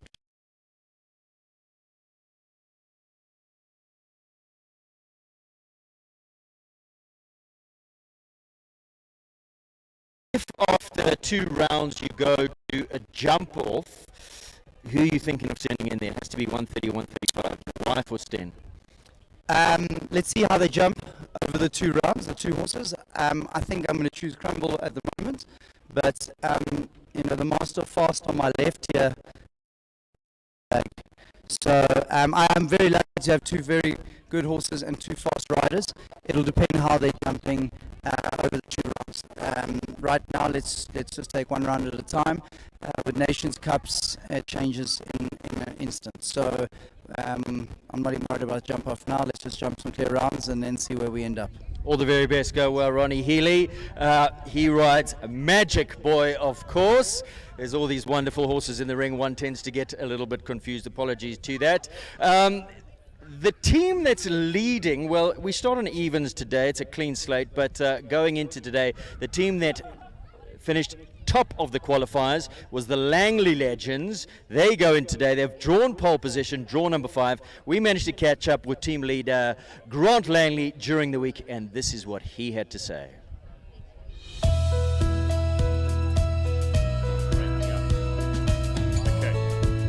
I think the United League of Champions has been a real game changer in the equestrian community.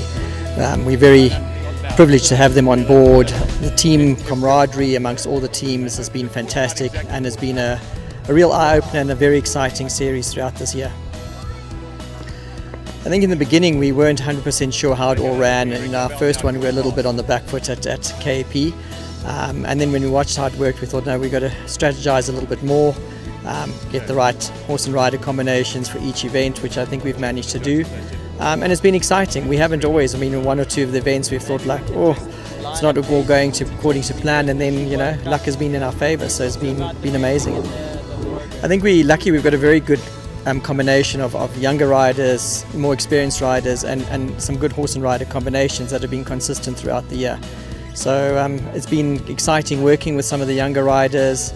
Puts a little bit of pressure on the older riders, and you can also see how it comes through in the team competitions. Everybody's dug deep, everybody's pulled together, and it's been really good to be part of it, and I think everybody's very excited about it.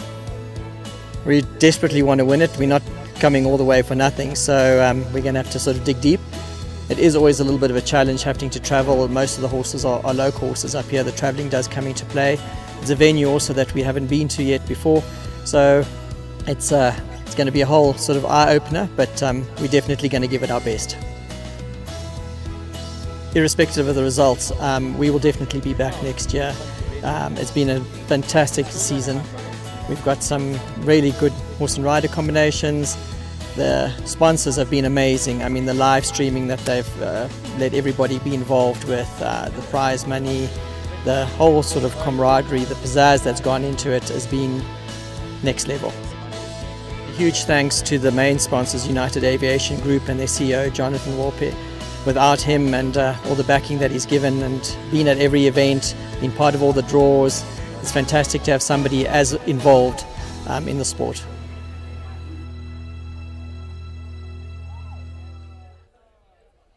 Well, the Langley Legends finished top of the table after the qualifiers, and they've also drawn pole position, which is 5, so they get to go last in the first round. And they are also priced up with Top Bet as the favourites at 2-1. With me is Aisling O'Connor of Top Bet. Tell me about... Triggle. Beg your pardon, Triggle. Of how have you priced them up and this new initiative? So many exciting news. Yeah, so obviously I had to do an exercise coming into this event, and I ran through the team's performance. Because there have been 5 legs, people get a bit lost on who might be the favourites, etc., etc. So after my exercise, Langley Legends were actually quite strong favourites. Rionet Rockstars, second favourites. 334 and Callahoo tied at third favourites, and Double H Heroes as the fifth favourites. But everyone has changed their riders, horses. You see a lot of them bringing their 150 horses in to compete now in the last leg, which is very exciting. So I think my odds have been generous. Very generous. Very generous. And I'm quite excited. The betting's gaining traction. Every leg we do, every show we do, and it puts a little bit of pressure on the riders. Well, let's talk about just how generous Top Bet has been. 2-1 Langley Legends, then 3-1 Rionet Rockstars. There's value there at 3-1. There's value right across the board here. 3-1 Rionet Rockstars, 4-1 the Titans. And huge value there. 4-1 Callahoo, and then 5-1 Double H Heroes. So the beauty of this event is such high class riders bringing their 150 horses in, high class teams. There can only be one winner. So if I could, you'd price them all evenly, but betting doesn't work that way, because I think every single team coming in here has the same shot at winning this. Well, that's why I think 5-1 and 4-1 is amazing. Yeah. So get your bets on.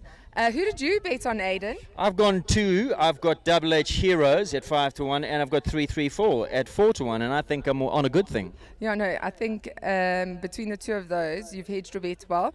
You can also bet on a podium finish.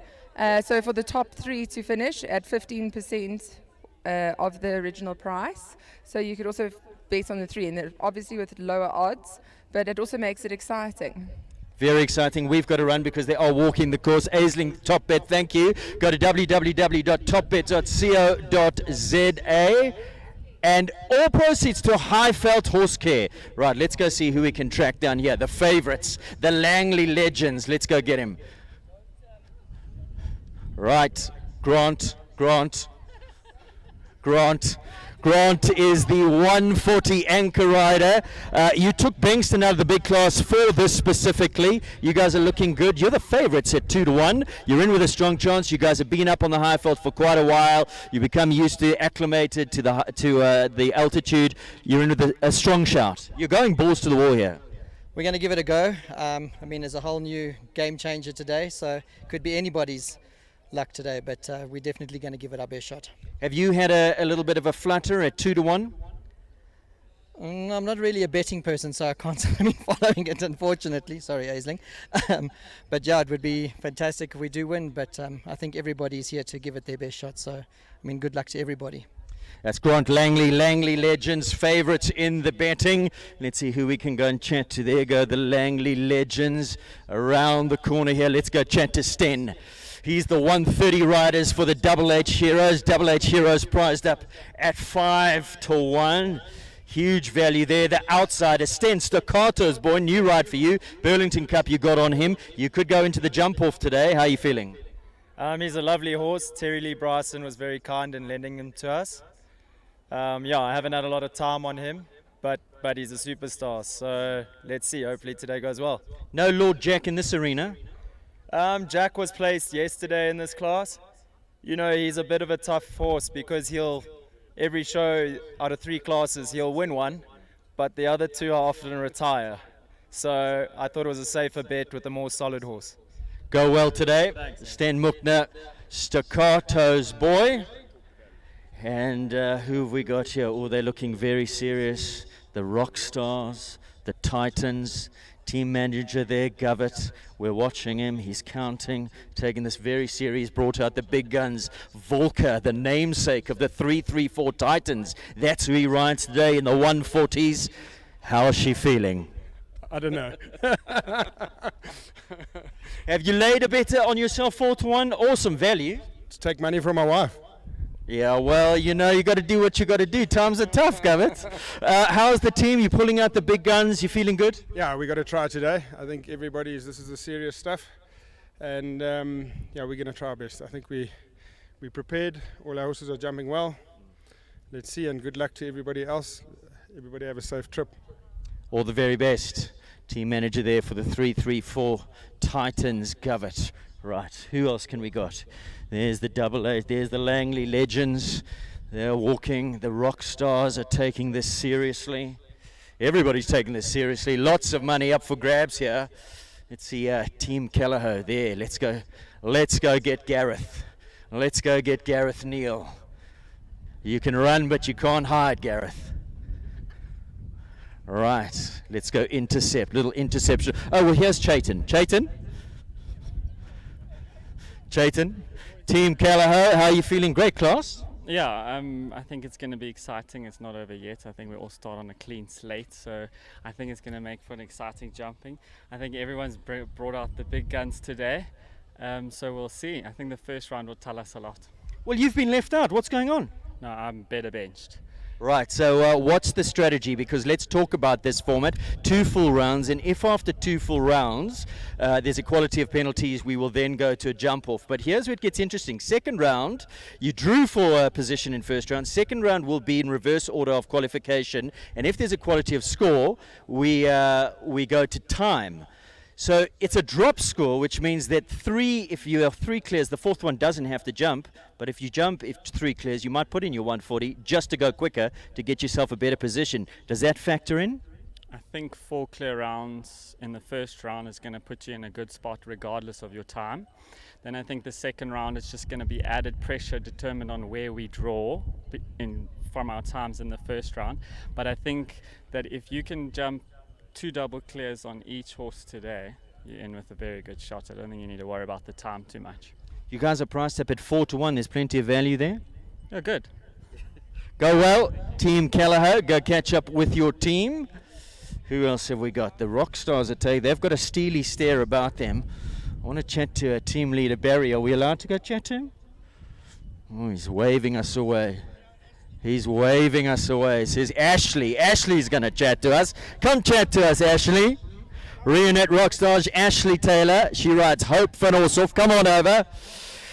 Now, Ashley, you've been put into the 135s, which means if we go clear here and you go into the jump off, it could be you. How are you feeling? A little nervous. Hopefully it's my mom because she's a little quicker on her little horse. Have you discussed it? Do you know what team tactics are should you get there? Is it going to flip a coin? What are you doing? Well, originally it would have been my mom or Mouse, but Mouse is in the 140s, so it can't be her. Okay, all the very, very best of luck. I'm going to intercept Oh, Chris is looking very serious. Charles, come and chat to us. Right, Charles, 120 is the anchor man, 334s, and you've been having a hell of a show. You've already been a winner on Valencia, so you're feeling confident. In terms of time, second round starting order could come down to time, so are you going to go in the regular way you go, Charles fashion? It is Summer Cup today. Yeah, no, unfortunately, my mare, she's a horse that she likes to go. So I normally don't like to interfere with her, so I let her use her stride, and she's got a huge stride. She covers a lot of ground, so that's why I'm always speedy.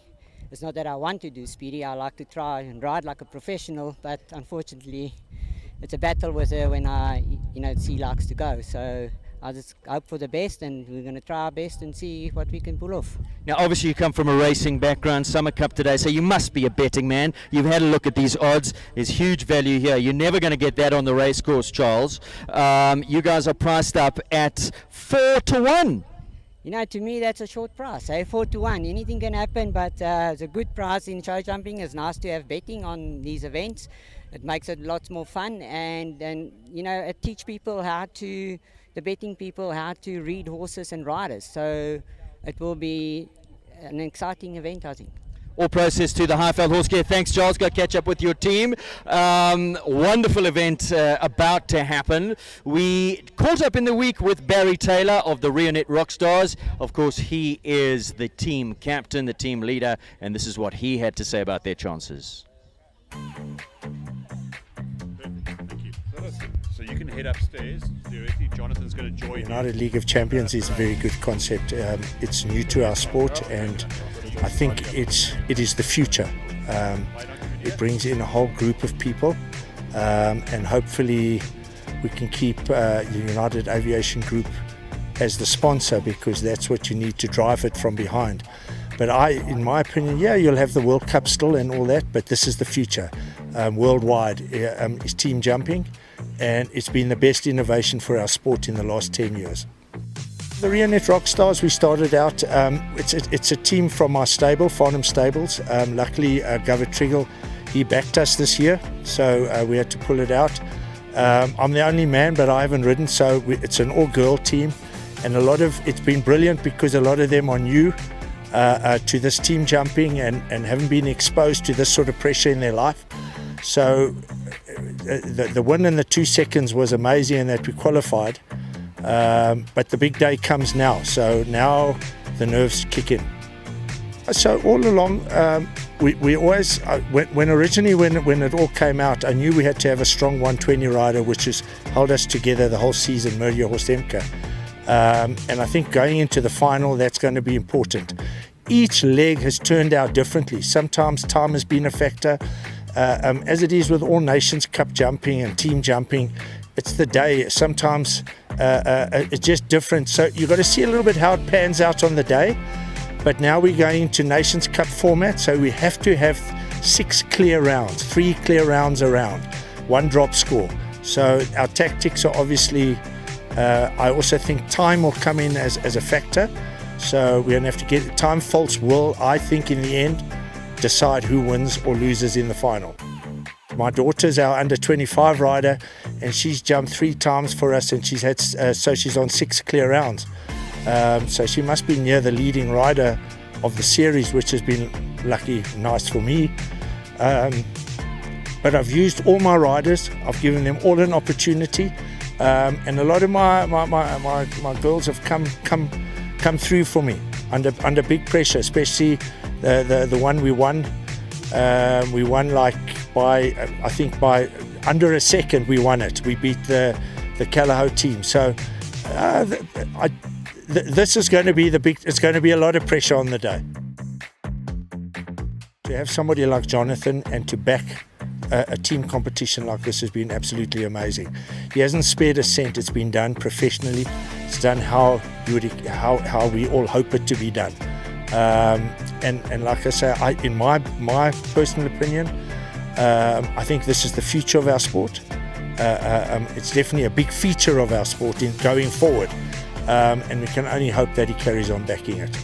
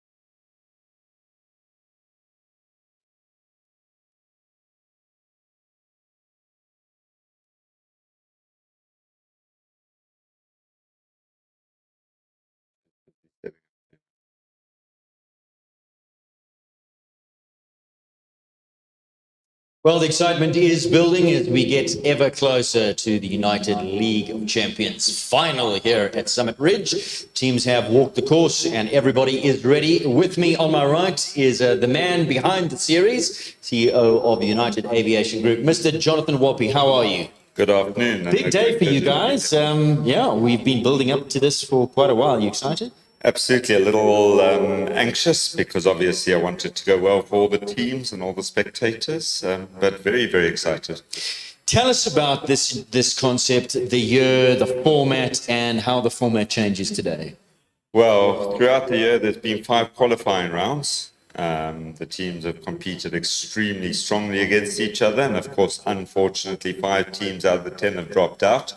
So we really do have the guys that are the top of their game at the moment here with us this afternoon, and I'm sure giving it their all.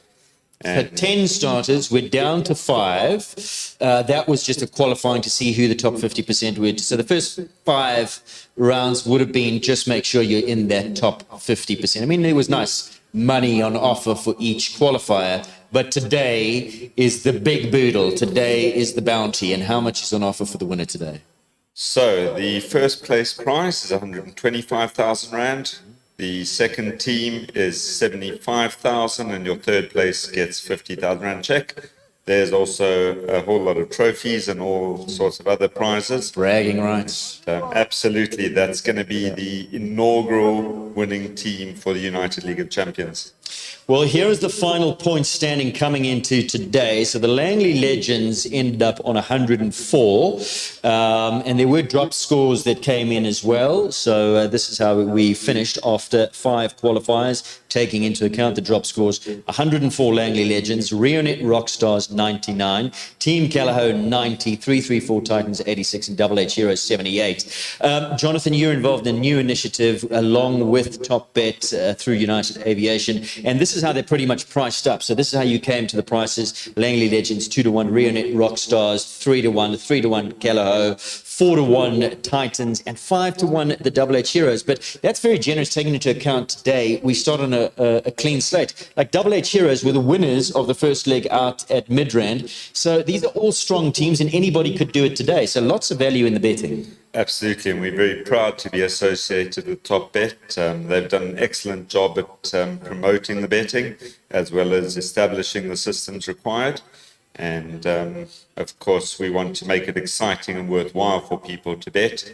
And I do believe that the team at Top Bet have done so. Now, let's talk about the format for today, because different today, it's more of a Nations Cup format. 4 riders in every team over 2 full rounds. How is it going to work exactly? What scores come into play? Are there drop scores? Do times matter? So time definitely does matter. It is a traditional Nations Cup event. However, there are the drop scores to take into account. So top 3 scores will then count. The teams have drawn for positions coming in today, and let's take a look at that draw. Langley Legends, well, I think this was pretty on point because they drew 5, so they start in pole position. That's the favourite coming into today, priced up at 2-1. Janine van Wyk, she's the 120 Ancon Diamonds. Applause. Now, that's not her usual 120 horse. So she was telling me when I arrived here yesterday morning that her normal horse that she rides in this team was injured, and this is a substitute. But having said that, she's been going well on this horse. Courtney Webber, 130 on Latina. 135 is Callao Faith, Ryan Wallbridge. And then the team captain there, Grant Langley, the 140 rider on Forsyth Bankston, who he took out of the big class today, the Grand Prix, to put into the team. Now, in terms, if we go quality of score after 2 rounds, we go to a jump off. What happens? Who goes to the jump off? Who's eligible to go to the jump off? I'm not 100% clear on that, Aidan, but I do believe it's the 135 and the 140 rider. So it's the 130 rider or the 135 rider. That's the information that I had. So they'll have to nominate which course will be pitched at 130 level. So it's only 130 or 135 is eligible. 120s will have to sit out. 140s will have to sit out. And I believe that 140s will have to jump at least 1 round. Why is that important? Well, because the second round is on, if you go have a quality of score, second round is in reverse order of classification, I believe, taking into account time. So riders need to factor that in, because with the drop score, 3 scores will count, but if you've got a quality of score, time becomes a factor. So people who are thinking, well, we don't have to send our 140 rider in, they have to jump at least 1 round, and the 140 might get them a quicker time and boost them up the rankings in terms of starting order for the second round. In theory, that's true. As we unfortunately proved a couple of weeks back, that's not necessarily always the case. Of course, this is a very tricky sport, and you've got a team between the rider and the horse. And of course, even the best of the best can take a pole. Let's take a look at some of the other teams that go through. This is the second favorite, Rionet Rockstars. Mia Horstemka was sneaky this morning. She came into the 120s with Rivendell Champagne, jumped a few jumps, put her hand up in the air and went out. So just wanted to get the horse acclimated to the arena here on the Saturday. She did jump yesterday on Friday, so she's ready for action. Plasticala's Khaleesi, ridden by Lorette Knowles-Taylor at 130. At 135 berth, we have Ashley, and then 140s Michaela Corsten. So it's either going to be Lorette or Ashley. It's going to be a Taylor jump off should that team go through to the jump off. So that's looking like a strong team, the Rionet Rockstars, and they're priced up at 3-1, the second favourites. They finished second in the log. Let's go on to our next team. This is Team Callagher. These are all strong teams, Jonathan. Well, they've all had to work incredibly hard to get here. In actual fact, of course, all the teams worked incredibly hard throughout the year. But, of course, we've got the most deserving here today, and they are incredibly competitive. Team Callagher, Gareth Neal, the team leader. He's not riding. Wife Lara rides at the 140s with Consuri, but not eligible for a jump-off. Lucetto at 135 with Paige Gate. She could be nominated. Tripolite and Evie, they could be nominated. They're riding at the 130 position, and Vanessa West takes that 120 berth with Callagher Talana. That's Team Callagher. Let's update now, and let's move on to our next team, the 334 Titans. Now, huge value here at 4-1. I've already taken my bets on them. Charles Roberts at 120 with Valencia. He was a winner yesterday. Leona van der Merwe at 130 with Valana. She could find herself in a jump-off. So too could Chris van der Merwe on Elaine at 135. And then team leader comes into it today, the manager, Govert Triggle, on Volker 334, after whom the 334 Titans is named. She gets a crack at that 140 berth. So some proper horsepower coming into that team. Absolutely, and I think everybody's, of course, got a lot to play for, so they've pulled out their best horses and their best team members. All the team members are equally good, of course, but you want to give yourself the best chance. And that's why I'm thinking a 4-1 price up is so generous, because obviously going on the way that they finished the standings after those 5 legs, the 334 Titans were one of being relegated out of there. But this is a strong team that they field today, and of course they finished very strongly at Maple Ridge as well. 5-1, Double H Heroes. Of course, this was the team that started off in fantastic form, as they were the winners of the first leg of that World Cup at Kyalami Park. Kelly Melville in that 120 berth, Lakano Makalani. Stenek Mukhna now, 130. He rides Staccato's Boy for Terry Bryson. This is a new ride for Sten. And I think only the first time he rode the horse last week at the Burlington Cup. Hausberger's Sir Crumble could find themselves in the jump-off, 135.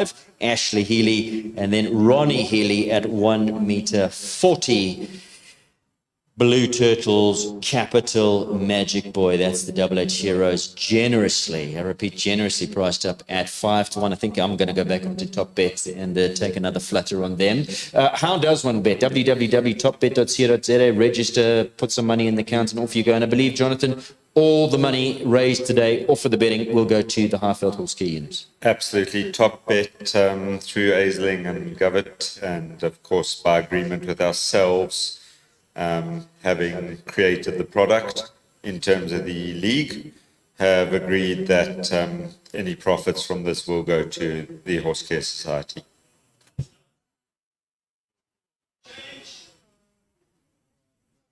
So that was already welcome up into the arena for the team parade. Gather up in their order. So there are the teams, the horses and riders about to come into the arena for parade. Before we get underway, 2 full rounds, 120, 130, 135 and 140. If after 2 rounds we have a quality of score, there will be a nominated rider from those teams that are eligible for the jump off. It'll be a 130 or 135 rider to take us through to the jump off. It's going to be hugely exciting.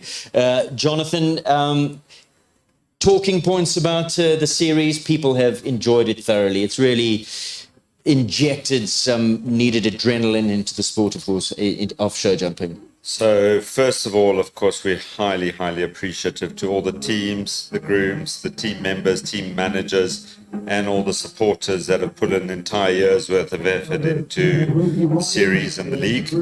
And of course, we do believe that it's had a big impact in the show jumping world and added a lot of excitement, and of course has pushed people to a different level in terms of stress, competition, and interest in our sport.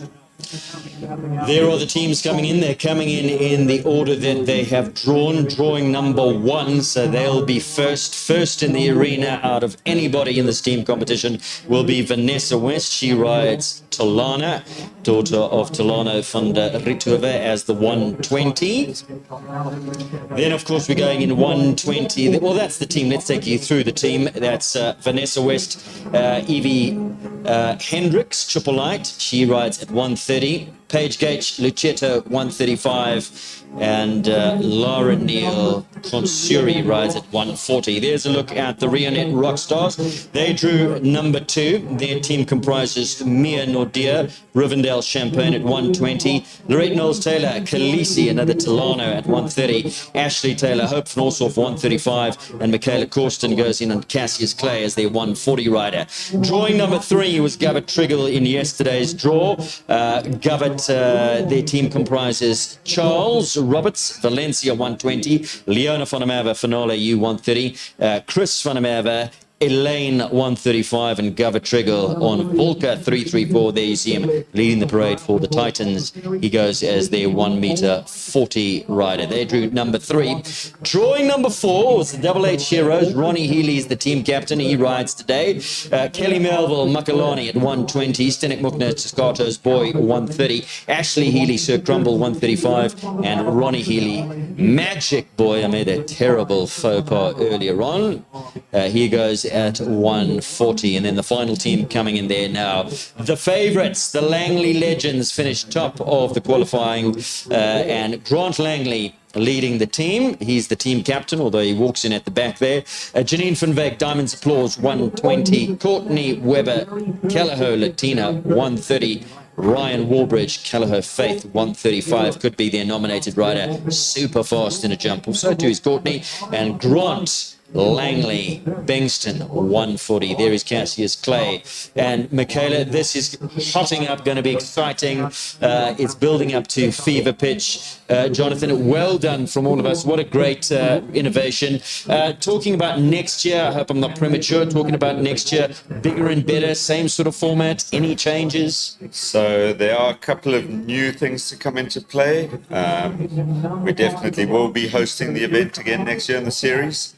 And one of the big changes, which is going to be very exciting, is of course the top 5 teams that are with us today automatically have the option to buy their places for next year. Perfect. And then there will be some competition for the remaining 5 places. So again, we're going 10 because there have been talks of relegation teams and relegation zones. Not quite there yet. It will grow, but still 10 because I know other people want to get in. I mean, after the excitement this year, I know other teams want to be formed.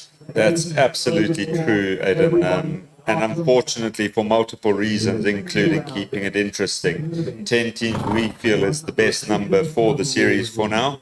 But that doesn't mean that the bottom 5, it'll be the same 10 teams. Some might fall away, others might come in. Absolutely. So again, of course, there is a change in the pricing structure for next year, which is going to make it a little interesting. Of course, that means more prize money for the teams as well.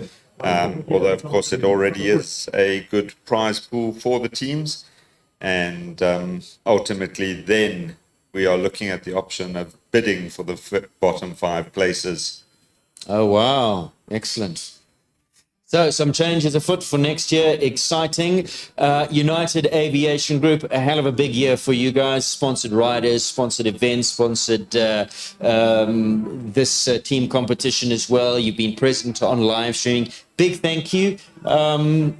Big presence in show jumping. Well done. Thank you. I really appreciate it. And thank you to the entire team at the United Aviation Group, all the staff that have made this possible for us to participate.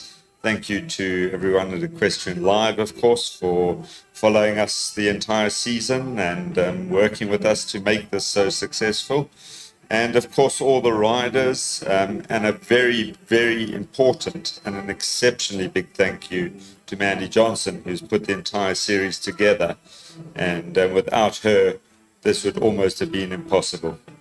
Well done to Mandy, and we hope you're feeling better. Shame she took a nasty spill, but she got her feet up and will enjoy watching this. And before we go, only one thing left to say, Jono, and that's may the best team win. Absolutely. The best of luck to everybody, and we'll see you on the podium. Jonathan Walper there, the CEO of United Aviation Group, the man behind the sponsorship. We're going to take a quick ad break, and when we come back, plenty more action as we build up to the United League of Champions. Fasten your seatbelts.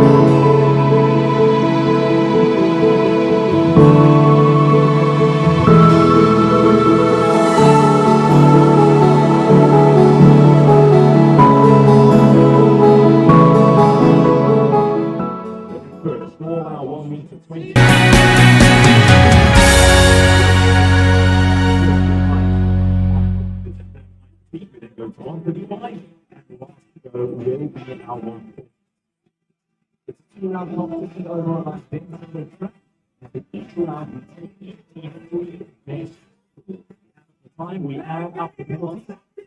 Round riding order is the unit of time and penalty. He does, however, have a constant. And then 3 or 4 that go towards the total tally. At the end of round 2, we add up all the penalties, and should we have a team on equality of penalties for first place, we then go to a jump off. Team nominated one rider, either 130 or 135 rider, over a shortened 130, 135 track to decide the outright winner. One round on speed.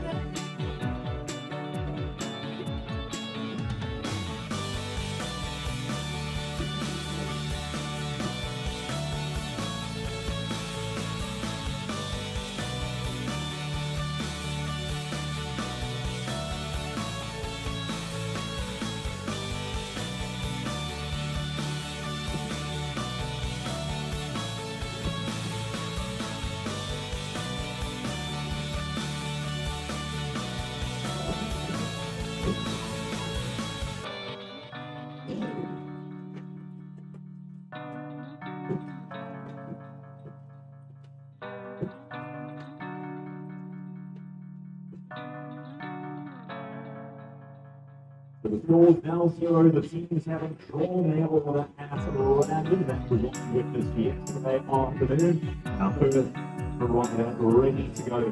So this is it. The final event, the main event. United League of Champions, the inaugural League of Champions final event starts now. And the team Calvo hosts the night.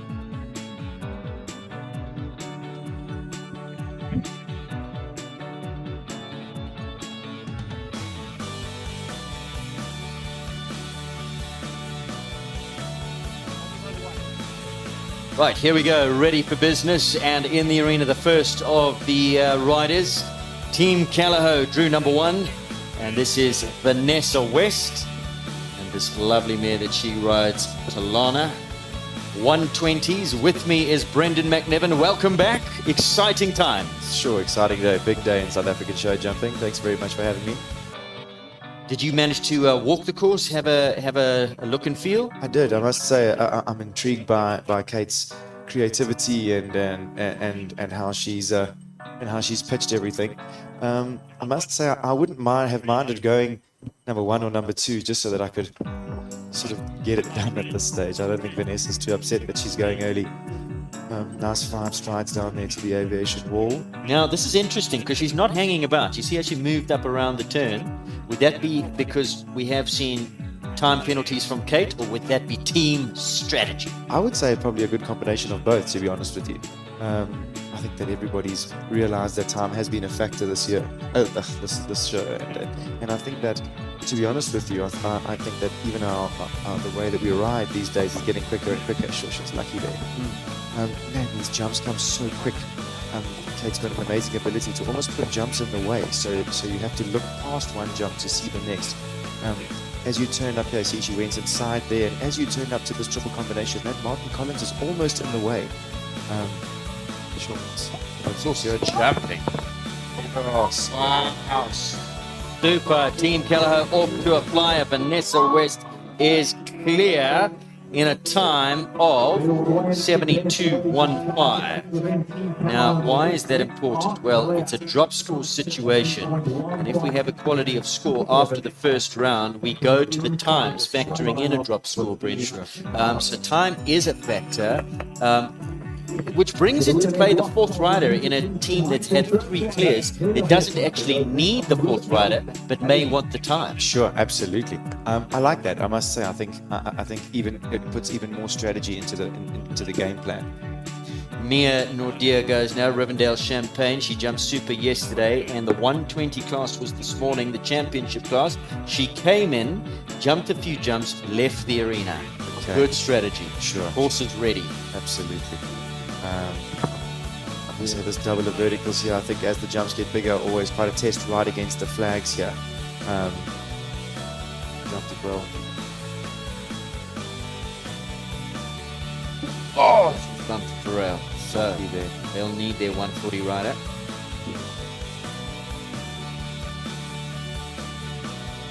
Robert's waiting in the wings. So 4 penalties at the moment. Done that. Also Recorded a drop score. She had a little look at the water on the first day, so it's good that she jumped it still.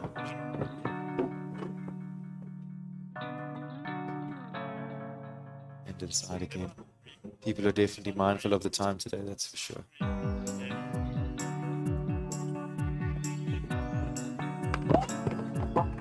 Oh, and a rail at the last. So finishes on a score of 8. That is not what Mia needed. 8 penalties, or the Rionet Rockstars. 8 penalties in a time of 74.68. So also slower than Vanessa's time. But on the back foot to start. Vanessa was cruising on this stage. She really from the start, she looked like she had a game plan and she stuck to it. She was operating right now. 3-3-4 Titans. This is my pick, drawn 3. They're priced up at 4-1. Go Titans! Charles Roberts, here we go. He's on track. Valencia. Bit of an open one to number 1. I think he always likes to ride with a bit of pace. I think to always sort of start with the pace is a good thing, so that you don't start changing your pace as you're going and the horses are unsure about where you are in the distances. This horse is for sure knowing that he's going to be stepping up to the jumps.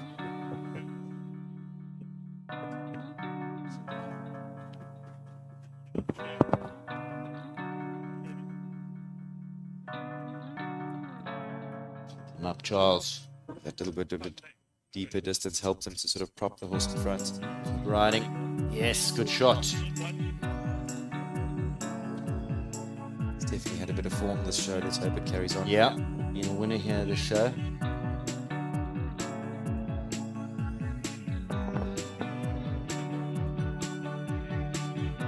White Ox is quite imposing off the turn.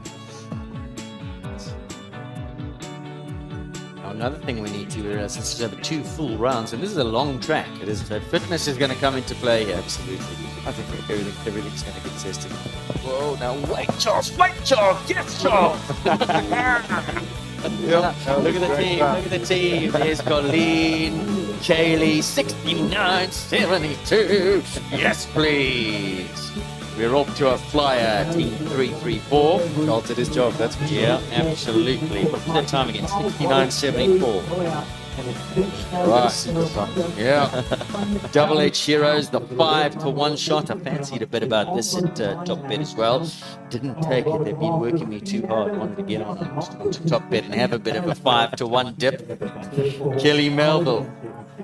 Here she goes, Lacano Makalani. So let's just recap. Vanessa was good, 72.15. Mia, unfortunately, fluffed the lines, 18.74, dead. Charles sends the 334 Titans off to a flying start in 69.74 and clear. Times are important for starting position in the second round. Just in a shot of Son Vessels of Double H feeds here, the Double H Heroes going. Kelly Melville. I know everybody's under the same pressure, but the weather's looking pretty ominous. The flags are flapping more than usual, which also may sort of distract the horses a little more. They have been in here most of the week, so hopefully they've all settled into the jumping. What do you think the team strategy, the team talks before and going into this? Do you think it was clear guys or quick clear guys? I think, again, it would depend on which horses you have. I think that Charles' horse in the last round, it almost suits that horse to go a little quicker. I couldn't picture Charles going around real slow equitation round sort of thing. So I suppose it would depend on which horses you've got in your team. This horse also sort of gets across the ground quite easily. Let's hope that she can keep it together around the turn here.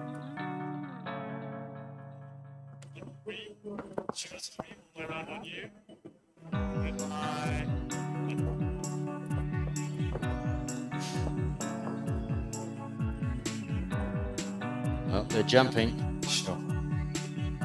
Everybody's been forced to go inside. They're very interesting.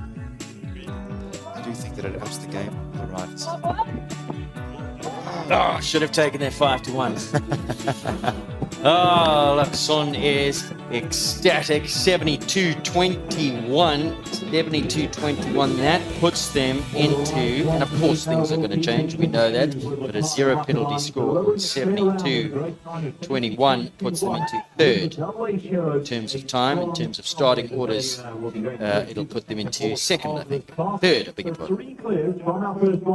He looks absolutely thrilled with that. Yeah, that was well written. All right, you'll be chuffed too.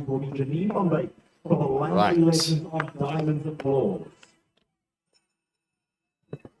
First rider for the Langley Legends, Janine van Wyk. And she rides not her normal horse. Yes, she usually rides her grey horse. Yeah, yeah. The grey was injured. This is Penny. That's what I think that's her nickname. She bought this horse from Anthony Diamonds Down. Applause. Yeah, she bought this horse from Anthony Down. I can remember that was her nickname, I think. Been going well this show, so I don't think it's a disadvantage that she's not on the other one. Perhaps she could have been a little bit quicker, but first prize is to leave them all up, and she's been jumping nice clears. Sure, absolutely. See, for me, this girl maybe not looking as quick as, say, Vanessa was, but you probably find that this horse needs maybe a slightly more steady rhythm. Vanessa's horse found the up pace much easier. And Charles just loves to run at them. Yeah. That's his game. Talana was operating. Sure. She looked magnificent, didn't she? And she's in such beautiful condition.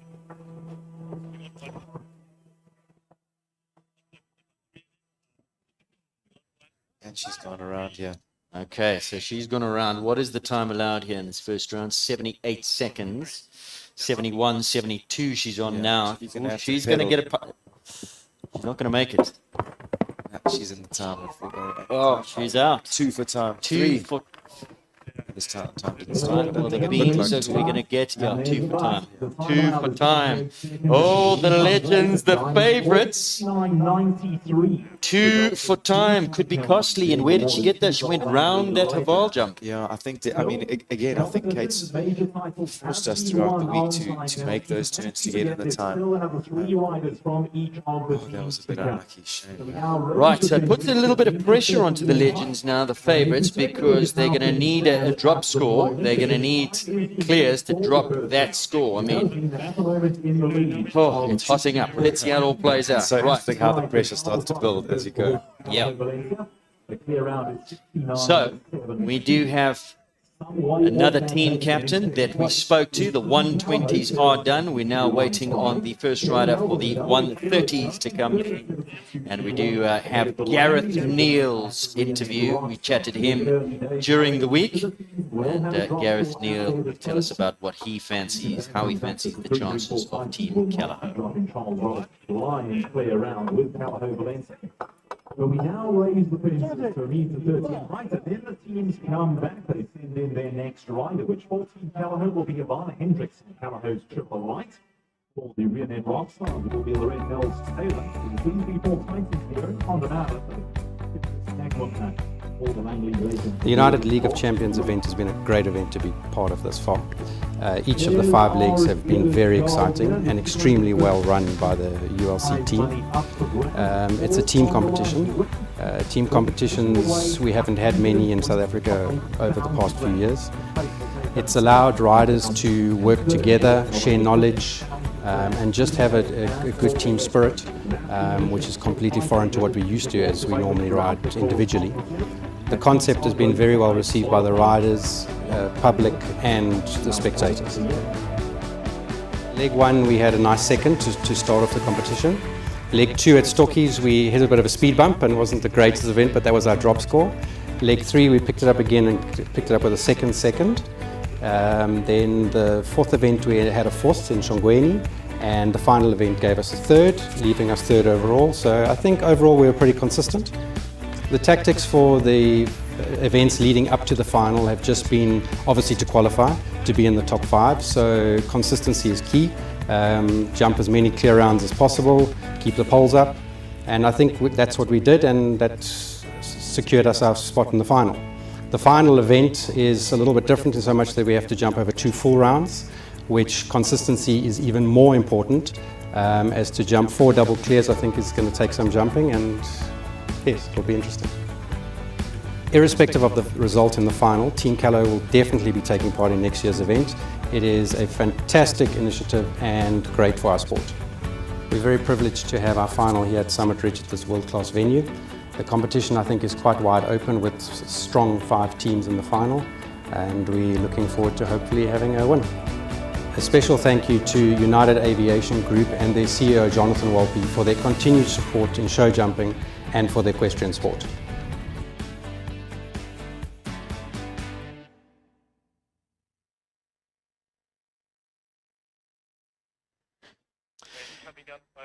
So that was Gareth Neal, Team Callaghan, and there is their second rider. Callaghan drew number 1. Evie Hendricks goes next on this wonderful stallion, Brendan Chippolite. Sure. Their 130 rider.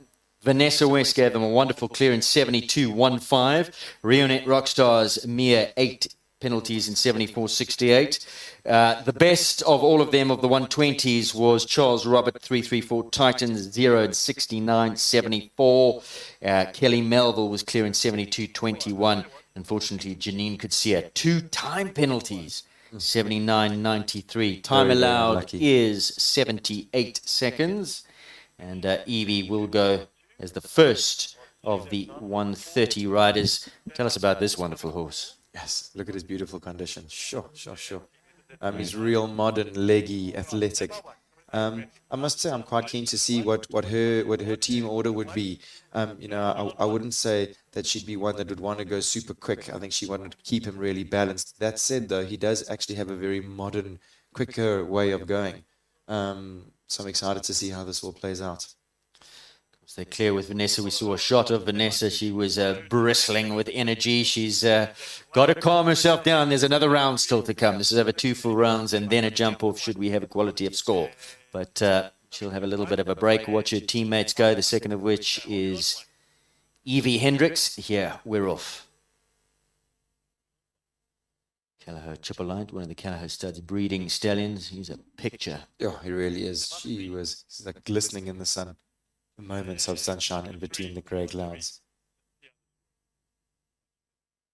Well established now at 130s. He's jumped a few 135s as well, so should be easy work for him today. But of course, nerves would come into play, and that's what a lot of these riders have been talking about. Just how the nerves come into play when you're representing a team, when you're no longer just there for yourself. Crazy. It's a whole new dimension. Yeah, absolutely. This horse has got such an amazing way of going. I think him and Larison have just got this elegant way of just eating up the ground as they're going, and then once again making the jumps look quite easy. It's by no means easy when you sit up there at all, but I think these horses have ability to just make the jumps look really, really simple. His expression as he goes down there, watching the poles. Yeah, she goes inside as well. So yeah, they saw Janine. They saw Janine go round and get the time penalties. I don't think anybody's going to... Oh, whoa. Excellent round. Gee whiz. Brilliant. Quick enough, that's for sure. And there is the team. Well done. So 0 from Vanessa, a 0 from Evie, and their time 73.95. So pretty quick time as well, 73.95. Of course, second round, we'll say it again, starting order in reverse order of classification, taking into account time should we go to equality of score. So Evie's done her job, but of course she'll come back again. It's over 2 full rounds. You see that stallion's face. He's so animated, I must say. He's a real character, and Evie looks thrilled with that. Fantastic. And Lorette's ready for business. She's on track now. The first of the 130 riders for the Rionet Rockstars, riding another daughter of Talano van der Riethoven. And this is a good sort, plastic colours, Khaleesi. I really think highly of this horse, I must say. I think that she's got so many great attributes to be one day be a real big-time horse. Again, just finding the jumps easy. She's so game. She's got fire in her belly. Lorette's changed the bitting setup. So I think is again fiddling as she goes, tweaking things as she's going, trying to find the sweet spot to make the horse super comfortable. She's in a hackamore, short shank hackamore these days with a very light strap at the back. Again, I think as riders we always try and find where horses are happiest. This horse is looking real chuffed with life. I must say, that back end that goes, that flicking up into there, isn't it? Really look at her expression. Wow, she is operating. Yeah, Lorette's under strict instructions, I'm sure, from the boss. You have to go inside there. Come on. Easy. Ooh-la. Yeah. Wow. And there's the boss with Tamar Barry, the Rionet Rockstar, 74.53. That was a good round. That horse, she looked a little like impressed almost. I think, again, this arena can take its toll for sure. And I think, as you said, Barry said, don't hang about. You got to jump clear, but you also got to be up there with the time because. Sure. It's all going to add up. So Charles gave us a 69.74 in clear. The second of the 334 Titans riders is Leona on Finale U. She rested this horse, well, semi-rested this horse yesterday. She gave her an easier round and jumped 1 or 2 spookier jumps, and obviously left her for today. She wanted to have lots in the tank.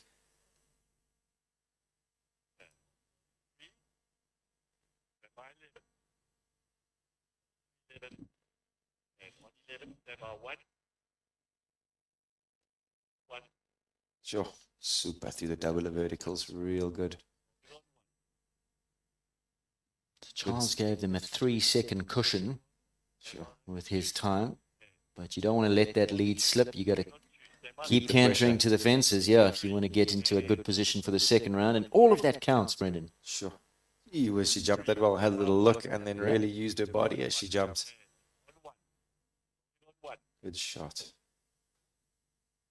Inside turn. She's quick through there. Super ride. Yo. Oh, back up. Yes, please. Beautifully done. Gavi looks chuffed. Yeah, well, there's the boss. 74.56 with Charles.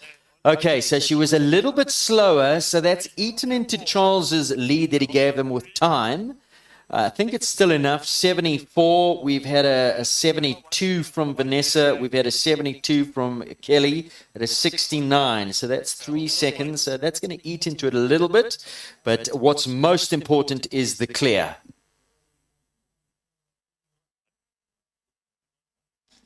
Saving the horse yesterday definitely worked, that's for sure. 74.56 the time there for Leona. We move on down now to Sten. Riding Terry Bryson, Staccato's boy. Gee, this horse has got an extravagant back end. It's amazing. Wow. Now, Brendan, you were telling me he hasn't ridden this horse much.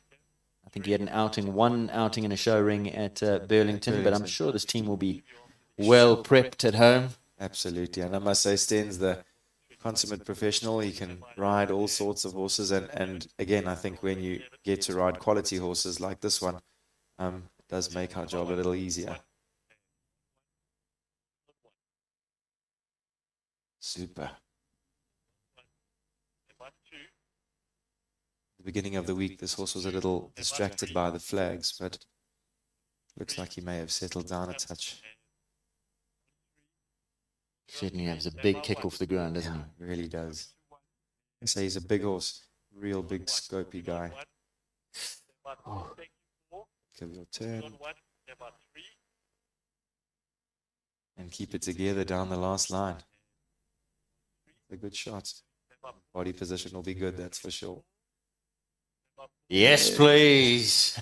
There's the Double H Heroes. Sten Muckner, their second rider in the 130s. 74.60 and clear. Well done. Saw a shot of Kirsty Sten's wife's birthday today, and Zach, their little son's out to watch. It's fantastic that he gets to watch his dad ride. Absolutely. Great birthday present as well. 74.60. Almost looked like a little smile there from Mr. Muckner. Right, so now the Legends had 2 time penalties, their first rider. Janine, and here goes Courtney and Latina.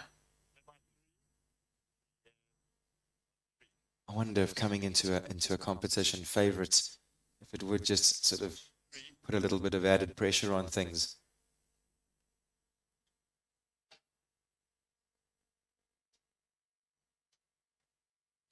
I'm sure they're feeling the pressure.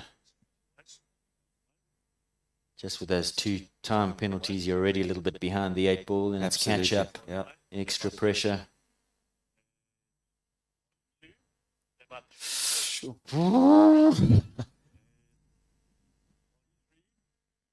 Sure. She's not hanging about, that's for sure. No. Looks like he likes to go this way, this horse. Sure. Some low flying here. He's getting quite low. It's just settling him down. Whoa, whoa. Whoa. Sure. The Legends are back in it. There they are. There's Janine. Okay, so a lovely clear, and that's going to be quick. 70.94. Look at that time. 70.94. So now they need to bank another 2 clears. Keep their chances alive. Remember, after that first round, those 120s, there were 2 that didn't get the clear. Those were Mia for the Rionet Rockstars on 8 and Janine on the 2 time penalties. Their second riders have given them clears. So, getting very, very interesting here. Remember, there is a drop score situation that comes into play.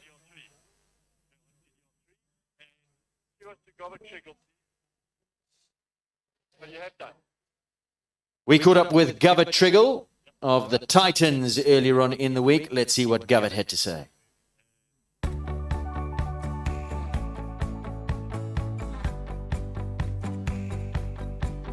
Well, it's been something different for us on the circuit, especially putting it just after the Grand Prix. It's made normally a quiet day on a Friday quite an interesting day. And it's also been, the fact that the Grand Prix is on the same day has made it very difficult, has forced you to bring some younger horses into the competition in the 140 level. So it's been amazing. I think it's something that the sport needed. We needed a change. I think for 10 years before that we were doing the same old recipe, and it's made a big difference. While our expectations are pretty high, I think we had 2/3 and a win during the qualification rounds. And I think we're definitely going there to try and win this. I think it's quite prestigious.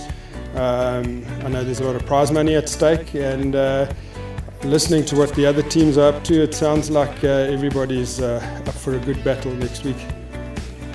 I think we were in trouble, to be honest. We were on the cusp. We were joint fifth. I think we had to come first or second to get into the final.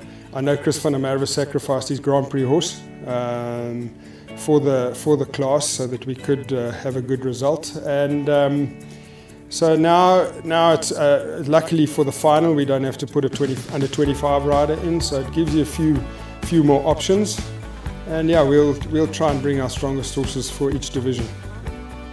We'll definitely be back next year. I chatted to Jonathan during the last qualification, and I suggested that I think there will be a lot more people interested. I think he's going to have difficulty limiting the number of teams, and I think that for once he'd be able to get something back. I think he'd be able to charge more for a team, and he'd be able to maybe get close to covering half his costs. Yeah, I've been overseas, and they have similar events like this, obviously the Globals. This being very different, that we've been, I think wisely, for the sport in South Africa, because we don't have the numbers, we've been forced to include 120 riders, under 25 riders, across 4 levels of jumping. So for us, I think it was a great variation on what they do overseas. Team riding is very different. Been lucky enough to ride in 2 Nations Cups. It's a different type of pressure. It's not just you against the rest. You've got teammates that rely on you.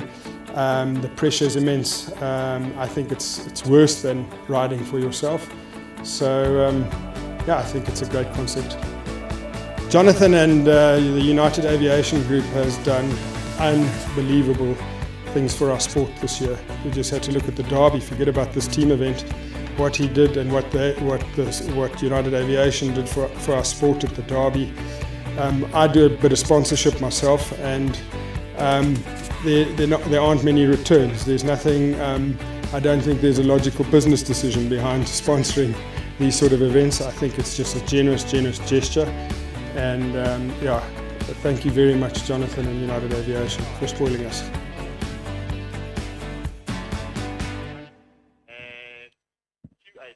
Well, the 334 Titans looking like a real lively prospect here. That was Govert Triggle, the team manager. And we now move on, Brendan, to the 1:35 section. Things are heating up. Team Calaho, first to go. They drew number 1, Paige Gate. Here she comes on Luchetto. And their 2 riders have both been clear, Vanessa and Evie, on 0 penalty scores, and that's got to put the pressure on the other riders. Absolutely, and I must say the wind's really picked up. If you look at the trees, number 1 there, it looks very difficult for the horses. Oh, it's down.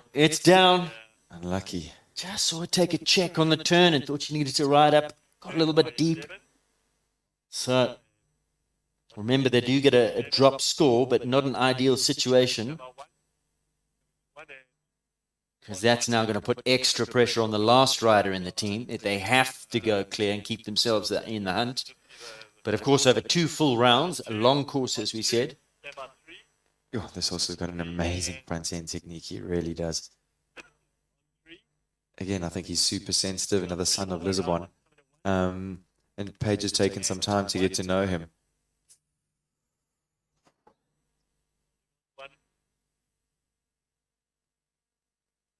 She's on the 4.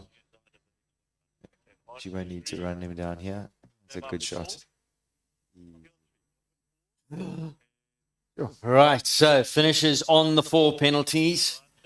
4 penalties will give you the time in a second. So page gauge there, 4 in 74.16.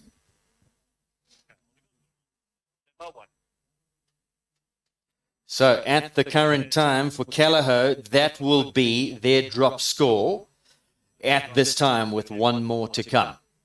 Ashley Taylor in picture, riding for the Rio Net Rockstars. Mia was on 8, got 8 penalties. Lorette, clear. Ashley now next to go. They had to keep their chances alive. Of course, we're over 2 full rounds, so a long way to go. Let's re-emphasize that. But she needs a clear here. Oh my gosh, one of the umbrellas next to the side of the arena has just blown away. Oh my goodness, yeah, the wind really has picked up. Yeah, There's it's been some really lightning blowing. in the background. The sky is getting very dark here. And I must say, Ash has done a really, really good job with this guy because he's a sensitive character. He can be really spooky and quite reactive, and definitely prefers less pressure. Often Ash has sort of felt like he was going to stop when he has a little look, and if she kicks him, he almost loses his technique, where if she just sort of lets him jump, he sort of is much happier. Yeah. This will be a test for him down past all the flags. Yeah. Looked like he had his eyes on the poles, which was a good thing. Yo, jumped that super. And some lightning in the background. The weather's really looking ominous, I must say.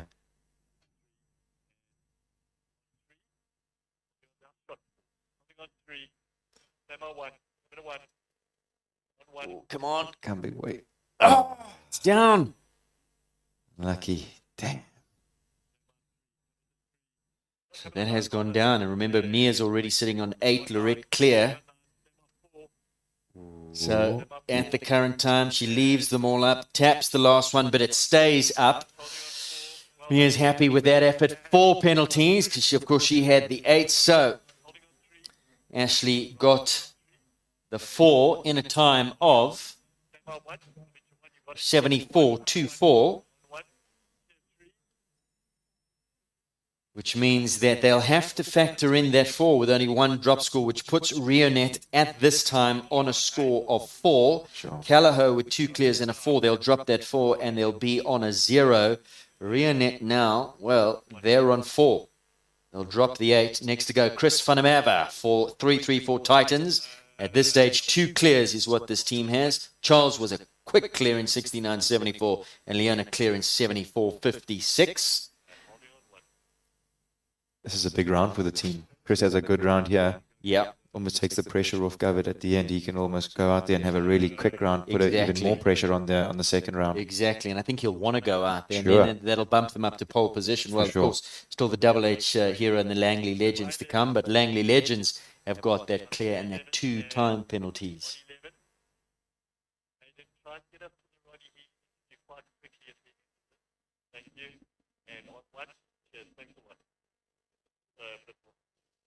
Yo, well written. She looked like she had a little look there into the flags.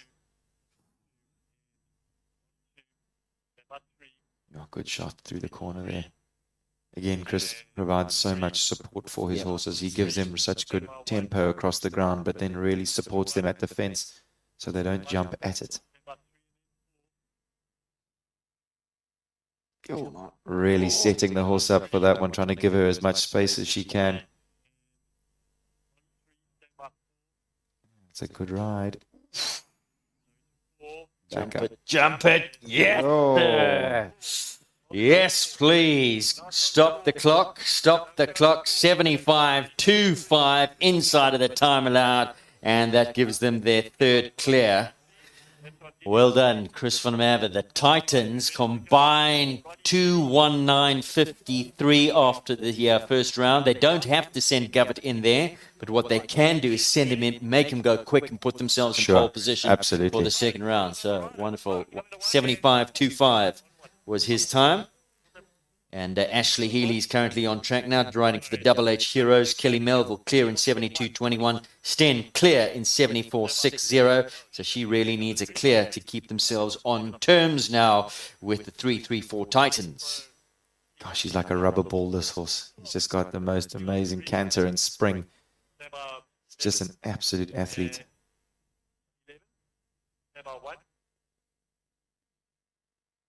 Yo, he uses his body to his advantage so well. Class horse. Really is. Suits the way Ash rides as well.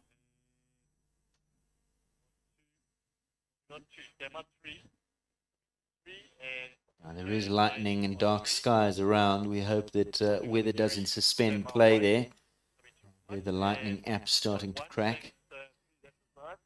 Jumped it.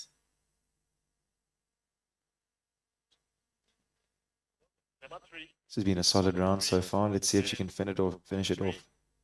Good ride. Oh, jump that. Well done. Good Clear round, all Ash. the way. Super round. And Ashley's time, 76.56. Wow.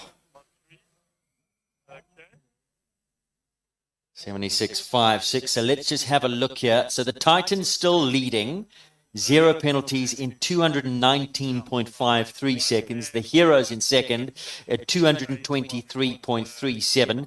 Team Callagho sits on 4 on 220.26, and the Rockstars sit on 12 penalties, 223.45. But of course, there are drop scores to factor in. It haven't been done on those scores, but I can tell you correct are the Titans and the Heroes. Here goes Ryan Warbridge. Their 135 is Callagho Faith. She's such a little fiery horse.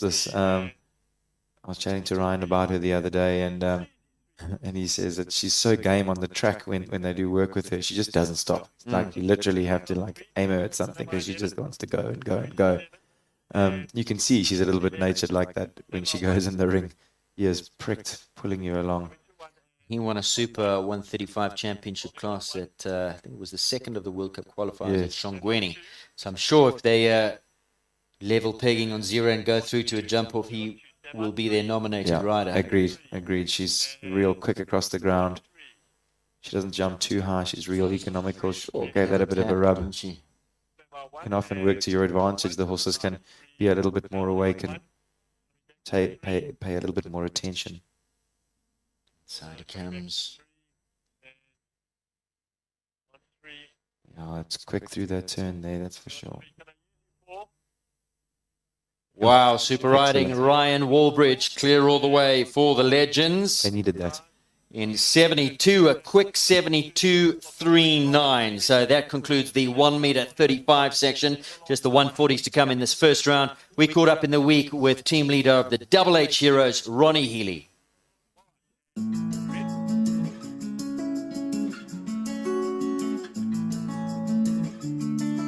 The United League of Champions has been an amazing event for us riders.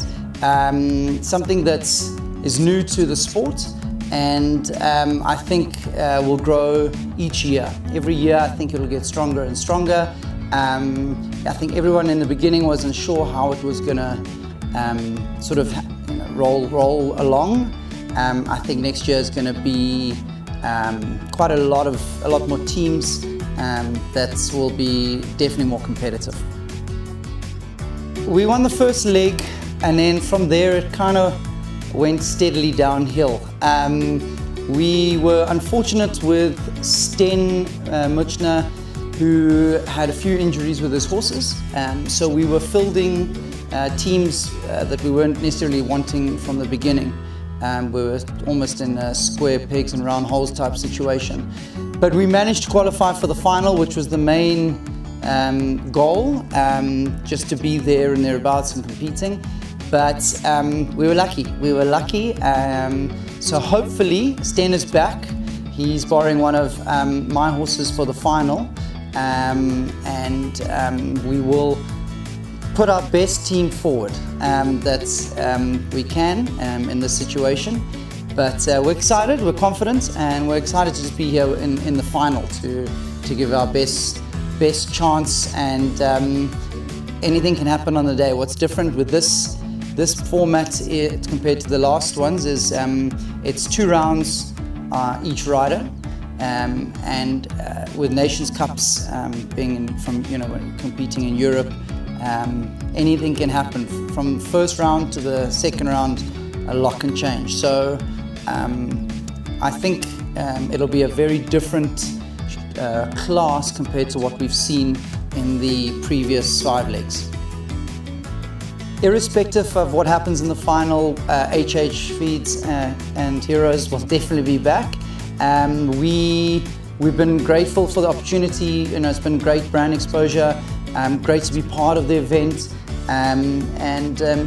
it's just great to be here with the United team and being involved with everything. We as HH Heroes would like to thank Jonathan Walpe for his generosity in sponsorship.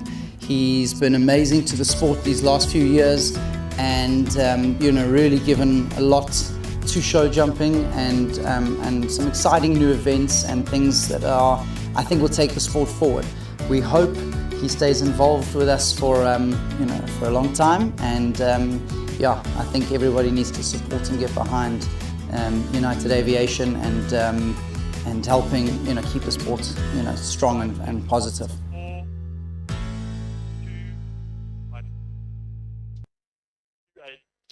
That's the skies above the Summit Ridge Equestrian Centre. Double H Heroes, Ronnie Healy there. The Double H Heroes looking good. 3 clears, quick clears as well. So that team's looking good. The Titans are looking good. Let's move now, Brendan, into the 140s. Here's a superstar horse and rider combination. The 140 Calaho combination, Laura Neal Consuri. Yeah, she really is a superstar, this man. Again, just really suits the way that Lara rides. It always amazes me how versatile horses are. We were just chatting about how amazing this horse was about an hour ago, and Lara showed me a video of her 6-year-old daughter cantering this horse around the indoor. I mean, like how that 150 horses allow a tiny little girl. You can see she's a tiny, tiny little thing and cantering around the indoor very happily. So, again, I mean, respect is earned in my book. It's unlucky. It's down. It's down. Yeah, temperament is a big one. Yeah, it really is. Okay, so they've got a 4, so if Laura can keep it together on a quicker time than 74.16, they'll take her 4 and they'll let go of Pages. Let's see how this all plays out. Calaho's got a clear, and a 4, and now Lara's in. I think that that white aviation oxer down to the blue and gold is going to be very steady on 5 now that it's much taller than it was when it was 120. I was unlucky, but a good round. 4 penalty score there for Lara. You see Evie and time 73.20. So that team, Calaho, 4 penalties in 2:19.30 after the first round. So we'll see how the rest go.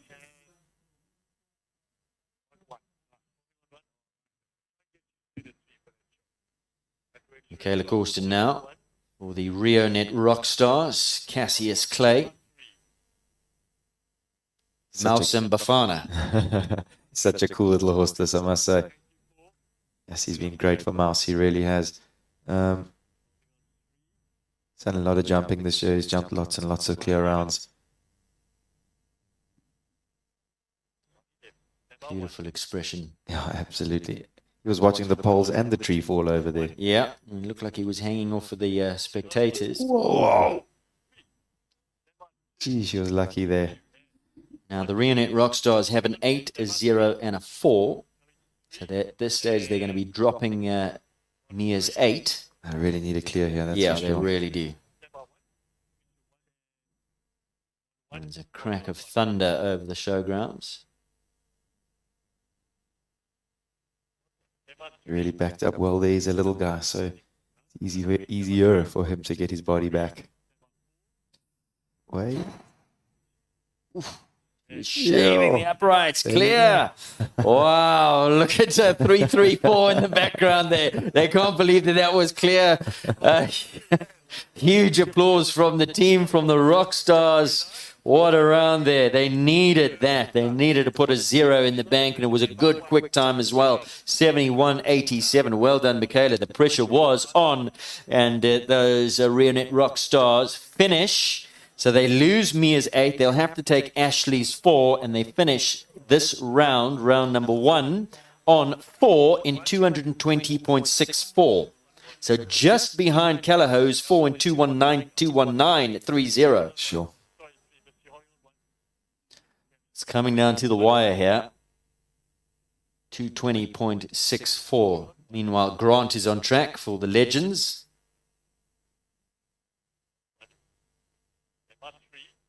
I do hope that the storm misses us, but it is rumbling around here quite ominously.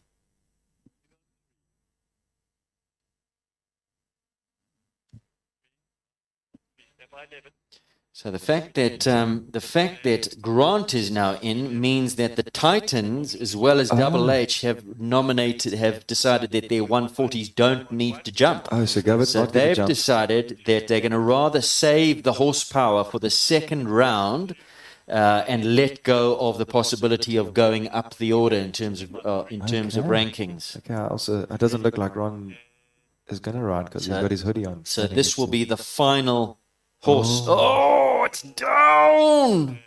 Oh, there's Shelley. Ryan, a look of disgust. And another one is down. Ryan turns away. Oopsie. And another one's down. Sure. From favorites. Oh, and this is Bankston in a 140. We saw Kronos at Shongweni do the same thing. They're just too low. Yo, it's unlucky. Damn. Oh, goodness gracious. So, 12 penalties in 75-4. 12. Ooh, not the round they needed, so they'll have to take that too. They'll lose Grant's round. They'll chuck that out the window for sure. Janine, 2-time penalties. They'll take that, and they'll finish on 2 in 223.26. So let's take a look. 3-3-4. Titans! 0 penalties in 219.53. As we update there. Sorry. They're just updating the timing at the current moment, so we'll get back to you. But Titans leading the charge, so they didn't need to send Govett in on Volker. HH Heroes didn't need to send Ronnie in on Magic Boy. Grant went in and I'm afraid fluffed their lines on Bankston. 12 penalties in 75-4. So that's the first round. That is the first round. We're just waiting for the scores and the running orders because remember, Brendan, we're in second round. Reverse order of classification, taking into account penalties and time. So we're just waiting on the times to see how they'll go in the second round. I think we got time for a quick break, and when we come back, more information and more. Just keeping an eye on the weather. There's it looks like it has moved away, so that's good news. At one stage, it was looking very dark, and there was some thunder and lightning above. But that does seem to have cleared off, so hopefully we'll get through the second round. Let's go to a quick break, and when we come back, more from this United Aviation League of Champions.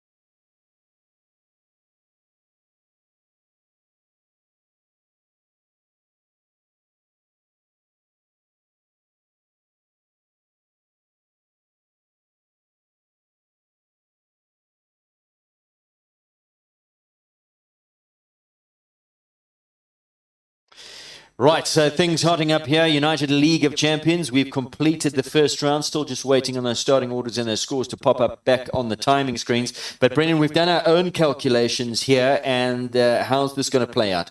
Which teams are going to go first? It looks like the Rionet Rockstars are going to go first, followed by Team Callao, and then the Langley Legends at two-time fault. Langley Legends and those two-time faults. So first to go will be Rionet, 4 penalties in 2:20.64. Then Callao, 4 penalties in 2:19.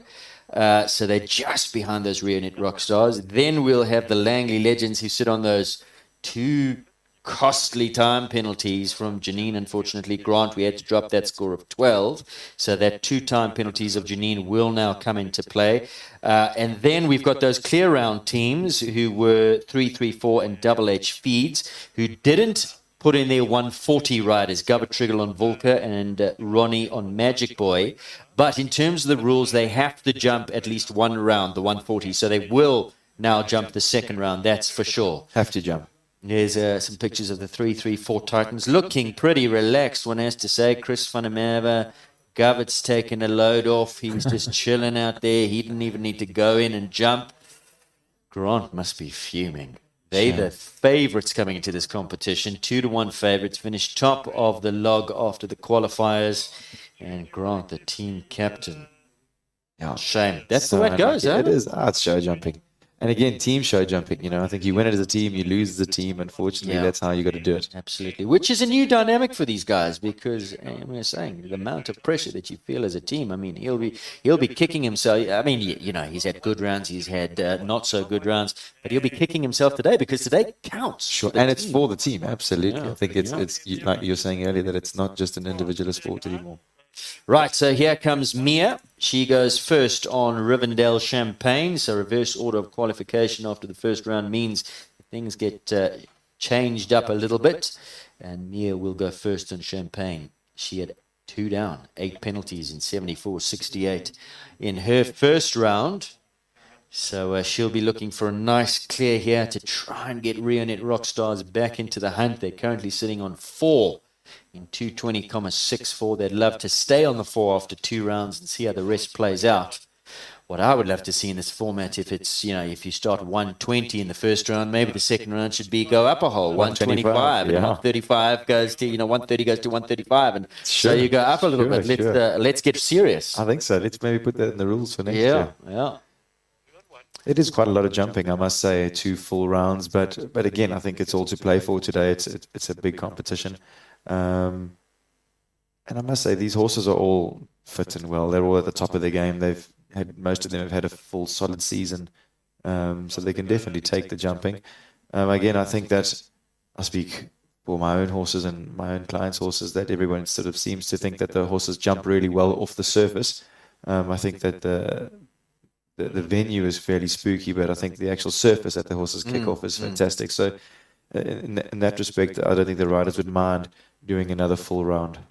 And hats off to Peter Morrison, because last night we were here, the rain poured down. Sure. It was a huge deluge at around about 5 o'clock yesterday afternoon, and when we left the showgrounds, it was flooded, this arena. It is a ebb and flow arena, but it's drained beautifully. Crazy, isn't it? In fact, I think it's better for it. It's almost designed to have that much water run through it.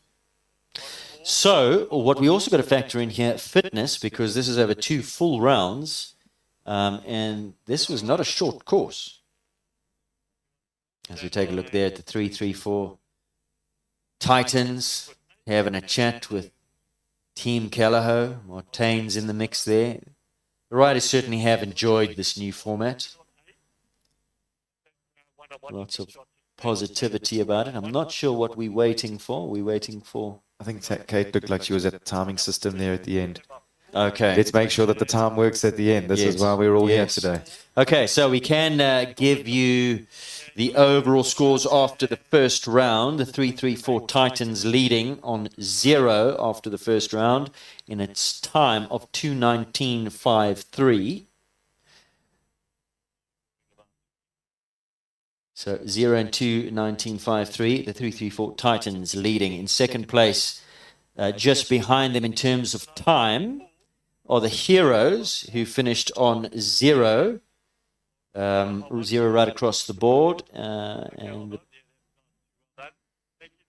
give you that time in one moment. They're just fiddling, I think, with the starting beam, so that's caused a bit of an issue. As we take a look at the warm-up arena, and there's Barry, Ronnie having words from across the Oxa. Pressure's on now. Oh, there goes Mia. Barry just putting the finishing touches. Okay, the Heroes, 0 in 2:23.37. And then the Legends, two time penalties in 2:23.26. Goodness. Gee whiz, so there's a 2:23 in both, and there's a 2:19 in both. Look at that. Look at that. Okay, so let me give you the times. 334 Titans finished the first round. I'm just going to give you the times. 2:19.53. The Heroes 2:23.37.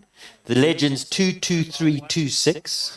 Callao 2:19.30. And Rockstars 2:20.64. Amazing. So similar. Gosh. Yeah, that's why. So again, you see how that two penalties there is going to hurt them, unfortunately. Yeah, exactly. They're going to carry those 2 penalties through. So now they're kind of hoping, now they're going to really have to hope that in the second round, the Titans have a pole and the Heroes have a pole to bring that and they right don't. to be, that they don't. And, you know, well, never mind a pole, because remember, in each round, you get a drop score. So if they have one pole, they'll drop that pole and take 3 and finish on 0. And need so two, two riders in those teams need to find a rail.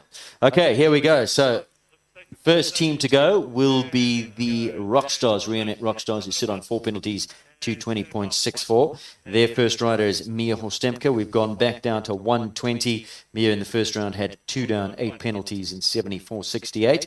So she's really looking to improve on the penalty counts in this second round. And she'll feel the pressure a little bit. I mean, what would Barry have told her? Just put it out of your head. Don't look back, look forward. I think it doesn't matter what Barry tells us at this stage. We're going to be feeling the pressure. I don't know this horse very well, but to me, she seems like she's quite fiery. And I think perhaps the round could have done her good, the first round. Perhaps she would have settled in, perhaps have less adrenaline and be a little bit more rideable, perhaps. I'm sure that was Mia's game plan, because she came in the 120 champs. Ooh, touched that, didn't she?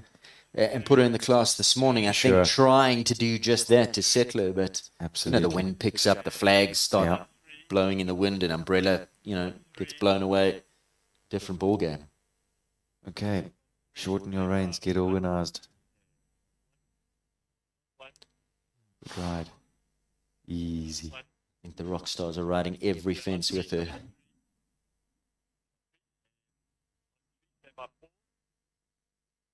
Bit big into the treble, but hold away. Well done. There you go. Fist pump from Barry there. Look at that happy man. Oh, well done. I'm happy for me as well. Fantastic. Brilliant. You never want to let your team down, and you can always come out there and redeem yourself. That's fantastic. 75.30. So just slightly slower than her first round, but more importantly, she leaves them all up. A 0 penalty score and 75.30. I think a massive sigh of relief. You haven't let the boss down. You've done your team proud. So next to go is Janine. Is it? No. So that was a 4. Next to go should be Vanessa, in fact. On Talana. Yes, there she is. And she was clear in the first round in 72.15. So quick clear. This Talana jumped out of her skin. The first round was really operating, going sky high, big action behind. Oh, she's fantastic. I must say, I'd like to see this horse up in the open classes soon. Vanessa rides beautifully. She's been a bit she hasn't had the right horsepower, I would say, over the last few years. She used to ride 2 very big, impressive stallions for a friend of hers, and unfortunately he passed away, and the stallions got sold on, which is always not a nice thing to happen for any rider. But as professional riders do, you pick yourself up and you create another string. Sure, jump that well. Clarinius and Colbert. Yeah, they were great, weren't they? Sure, such beautiful stallions. Come on. This may, in fact, belongs to Jean. He's Jean Corber, who's given her the ride. Okay, I was actually going to ask you if you knew who owned the horse. She's a game type, isn't she? Gee whiz. Yeah, Talano Argentinus.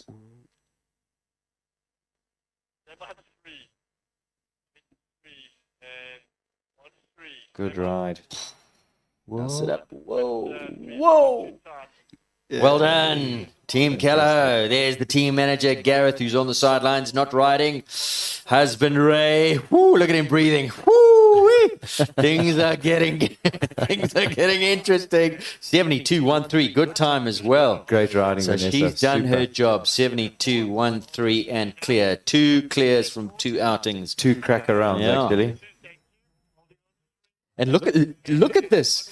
0 in 72.15, 0 in 72.13. That's consistency. Amazing. Goodness. Really good riding. Sure. Right. So Janine, she's definitely going to come inside of number 6 on her approach down the long side at 2 costly time penalties in 79.93 for Janine van Wyk. Remember that time allowed 78 seconds. She's not going to make that same mistake this time around. Let's see how she goes. Go well. You know, Ed, and you talk about fitness and that type of thing. And, you know, unfortunately, when horses are younger, they haven't had the years to get the fitness in their body. So, whoa, was it a big buck around the turn? You know, you've definitely got to take that into account when you have these 2 full round shows.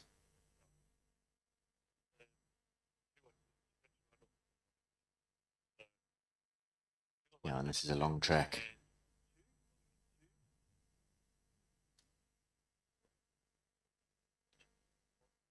She's definitely more mindful of the time. A little rub there. Unfortunately, that's what happens when you get a little quicker.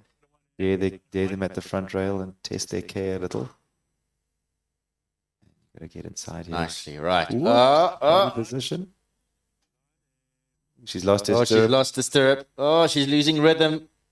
Oh, keep it together. Oh, it's down. Unlucky. Oh, it's down. Oh, man. Oh, Langley Legends. 75.65, 4 penalties. Janine, after 2 rounds on 6. That's, she just, that inside turn, making that inside turn, lost her balance, lost her stirrup, and then found the pole as a result. No, it's so unfortunate, I must say.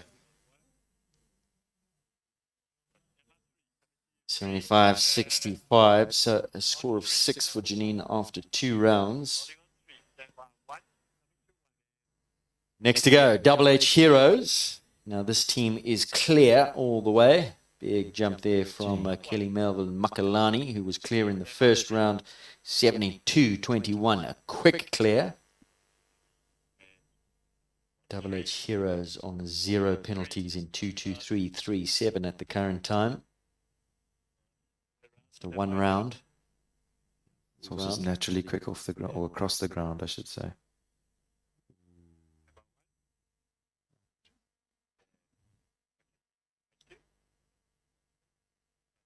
Sure, very well ridden in the middle. No bulging around the turn here. This is operating. Yeah, really. It's interesting. Some horses can get worse in the second round, and other horses need a round. Yeah. Oh.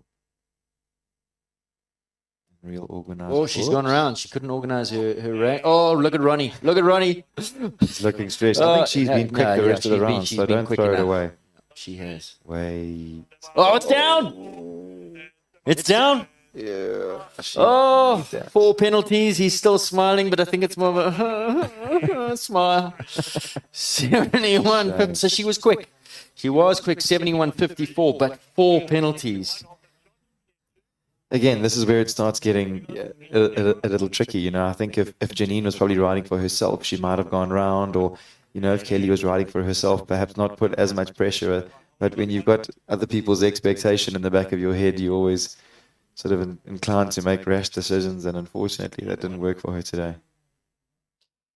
So a clearance 72-21, and then 4 penalties going around. And the first round she came inside, got 72-21. Second round she went outside and got 71-54. She was Quicker. quick for sure. Whoa, Charles, big open one at number Right, 1. Charles, 334 Titans was the quickest of all of them. 0 penalties in 69-74. Come on, Charles. Keep it together. Keep it together.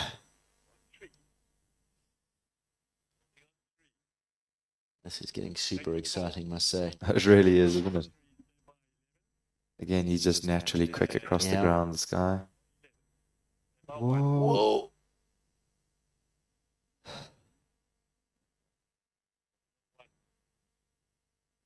Nice. Valencia, Charles Roberts.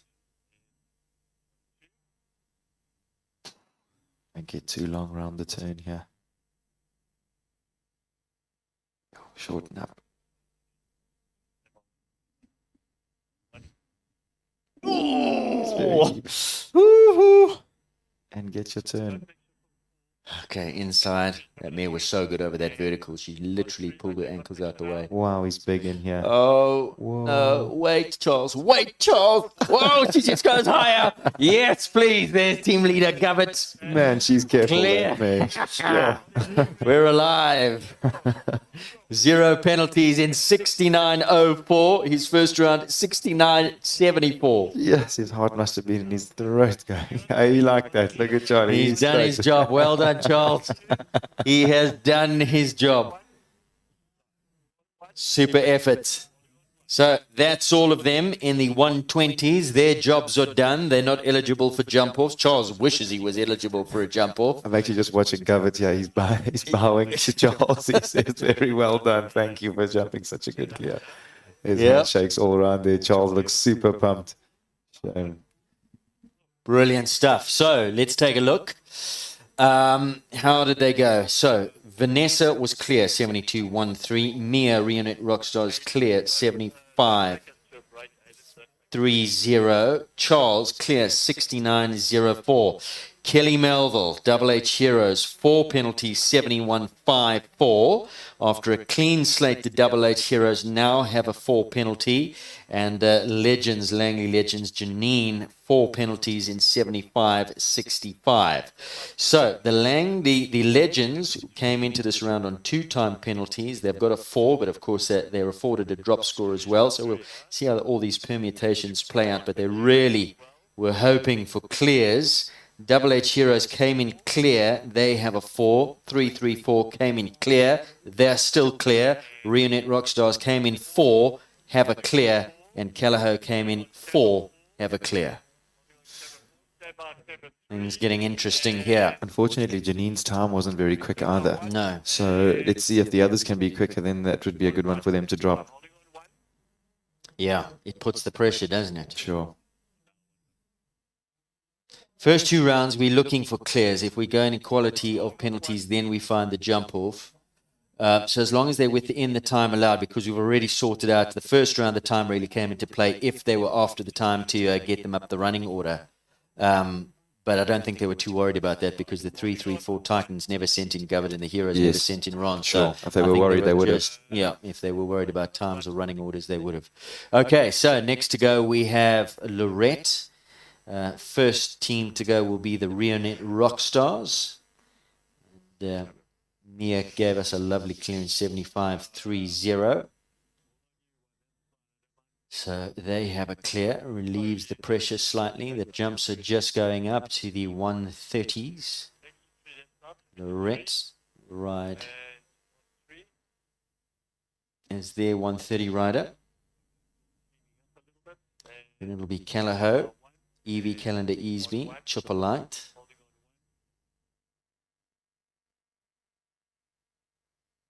And the Legends, Courtney Webber will come in. Double H Heroes, Sten Leona for 334.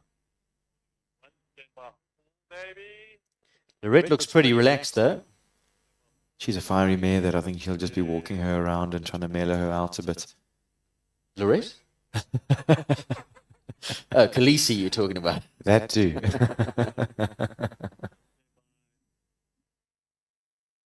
Back to the practice paddock. There's Faith and Ryan who've just gone past. Sten and Staccato's boy in the background. There's George. George decided that he was going to let the boss ride today in Yes. the 140s rather than he can carry a bit of the pressure. I think George has had enough pressure this year with all his big classes as he's been doing so well. And Riding brilliantly.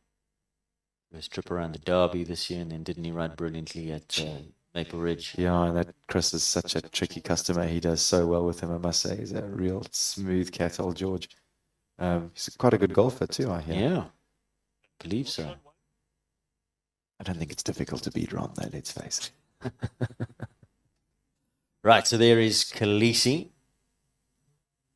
Lorette Knowles-Taylor for the Rionet Rock Stars. Coming into the second round, sitting on 4 penalties in 220.64. Their first rider, Mia, was clear in 75.30. So they're going to put that in the bank. Lorette was clear and quick in her first round. 0 penalties in 74.53. Rode a peach of a round. Just saw Mia on the edge of the arena looking on. Sure jumped. She's extravagant, this mare, I must say. Tiana's bring the goods. Gee, they really do. I must say I'm interested to see how this mare has jumped in the Hackamore. Often you can have a little less control, but that sometimes can work to your advantage. You know, often if you bridle the horses too much, they fight against it. Just again, you know, I think good riders find that sweet spot, find the place where the horses are happy. Absolutely love this mare by Michelle Fleming. Bouncing along, isn't she? And I would say Lorette not really hanging around. She looked like she was quite quick up to number 3. She looked like she moved on around the turn there, and this mare is quite quick. Ridden beautifully off all of these turns.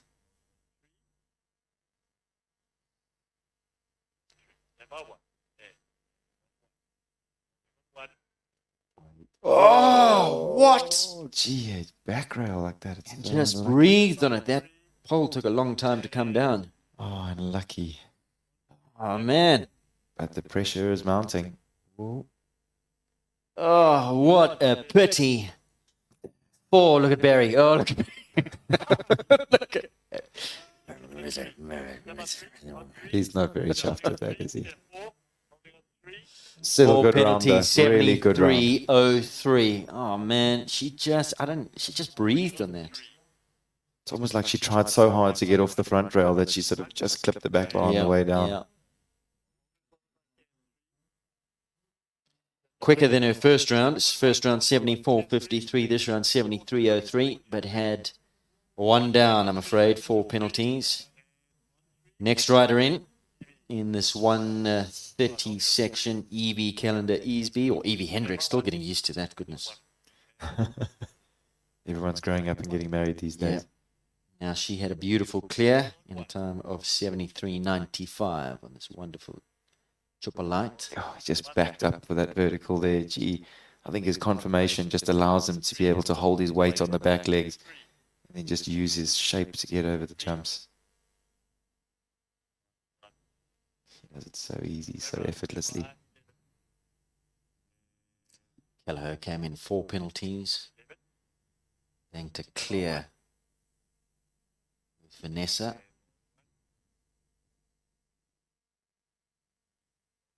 Oh, well ridden. Really good. Often the horses want to get a little long jumping out of the double verticals, and she really had this horse with all 4 legs underneath him, really ready for the next jump.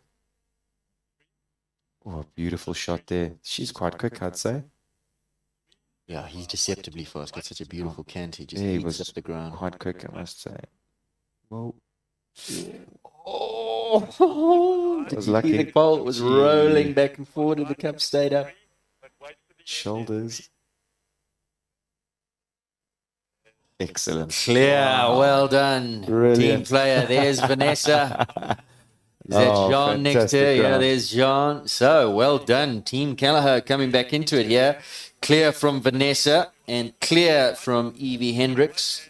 And not a bad time either, 73.14. She's creating a good partnership with that horse. It's good to see. It's amazing. You look at these times from the first round to the second round, they're so similar. Vanessa's first round 72.15, then 72.13.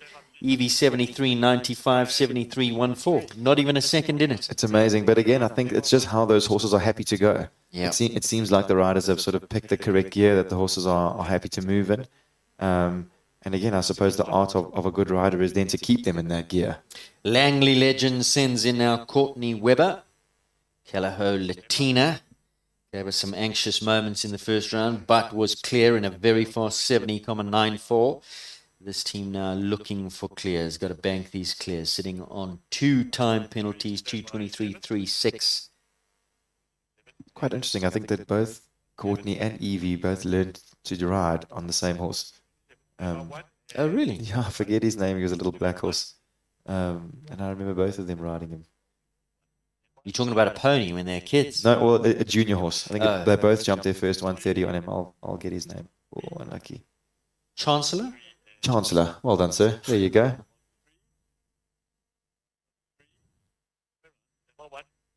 Just trying to keep a lid on him now.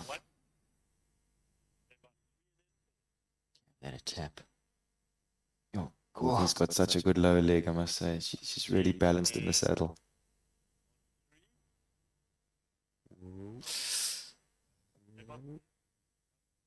Oh. Wow. Some anxious faces in the crowd. Janine. Well done. Oh, she's happy. Janine, 72.22, good time. A little bit slower than her first round, 70,94, but it's the clears that count. 72.22, 0 penalties. So that team, Janine, in this round 4, so they'll drop the 4 at this stage. They came into it the second round on 2 time penalties. Janine was first to go and then had one down, 4 penalties. And now Courtney is clear. Here goes Sten for the Double H Heroes, who come into this round on 0. And then their first rider, Kelly, just had 1 down, 4, which I'd love to throw away. They need the 3 clears to be able to do that, to keep them on a clean slate and go into a jump off, hopefully, with the Titans. Those 2 teams coming into the second round on 0 scores. Sten usually rides quite quickly, but I think he could be up a gear slightly. I think just a little bit more mindful of the time. For them now, it's all about clears. Yeah, he took his time there to the double verticals, set the horse up, jumped it beautifully. Got 4 penalties with Kelly. He really needs the clear. If he bumps one down, then it gives the 3-3-4 Titans a huge advantage, because they also came in clear, and their first rider, Charles, is clear. Well done.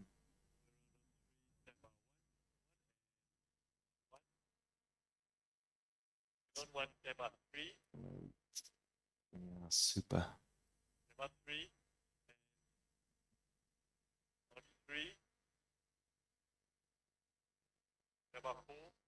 Yeah, Mr. Mukna. Well done. Great round from Stig. Wow, there's the team. Kelly Melville.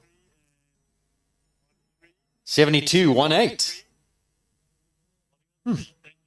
Clear round in a good time.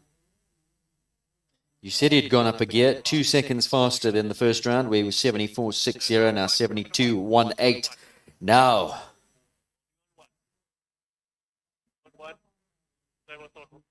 last to go, sitting in pole position in the second round, the 130s.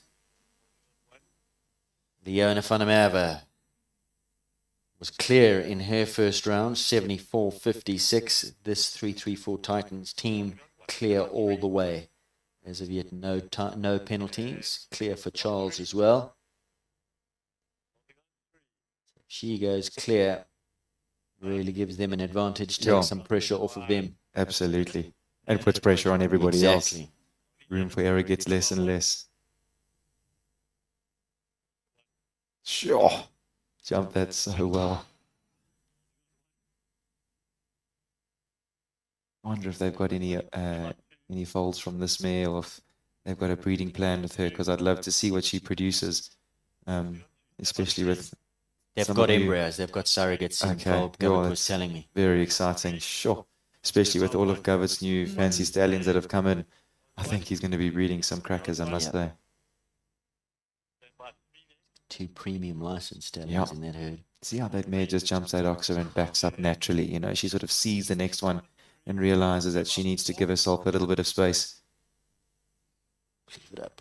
Yes, please. Oh, exhibition. Yeah. Beautiful. And she has a little play afterwards. She looked like she enjoyed that. 2 big rounds. Well done, Leona. A little bit Pressure's of a fist on. pump there. Yeah, 75-79 the time. Not that that really matters. It's now about clears and going into the jump off or taking an outright win. I think she loves that mare, but I think for good reason. So that definitely is a big advantage to 3-3-4 Titans as they wrap it up in the 130s. We now move on to the 135s. So let's see how we're going here. So first to come in was Rionet, who entered the second round on a 4 from the first round in 2:20.64. Then gave us a 0 score from Mia and a 4 penalty from Lorette. So they'll drop that 4, stay on 4 for the from the first round. So, of course, there's still the 135s and 140s. So they're currently sitting on that 4. Callagho came in 4 and gave a 0 and a 0. So also stay on 4. So for the minor money, of course, still a long way to go. Well, 2 full rounds, anything can happen.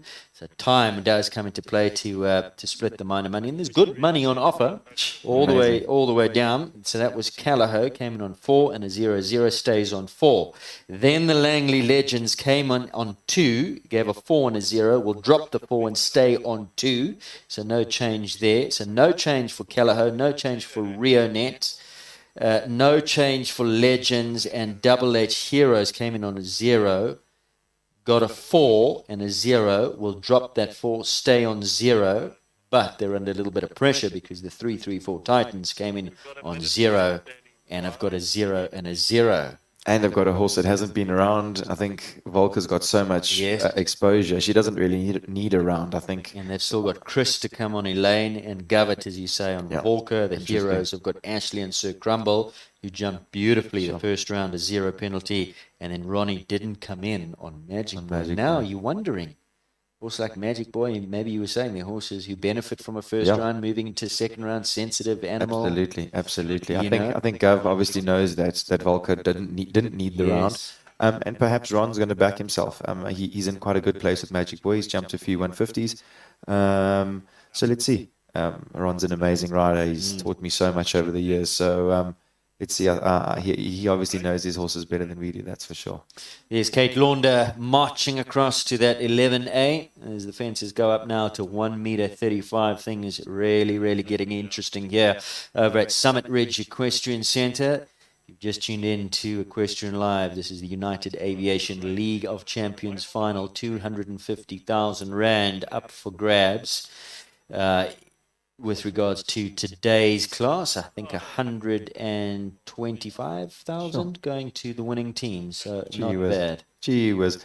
I must say, I think Kate must be commended. I think that I don't think it's difficult to build the same course for the 120s, 130s, 135s, and the 140s. And you want to make it difficult because it's obviously an important competition, but you also don't want to make it too difficult. So there's always that fine line, and I think the angles that she works with, I think the slight playing with distances and that type of thing.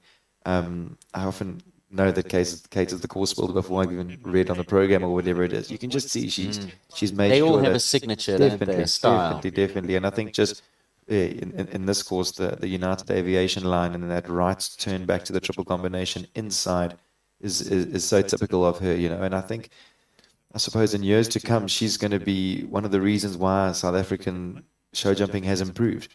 I really think that she's a lot of that riders. rests on the shoulders of the course builder. We've had these conversations, especially now with times. It's a horrible position because to be a course builder, because you want to be everybody's friend and you want everybody to have lovely rounds, but you've also got a responsibility to improve the sport. Sure. I mean, I saw her yesterday after the 135 class, and we always chat and that type of thing. And she said, "Oh, do you think it was too tough? We only had a few clears and that type of thing." And I said, "No. I mean, I think it was the nature of it. We still got a good class. I think that there were poles fell all around the arena, so I don't think it was a specific line or a specific jump." So I think just good course building all in. So I must say she's a real asset to our industry. Absolutely. Right, we're up for business. 1:35 time now. First to go, Rionet Rockstars, Ashley Taylor, Equestrian Affairs, Hope van Orshoff. In her first round, had one down, 4 penalties in 74.24. Mom Lorette in this round has had 4 penalties, so she really needs a clear. There's Dad Barry watching on. She really needs the clear round. Mia's gone clear in this round.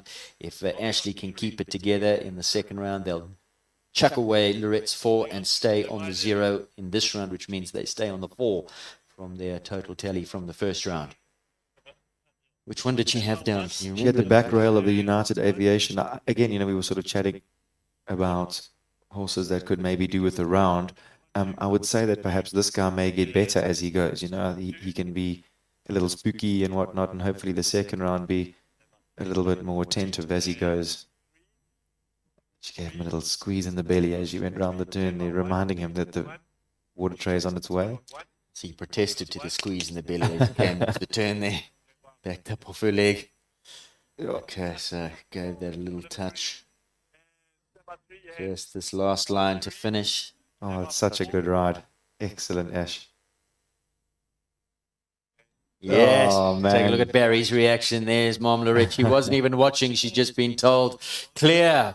Proud Mom. I think for Ash, there's always big pressure. She's Ashley Taylor. Her father is the great Barry Taylor. Her mom, is Lorette Taylor, Springbok rider. I'm always so amazed at how well she handles the pressure. She's just got this smile and she just takes it all. And I don't think people realize how much pressure it must be being Ash. And I think when she holds her own like that, she's not even 18 yet. When she holds her own in big competitions, I think it must be such a proud moment for her folks. Page Gates now, Lucetto, Team Callagher, 135 rider.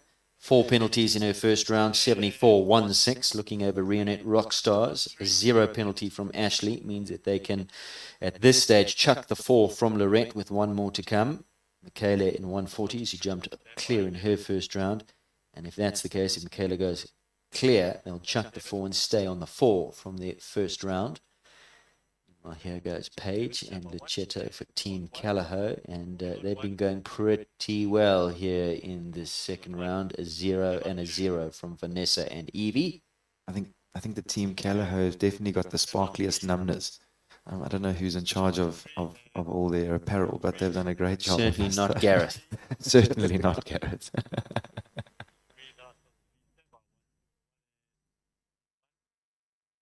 Gee, he really is game, this horse. Wow. He uses his body so well. When he runs a little bit deep, just flicks up through the back. Yeah, amazing, isn't it? Come on. Oh, it almost suited him a little bit. Yeah, super. Trimmed a bit There's of momentum. the team. Yeah. So, a 0 penalty score in a time of 75.83. And 4 penalties from the first round. They had 2 down, so they threw away one of those 4s. They'll have to keep one of those 4s, and they stay on that 4 from the first round with just Lara and Consuri to come. And Lara had 1 down, 4 penalties in the first round. There's a look at Langley Legends, next rider. Langley Legends came into the second round on 2-time penalties. Janine van Wyk had a rail down in the second round. They've chucked that out as Courtney was clear. So currently they're sitting on just that 2. Love to keep it that way. Oh, Janine's going to kick herself if it comes down to just the 2-time penalties. Oh, they can be so destructive, those time faults, I must say. I'd like to see how this mare jumps. I mean, Ryan was saying that she's so super fit, and she's one of those sort of ever-ready horses that just keep going and going. So perhaps this would suit her to have 2 rounds. Just don't want them to run out of adrenaline almost.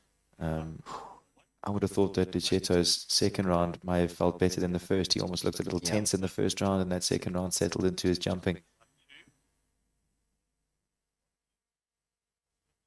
Oh, beautifully ridden, Ryan, sure. Sounds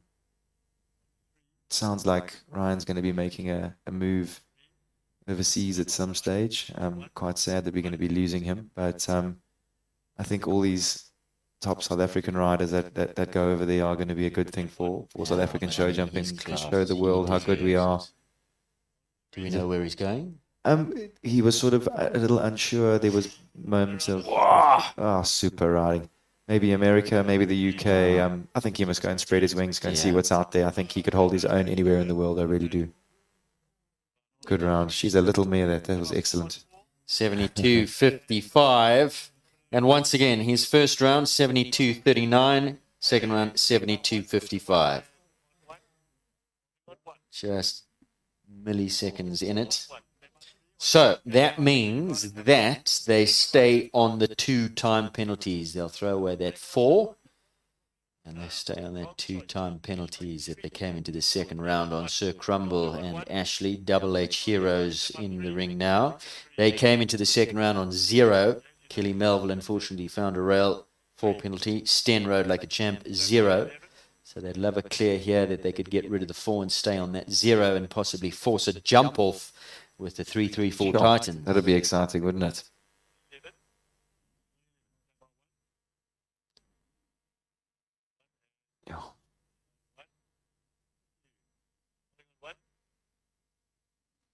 Which would mean that the 2 outside teams, the longest in the betting, the 4-1 and the 5-1 shots, the 2 teams that come home. Someone's going to be making money. The jump off.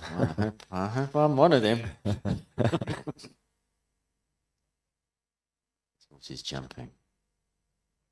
I would say these extravagant horses, it would take a lot out of them as they going around their second round. Well done.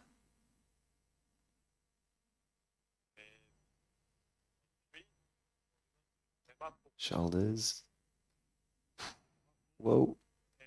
Yeah. Wow, Well what done, a horse, Ashel. what a combination. Super. Sten's happy. Clear. 77.35. That doesn't matter. It's the clear that counts. Double H heroes. Well done. So they'll throw away that 4. They stay on the 0. And of course, just the 140 section to come. Sure. For them. Getting Things are hectic. heating up. Yeah. Now, it's going to bring out the worst in their character because they're going to be willing, Chris, to have a rail here or the Double H heroes to get them back on terms. Let's see. So that going into the 140s, they're all even Stevens. Oh. She had a little look at the barrel there on the way past.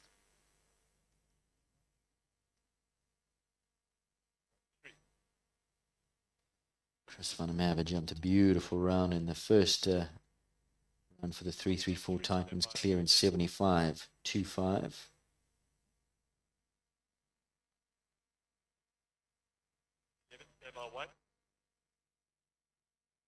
Sure.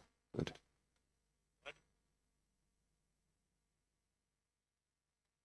I would say he doesn't look like he's overly hurrying too much. I think he's sort of setting this horse up. I think he's after a clear. Yeah.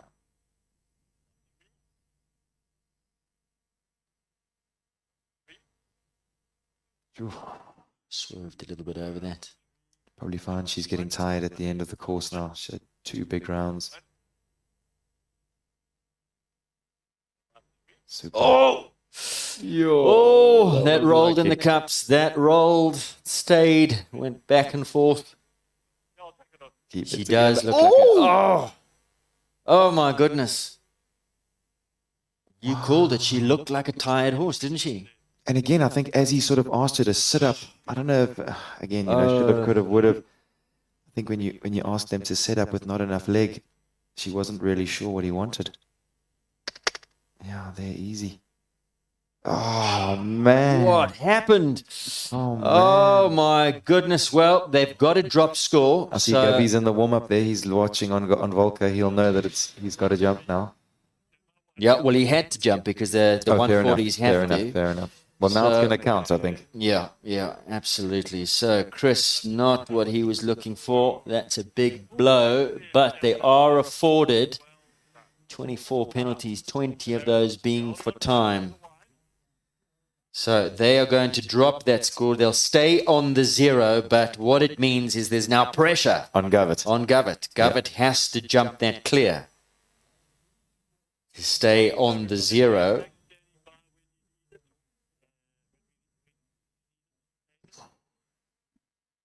Sure, you wouldn't have called that, I must say. No.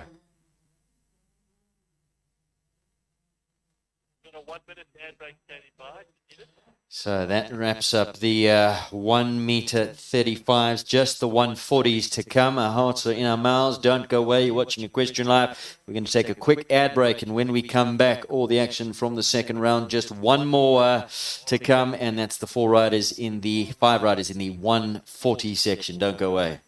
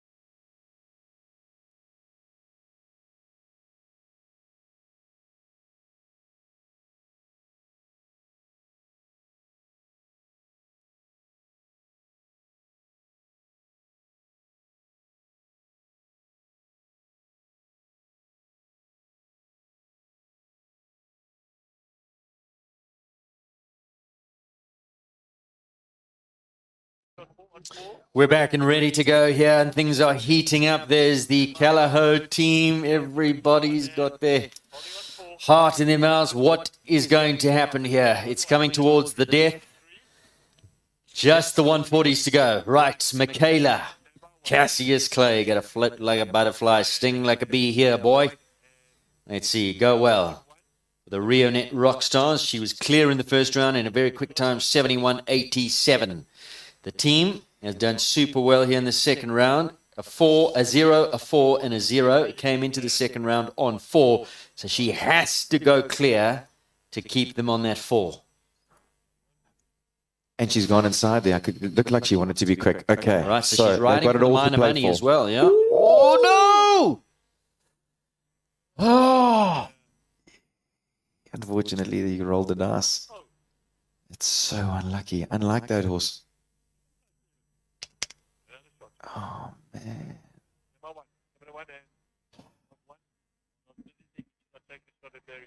Oh, my goodness. Oh, my goodness. And that means an elimination. So we'll have to wait on that score because according to the rules, he will get the worst score of anybody in the second round plus 20 faults because of the elimination. So anyway, they'll drop that. So that's out of it. They've only got that one elimination, so they'll drop that, which means that the Rionet team will go to 8. Because now with that drop score, they'll take the 2 zeros and they'll be forced to take the 4 from Lorette, and they'll add that to the 4 from the first round, and they're going to finish on a total score of 8. We'll just have to wait on the time. So they finish on a combined score of 8 over 2 rounds for the Rockstars. Not what they were looking for. Goodness, and he jumped such a beautiful round. And definitely, I could see, I could see where the head was at. You know, I mean, he's usually is a game horse, and a little inside turn there wouldn't usually be a difficult task for him. But I suppose it's the end of the year. He's jumped a lot. Lara's gone inside there as well. So obviously, this is now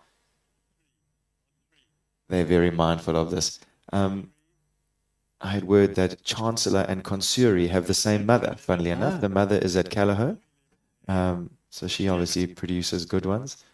So Lara had 4 penalties in the first round in 73-2-0.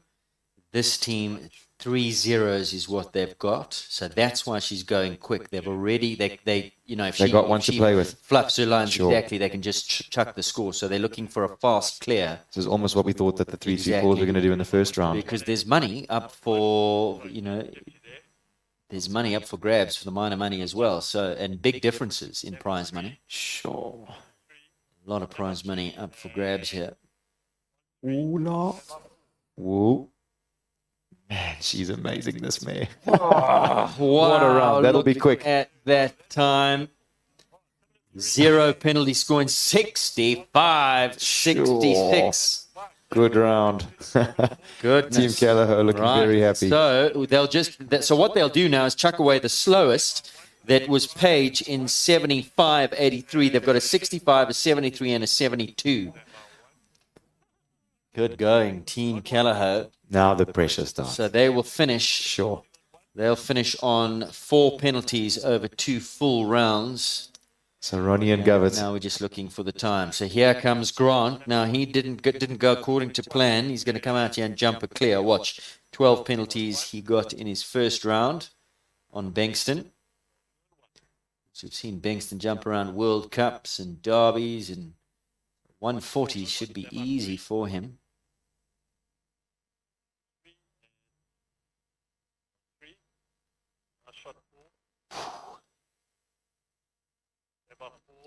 Sure. The legend sitting on, he has to go clear, because if he has a pole, they're going to be forced to take that 4 from Janine. Currently sitting on a score of 2 coming into this. They've had a 4 penalty and a 0 and a 0. Yeah, this is looking like a solid round, I must say. Grant's obviously got some fire in his belly. Wants to make good for his last round. He's whispered in Bankston's ear after their 12 penalties from the first round. Well, that wasn't the plan, boy. You're walking back to Durban if you don't have a clear. Yeah, quick and smooth through the turn there. Yo.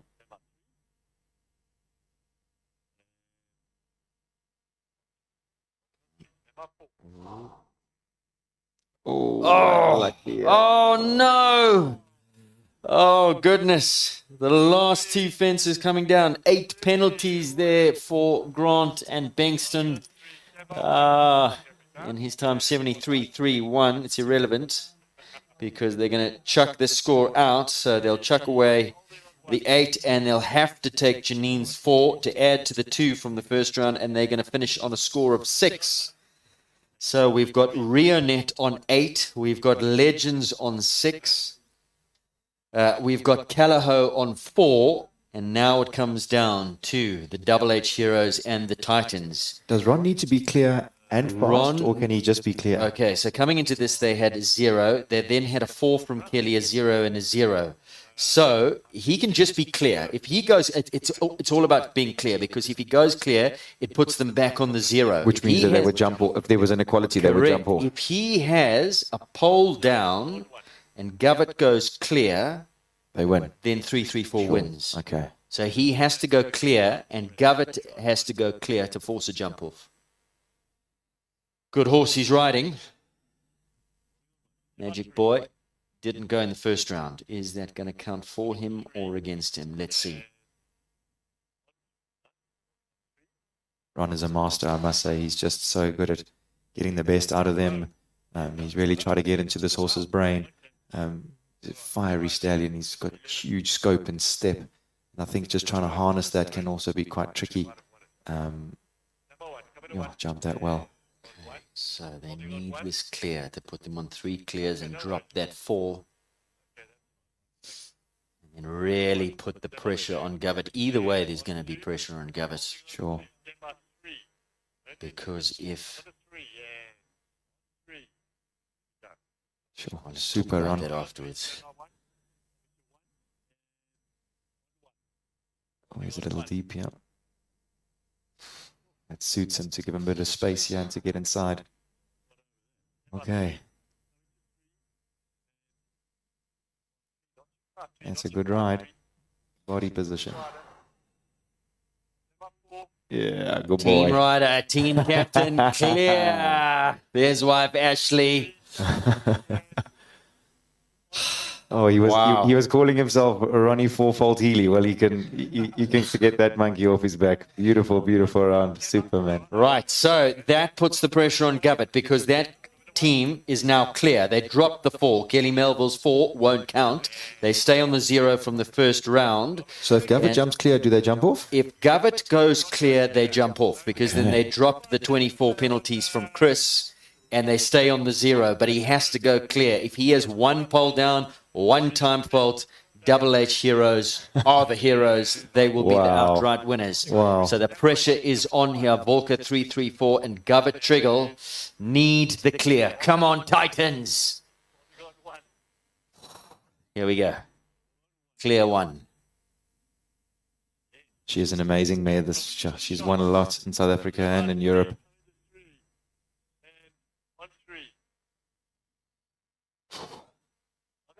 140 is well within her scope. She's a World Cup winning mare. 2 World Cup qualifiers. She's won big Grand Prix. But it is now all about this clear. Sure. Jumped that well. Oh, get up. Oh, goodness. Sure, Jumped across it. Oh. She got straight for that one. Well done.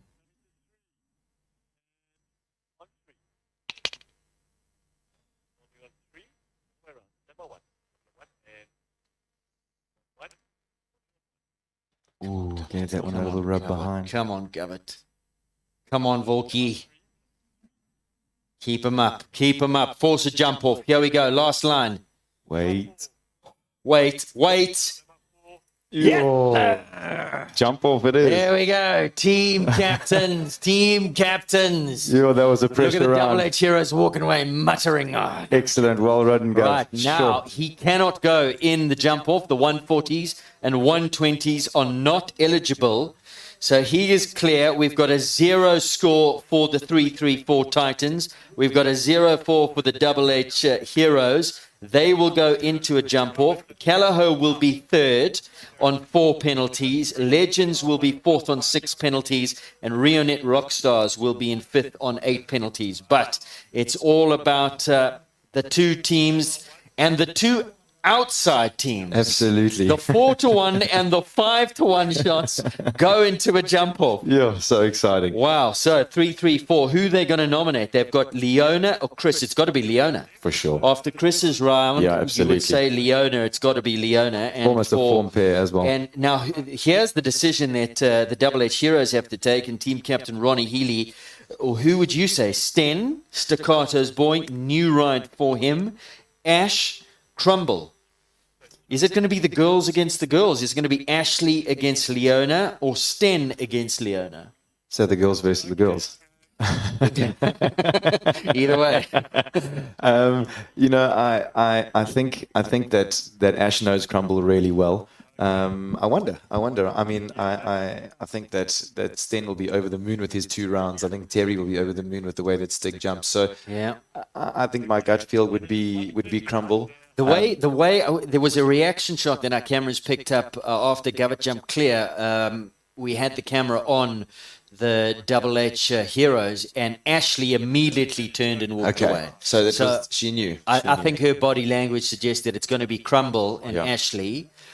We don't have a shot of the warm-up. I don't know if we can find a shot, Mr. Director, of the warm-up. That'll give us a better indication. I can't see from here. I can just see Govett still walking around on Volker. Gavett's still patting Volker. Yeah, as she still walks- patting she Volker, walks around there. coming down in the distance. I think it's going to be Crumble, and I think it's... And I see Leona walking out the gate there. So Ashley's walking in the warm-up arena on Crumble, and it looks like Leona's going to go and get on Finale U. So,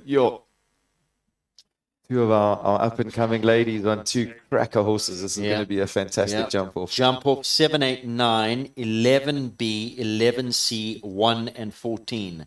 So we'll have a look at that. We've got time, I believe, to go to a little ad break. Things are really heating up. It's a 2-way jump off. Double H Heroes against 3-3-4 Titans. Who's going to come up trumps? That's next here on Equestrian Live. All the action brought to you by the United Aviation Group.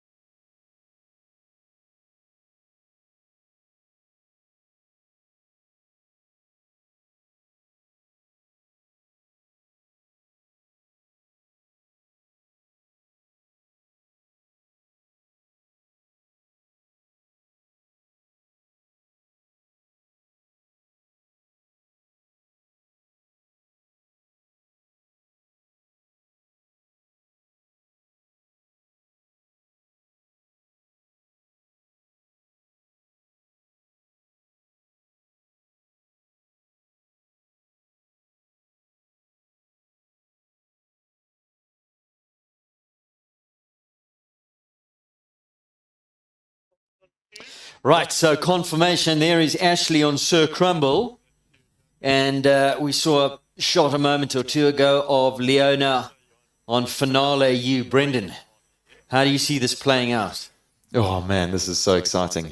Two real quality horses, ridden by two fantastic riders. So I'm excited that there's a jump off. To be honest with you, I think such a prestigious competition needs to be won as opposed to needs to be lost almost. Yeah. I'd love both of these girls to go out there and give it a real dip, which for sure they're going to. I think by nature are real gutsy riders. So. This is so exciting. I think a competition of this stature really deserves a good jump off, and I'm thrilled to be getting it.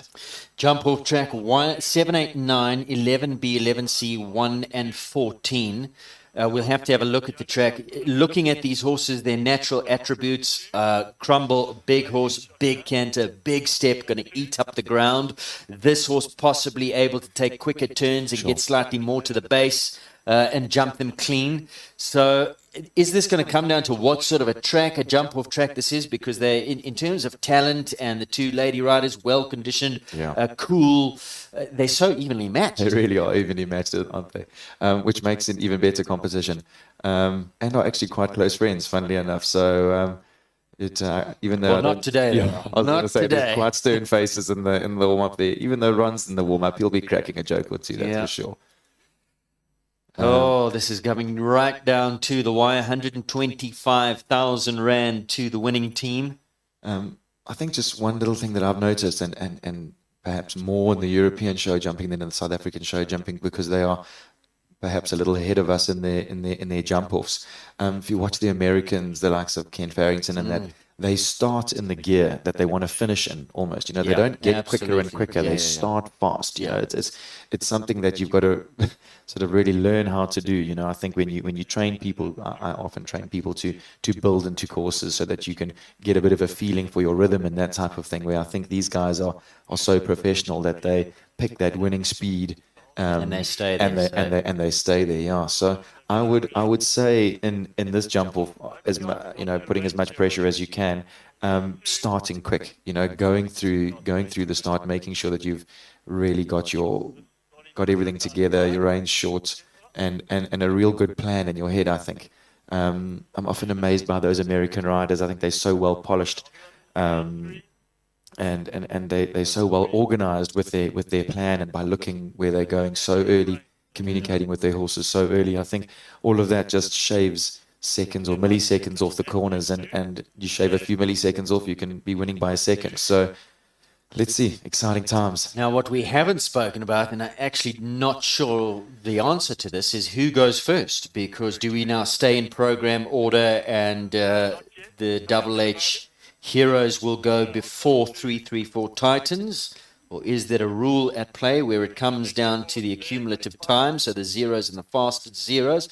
I'm actually not sure. I think we stay in program order, which means that Crumble will go first, which will give Leona a slight advantage. And am I right that it's pitched at 135? The jump off? It's pitched at 135. Okay, there you go.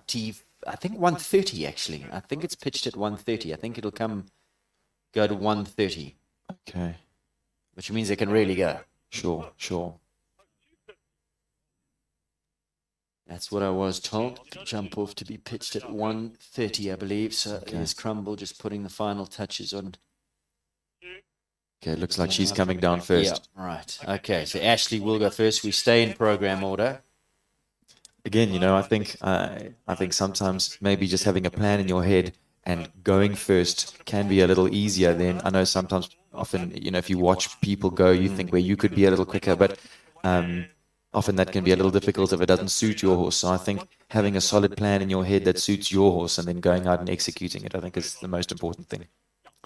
Right, so here's Ashley. Once again, jump off track, 7, 8, 9, 11B, 11C, 1 and 14. Okay, so Ash, you're going to go from the water tray to the United Aviation, and then inside the barrels, Ash has just sort of trotted that to the double of verticals.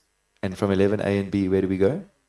11BC, 1 and 14. 11BC, 1 and 14. 1. And then 14 is the Martin Collins, up next to number 2, sort of side on to us. Okay. It's a new jump in the course. Right, so it all comes down to this, 125,000 rand to the winner. I think half of that for second. Here we It's go. exciting times. My gosh. All comes down to this, a year in the making. All the qualifiers are now today at the finals. And we're in a jump-off, two-way jump-off. I'm just sitting all the Double H heroes all sitting together there. Team huddle. Ashley Hausberger, Ashley Healy going first. Hausberger's Sir Crumble. Here we go. Got to put the pressure on Leona, but got to leave them all up. 1-7 clear. Brendan's counting. 8 clear. It's quick enough down there. He's actually quite fast. You want a little angle across this. A good jump. 9 clear. Whoa, good turn, Ash. Now you got to get the hammer down. 11 BC, 1 on the gallop. Now this Cheeky is stallion. super fast on the Take gallop. it. Yeah. 3, 4, 5, 6, 7, 8. I don't think you're going to leave one out there. Excellent. Sure.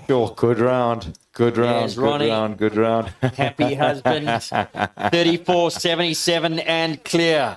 Oh, fantastic. Yeah, they're on their feet. Look at that. And he's got big step. He has got massive step. Sure. Leona is going to have to go.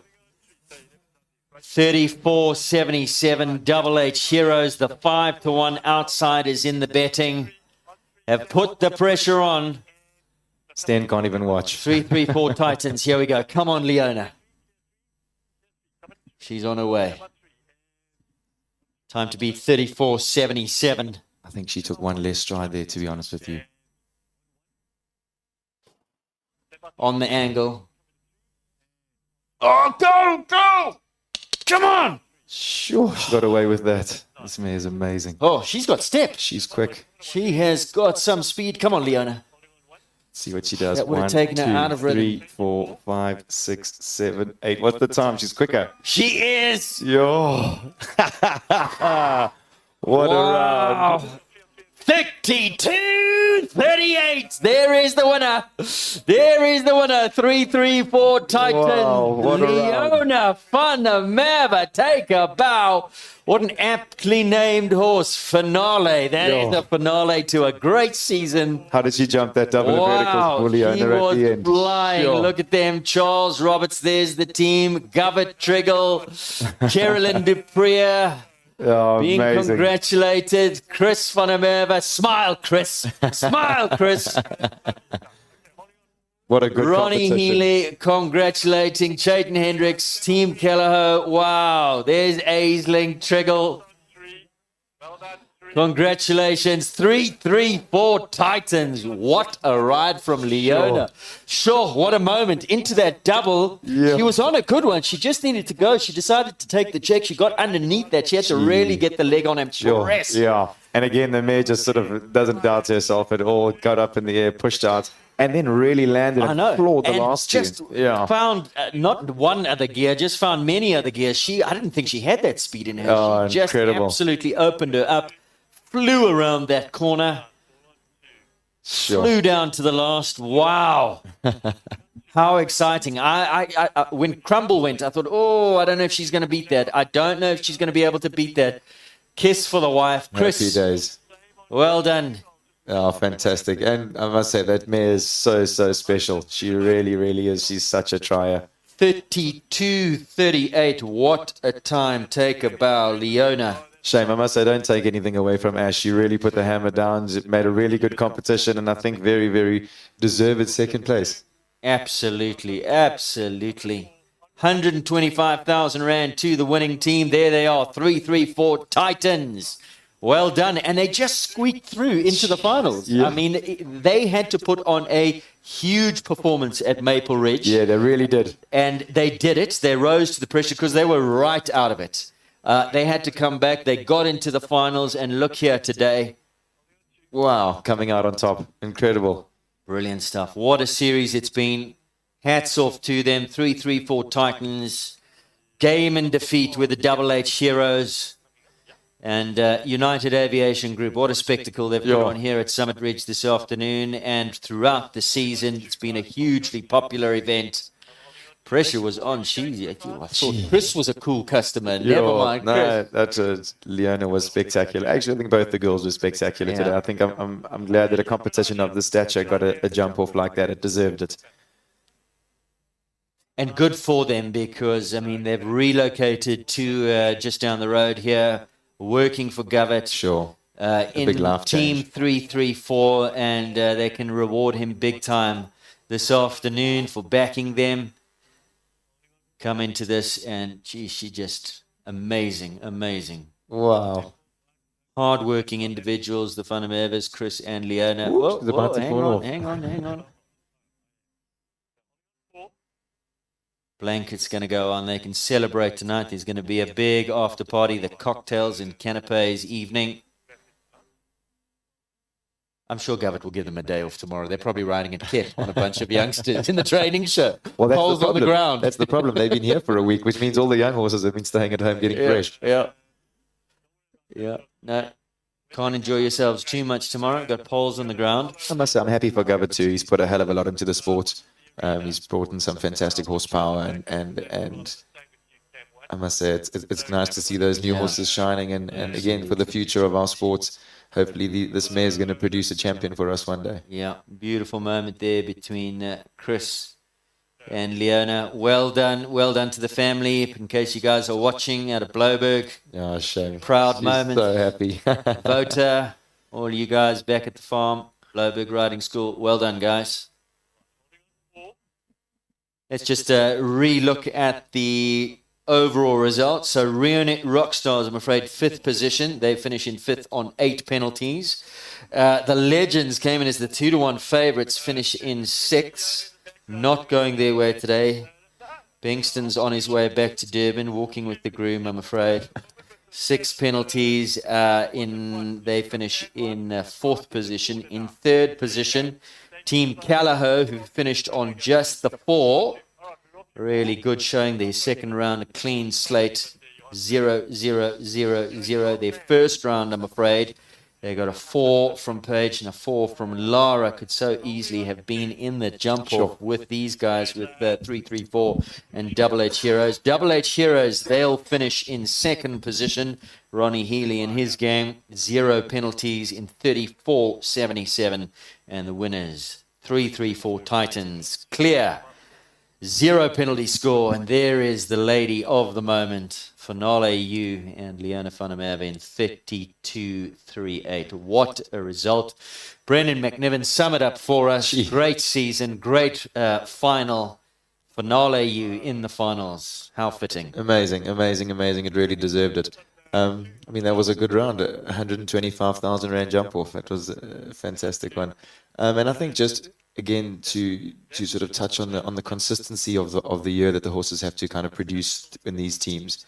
I'm always amazed that horses can stay on top of their game. You know, if you think of thoroughbreds, racehorses, and that type of thing, you know, they often prep them for 2 or 3 races a year. You know, and our horses have to perform from sort of March until November. It's crazy, you know. So and this type of competition really exposes that type of thing, because if the horses don't find form throughout the year, they can get exposed. And it's amazing to see these horses come through this, and it's such an exciting event to be attached to. I think that everybody's really excited for next year. I mean, obviously we want to get this prize giving and the big evening tonight over with, but everybody's really seems to have bought into this idea. Sounds like there's a few new teams that would like to sort of get involved. And have you heard what's going to happen about that? I haven't. Chatting No. to Jonathan. So quite exciting. Different entry system next year. They're going to cap it at 10 teams as well. The top 5 that performed here today in the finals automatically go through. So they'll automatically be able to renew their chances for next year. But the next 5, it's going to be a bidding war, because there are other teams that want to come in. So top 5 in a bidding war is going to is how it's going to work. Exciting. Exciting new concept, I must say. There is Leona coming in. Big thank you to you, Brendan, for once again being with us this afternoon. Certainly do enjoy having you up here on A Question Live in the studio. Thank you. I do hope that you have enjoyed it. I'm sure you're champing at the bit to go down there and join in the festivities and the celebrations. And thank you once again for being involved. Pleasure. Thank you very much for having me, and I hope to be back at some stage. Brendan McNevin joining us for co-commentary. Big thanks to him. There, the teams coming in for the prize giving. And we're going to enjoy this moment. We do hope that you have enjoyed it here on A Question Live. Big thank you once again to United Aviation Group. We're going to stay on these pictures and then, of course, talk you through the podium moments, and then have a winning interview with maybe Gubba Triggle or perhaps even Leona van der Merwe. What a ride she gave Finale U to take the victory for the 3-3-4 Titans in 32.38.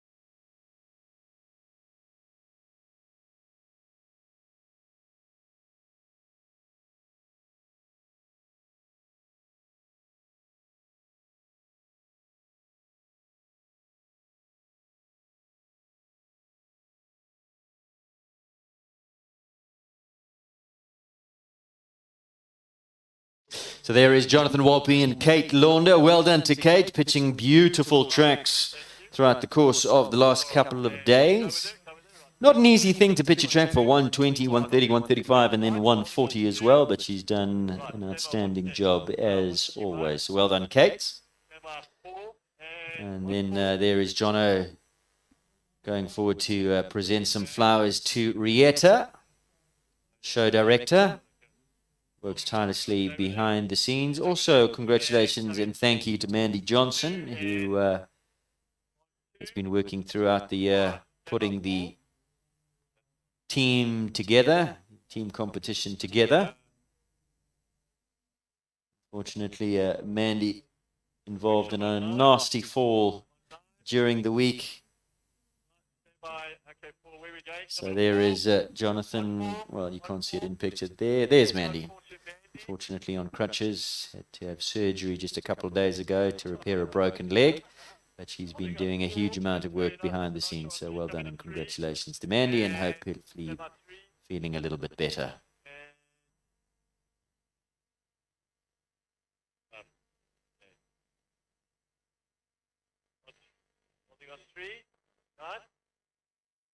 Crowds here at Summit Ridge certainly have enjoyed this afternoon's show jumping.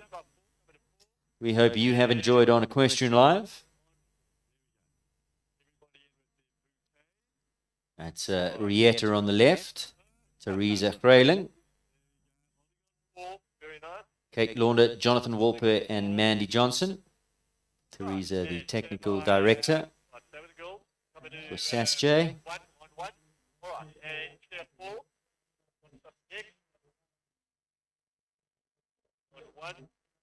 Stand by 3, coming to 3, on 3, holding on 3, stand by 4, coming to 4, and stand by 4, 3, body, coming 4, and 5, and on 4. Here we go. Time now for the prize giving.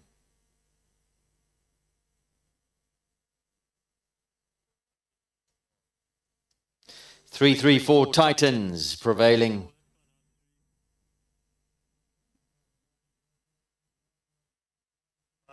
Congratulations to the whole team.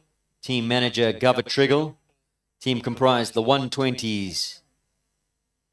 Charles Roberts, there he is on Valencia.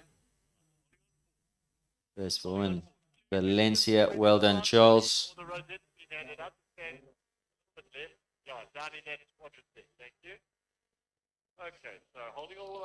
All the team members getting the sash and the blanket. Leona Fanameva on that beautiful, wow, wasn't she brilliant today? The pair of them, Leona and Finale U. Really thought that Crumble would have a more ground speed, but Leona pressed the button and did she motor. Chris Fanameva on Elaine, the 135 rider. And Govert Triggle. The pressure was on Govert, boy. When Ronnie jumped that clear round on Magic Boy, the pressure was on Govert after Chris, unfortunately, in that second round, fluffed his lines. And they had a big score there that they needed to get rid of with a 0 to force that jump off. Pressure was on Govert, and Volker 334. After whom the team is named, she rose to the occasion, the pair of them did, and forced a jump off, and Finale U and Leona just rising to the occasion in that jump off. There's 10 of the Double H Heroes. Double H Heroes team comprising Kelly Melville and Makalani. The 120s, Staccato's Boy and Sten, the 130s. Ashley Healy, Sir Crumble, 135s. Jumped 2 beautiful clear rounds. Went into that jump off, gave a brilliant performance that few would have thought could be beaten, but Leona and Finale U rose to the occasion. And Ronnie Healy, of course, Magic Boy as well. Team captain. Jumped a beautiful clear. Didn't jump the first of the 140s. Jumped the second. Jumped a beautiful clear round to put the pressure onto Govert Triggle. Forced Govert to jump clear. Went into a jump off. So exciting. What a competition. Huge success, this team competition. Sponsored by the United Aviation Group. Courtesy of that man in picture. Jonathan Wolpe. Betsy Gous helping him with the prize giving. There's Talana and Vanessa West. Beautiful riding from Vanessa. 2 clears. 120 rider. Evie, 130's 2 clears on that magnificent stallion. Chupa Light. That's Lara and Consuri. Unfortunately, 4 penalties in her first round. Clear in the second round in a very fast time, 65-66. But Page as well and Lucetta also had the 4. So they had to take that 4 penalties in the first round, which knocked them out of the jump off. And they finish on in 3rd place on 4 penalties. There's a team captain, Gareth Neal, standing next to Paige Gates and Kelho Lucetto. So had Lara just jumped that clear with Consuri, we thought that she would. That team would have gone into the jump off as well on a 0 penalty score. Not to be today, I'm afraid.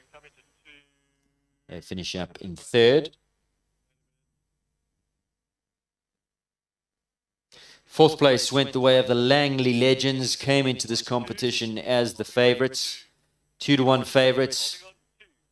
Pricing on top bet, priced up after the way they finished in the qualifiers. But of course today a different day, and today they started on clean slates. They've had a very consistent, great season, have the Langley Legends, but not their day today.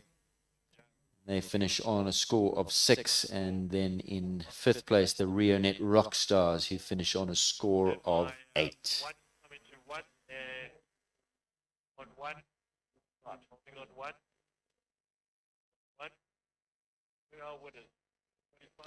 Yeah, the Langley Legends down the bottom end of the arena. Jonathan Wolpe just going forward to put the rosettes on that team. And the Rionet Rockstars finished in 5th position. Huge amount of money on offer, 250,000 Rand in the pool going into today, 125,000 on offer to the winning team. They'll split that. Of course, it's not just the people in picture today that make up a team. There were more riders in the team on a rotational basis, so they'll also have to take a share of the booty, of the bounty, and quite rightly so as well. So they'll all enjoy it tonight at the cocktail party. Big celebration is going to be happening here at Summit Ridge. Some sore heads tomorrow morning for sure.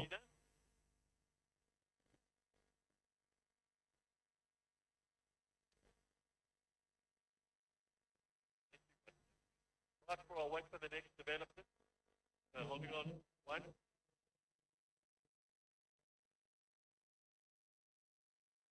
About 3. And there are the Rockstars. Unfortunately, not their day today. Game in defeat. Barry, Lorette, Ashley, and Mia, and Michaela as well.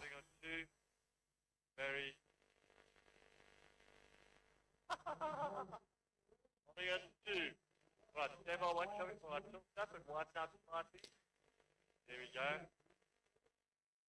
Michaela not amongst them. I do hope that she's okay. Didn't go according to script. Jumped a beautiful clear in the first round, and then Cassius Clay fluffing his lines in the second round and being eliminated there. That's the way show jumping goes, Michaela. Don't take it too hard. Tomorrow's another day. Next year's another season. You are a superstar, as is your horse. We love you both. There are the grooms. Well done, guys. Grooms in the series. The winning team, Team 334. Double H Heroes in 2nd. And in 3rd place, Team Callagho. Well done, guys.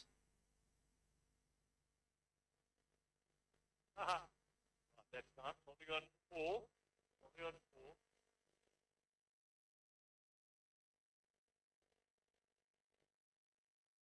Holding on 4. There's Aisling Triggle in picture with Jonathan Wolpe. The two of them have teamed up with Top Bet to bring us betting on show jumping. I'm glad to say I backed the winning team. Super happy about that. Team 334 started today at 4-1. I certainly will be going and cashing my winner's check Thank you very much to Top Bet. All proceeds from the betting today going towards the Highveld Horse Care Unit.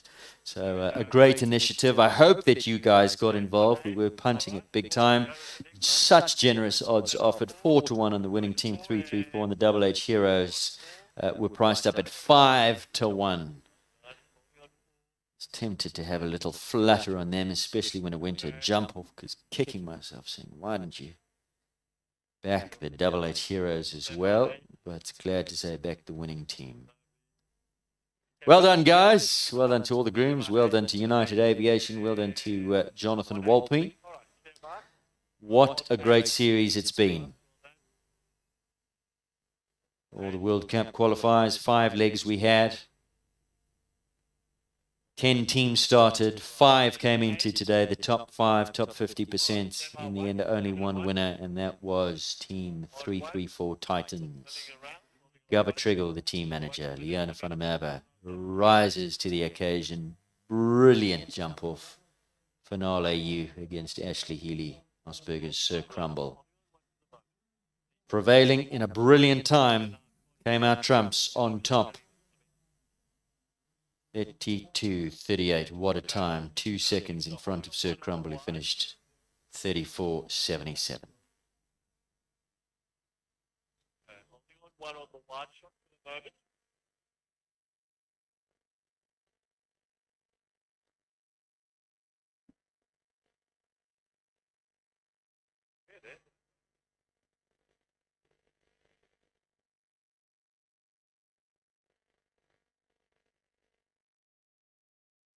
Sure, there's going to be a champagne moment here for the winning team. Not the cheap stuff either. Moet and Chandon. Liquid gold going to be sprayed all over the Summit Arena. So, going to be drenched in champagne, this winning team.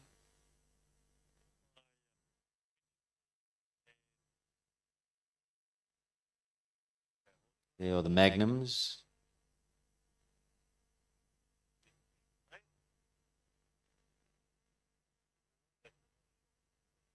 All right, here we go. It actually.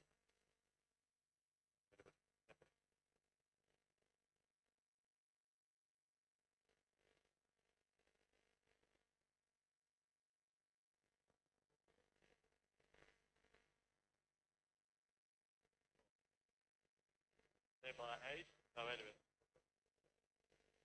Just waiting for Team Callagher. And the team captains will be invited to come up and crack open those bottles of bubbly. Holding on 2. That's it. So there on 2. Perfect. Like it's a tad dark compared to the other cabins, but then switching right into the sunlit area. Do that.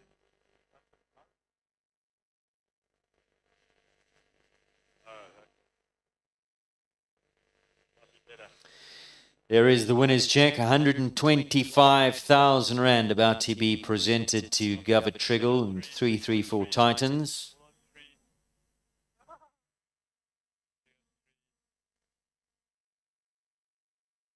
Great shots here, lots of camaraderie.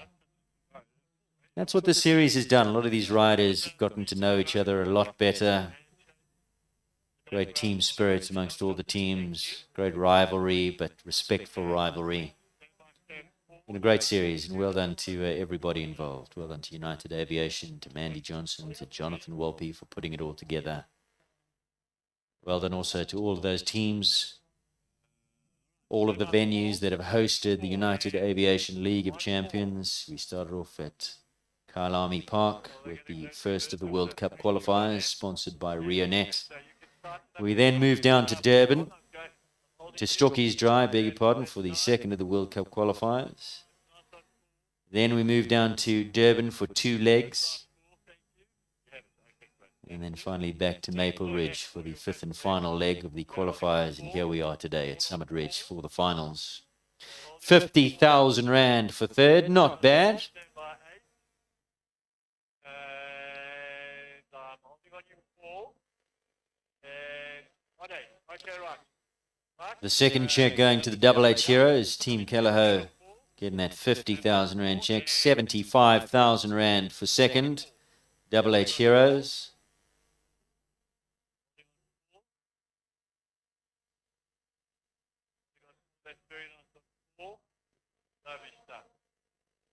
Cracker smile stand. There you go. Take your wife out for a birthday dinner with your share. And here is the winner's check. 125,000 Rand going the way of the winning team. And there they are. Team captain, Gava Triggle, Charles Roberts, Leona van der Merwe, Chris van der Merwe, and all the other team members as well. Carolyn Dupree was in there. Such depth in their team. Well done. 125,000 Rand. Courtesy of United Aviation Group. Big thanks to United. They certainly have really invested in South African show jumping. Have United Aviation Group, sponsors of this wonderful team competition, sponsors of the South African Derby. Huge investment into the live streaming here. And of course, sponsors of various riders as well. Wasn't there yet in the team competition, I'm afraid. But they'll be back next year, make no mistake. There's Carolyn, Kaylee, Aisling, Colleen. I think that's a little flash in amongst there as well.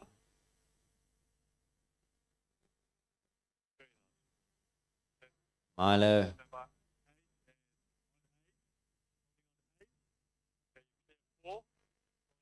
Watch out for the champions, guys. Careful. Holding on 8. Try and get you something 4 or 2, depending when they break all that champions open. Get it short enough away. So, time to crack the bubbly now. Champagne. Let's hope they're a little bit more successful than that lot from Natal when that all went pear-shaped. Well done. Gareth knows how to crack a bottle. Aisling knows how to drink a bottle. Govett's still battling. Drink it, people, drink it! Oh. Oh, enjoy the moment, guys. Enjoy the moment. Well done, Team 334. The 334 Titans, the series winners for 2022. Wonderful stuff here at Summit Ridge, the home of United Aviation Group. Charles is going to go in for a... Yeah, so is Ashley. Yeah, that bottle's half the size of Charles.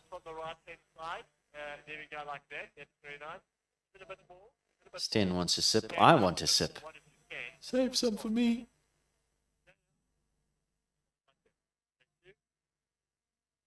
Well done. Brilliant pictures here. Let's take a look at the final results. It's all been checked, verified, ratified, double-checked. 334 Titans, clear in 32.38. Take the 125,000 Rand bounty. Double H Heroes, clear in 34.77. What a jump off it was. Hats off once again. Leona, Ashley, Crumble, Finale. Well done. There's the team, 125,000 Rand.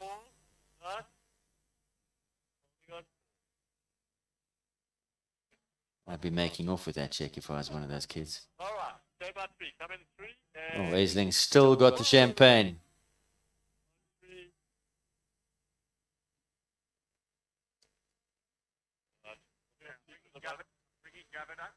Okay, interview. All right, so we need prize giving. So not prize giving, we need interview with. So well done once again. On his way up for a winning interview is Gava Triggle of the 334 Titans, the team manager. We look forward to that. Stay tuned, Equestrian Live. More to come.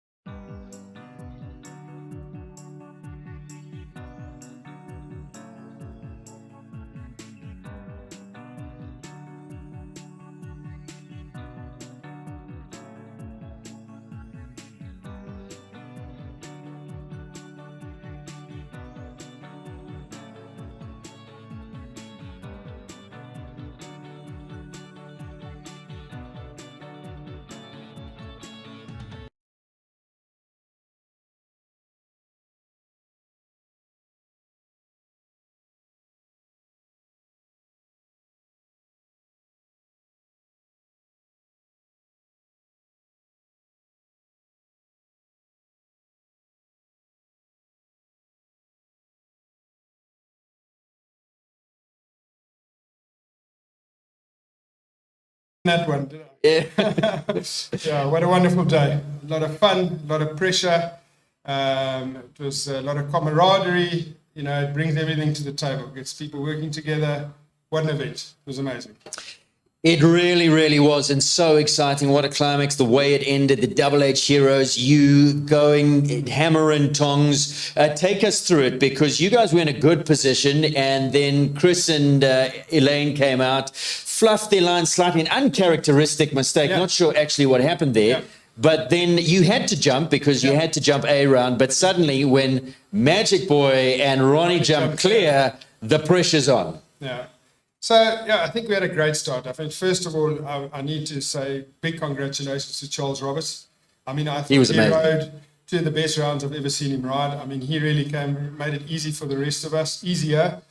I'm going to stop you. Do you know what his times were? 69.74 clear, 69.04 clear. Unbelievable. And it looked like he was, and that's us telling him to please slow down. Yeah. Please slow down, Charles.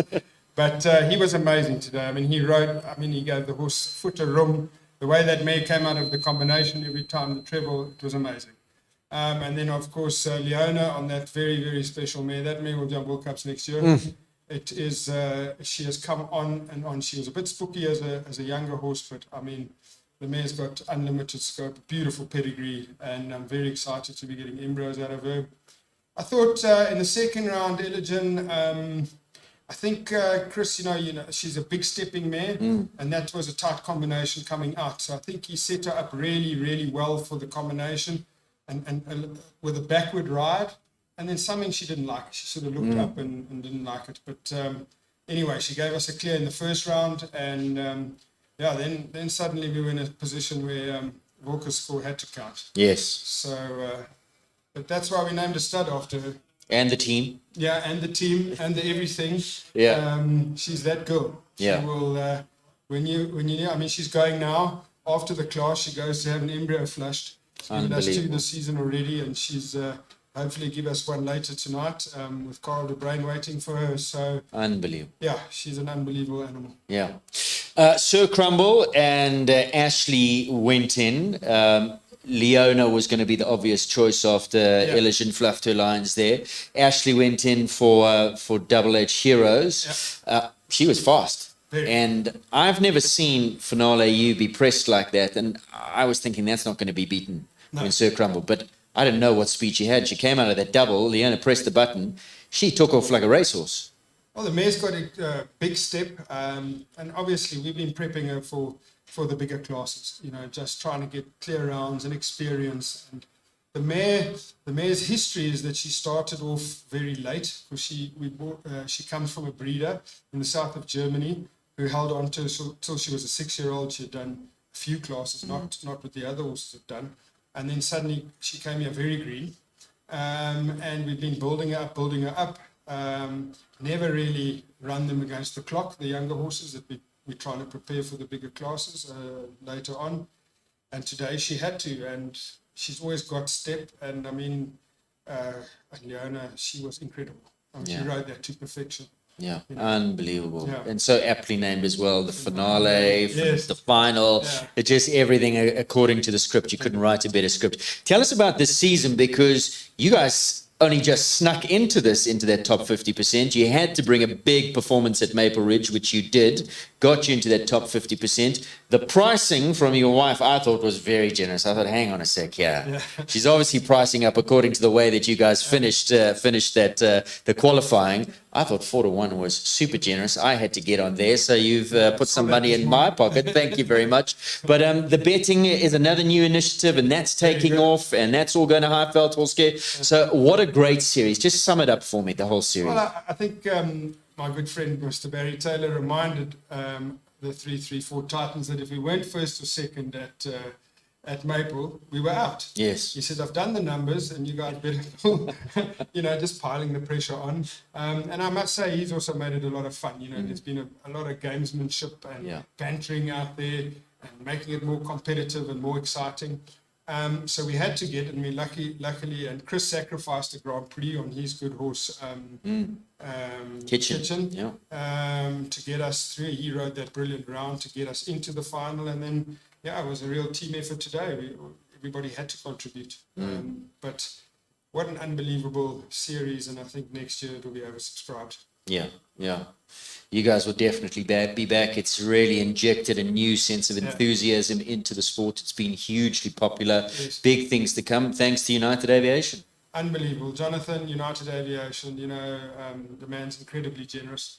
I've got businesses. We also sponsor show jumping, and I don't think that I think there are better ways of marketing that you can get a better return.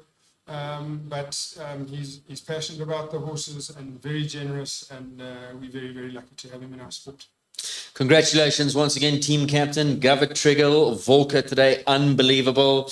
As you say, maybe she's going to give you an extra little present this evening. Yeah, she's marching around here. She has to say, Dad, please get on with this. I've got another job to do now. Yeah. And then I'll be done. Congratulations. The Titans have come out trumps, all the very best. Thank you. What a performance today, and to Top Bet as well. Thanks for the odds, appreciate it. 4-1. What a steal. Gavit Triggle there, 334 Titans. We're going to take a quick break. When we come back, a wrap up of all the day's action here on Equestrian Live. Don't go far. Thank you. Yeah. Thanks. Thank you. Drive safely.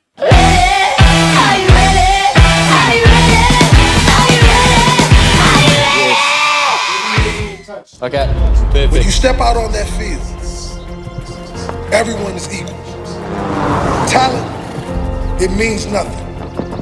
They may be more talented than you, but if you show more heart, if you show more focus, if you just decide this day that you will never accept second place to anyone, if you do that, if you all do that, there's no one we cannot defeat, and there's no one that will want to challenge us ever again.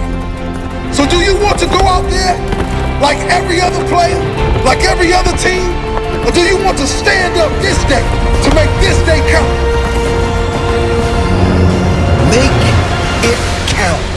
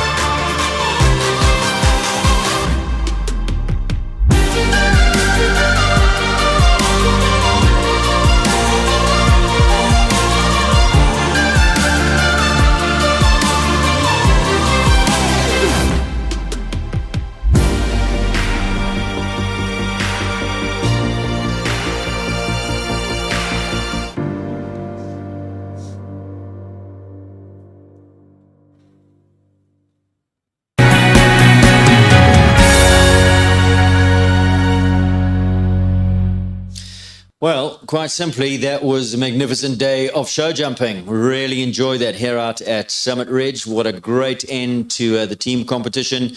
334 Titans, Gavit Triggle and his chaps there. Just amazing. Well done. Double H Heroes as well, finishing up in second. We look forward to 2023 when we get to do it all over again.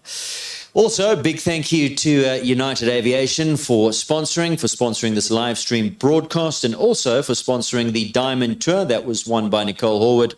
Brilliant fashion. What a show she's had. It was a yesterday's Gold Tour winner on Hitoshi. Today, Capital Nightstar, hugely exciting horse, comes to the fore and takes the win in today's Diamond Tour class. Of course, Lisa Williams has prevailed in the overall series with Dennis the Menace Campbell protein feed. So well done to Lisa and her magical horse. And then earlier on this morning, the 120 championships won by Tegan Brains and Alonso. So congratulations to all of today's winners. We certainly have enjoyed it. We hope that you have too on Equestrian Live. Don't forget to hit that subscribe button and hit that notification bell. Keep you abreast of all the action that we hope that we can bring you in 2023. 2022 has been a busy year. We've covered all of the World Cup classes, the SA Champs, Easter Festival, and so much more. Thank you to all of you for your support. Thank you to the team at Equestrian Live. Big thanks to Donovan Orens, to Scott Seward, to Mike Demain, to Michaela, to Shay, to everybody, the guys behind the cameras, for all your efforts. Great job, well done. And from all of us at Equestrian Live, we look forward to 2023. We look forward to Christmas 2022. It's been a busy year. We're all tired. We wish you a great Christmas. And hopefully we'll see you again for more show jumping action here on your favorite equestrian channel, Equestrian Live. From all of us, including myself, Aidan, thanks for watching. See you next year.